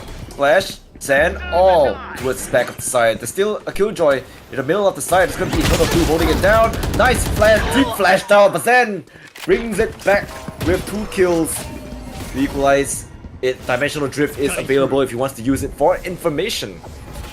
And this Prowler is not far enough. Oh, gets caught out. Baited by the sounds of the footsteps of that Neon. So Mickey finds the kill, but now it's the infamous Pearl post-plant situation. And Redco is an expert at just playing at this, but the Cosmic Divide might just cause some trouble here. They're sticking the spike, but they do have the Hunter's Fury as well as the shutdown. The lineup is perfect. They are playing this to perfection, stunned up as well, and Thames does not miss those. And it is 12 on the board. Perfectly executed post-plant for Ignite. Down to a T. The counter was even better to watch. Cosmic Divide? Yeah, no way. We're gonna push straight through. We have the Hunter's Fury. Just get them all off the bomb. They even got it to half, but just they didn't have the time. And Tahir, just as he tries to go for the defuse, instantly stunned. Thames pushes out, gets that kill as well. Beautifully played from the side of Ignite, and it puts them up onto 12. Match point, series point actually. Final round, do or die for the side of Team Circus. Ooh, that's a good scan as well. Spots out Mickey, they have to fall back. Use the fade out, try and buy them some time, but it's only 3 players that are caught in this. Mickey wants to go for round number 2. Time to fall back, buddy. I don't think you want the smoke. Run away. Meanwhile, in mid though, Redco is there together with Thames. They're holding it. Dimensional Drift gonna come onto the side to make sure that all their angles are cleared. Zen shepherding them over. They are completely lost in the sauce, and Mickey is not looking the right way either. This is it. Eternal Blue, the last player left alive, does manage to find Zen, but Ignite burn them to the ground. The Circus, the tent, like you said, ignited into flames, and they are out of the tournament. Ignite progress forward. Turns out you can light a fire underwater. Yeah, 13 to 6. Lenny is gonna take the lead in terms of stat lines here. 19 kills, 274 ACS, 4 First Bloods, by the way, and of course 5 plants. That matters as well.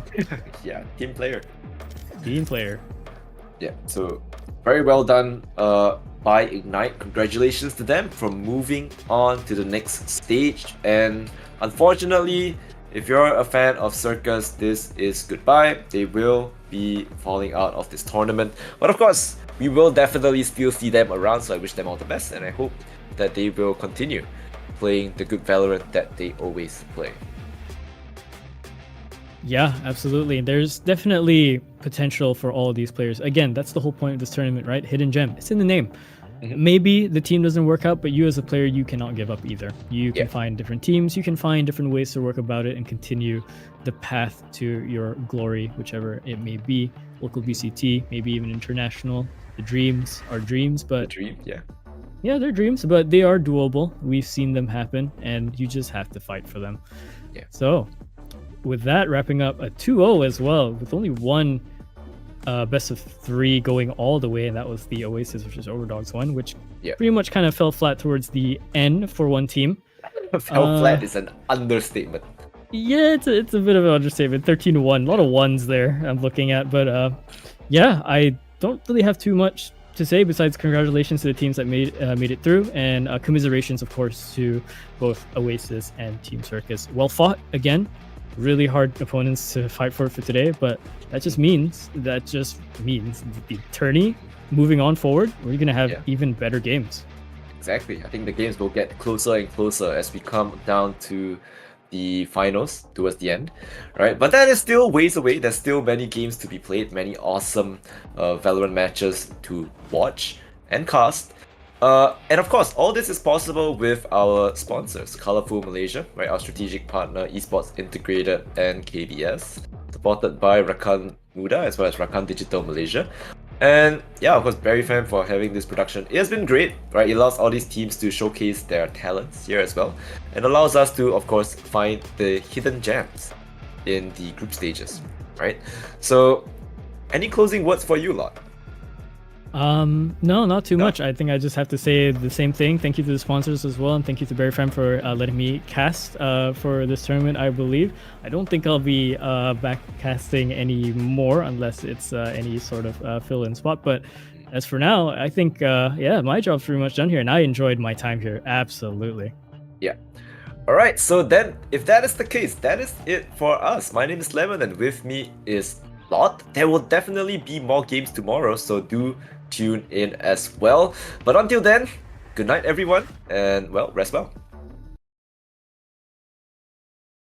That's why they call me undisputed. I'm breaking up another season. I've been up on my stats. Now would you look at that? Undefeated, locked and loaded, we about to go. Caught him with that left, I leave him tapped out on the floor. Sounding itchy, sticky, swishy, watch me bank a score. Up in the boat, I'm in the zone, yeah. Culture to fire the breath. King of the jungle and beat my chest. They say I'm posing the threat. Just like a pebble, I'm cutting the net. Ring on my finger, but yes. Like playing chess and I don't even sweat. That's what I call it finesse. That's what I call it finesse.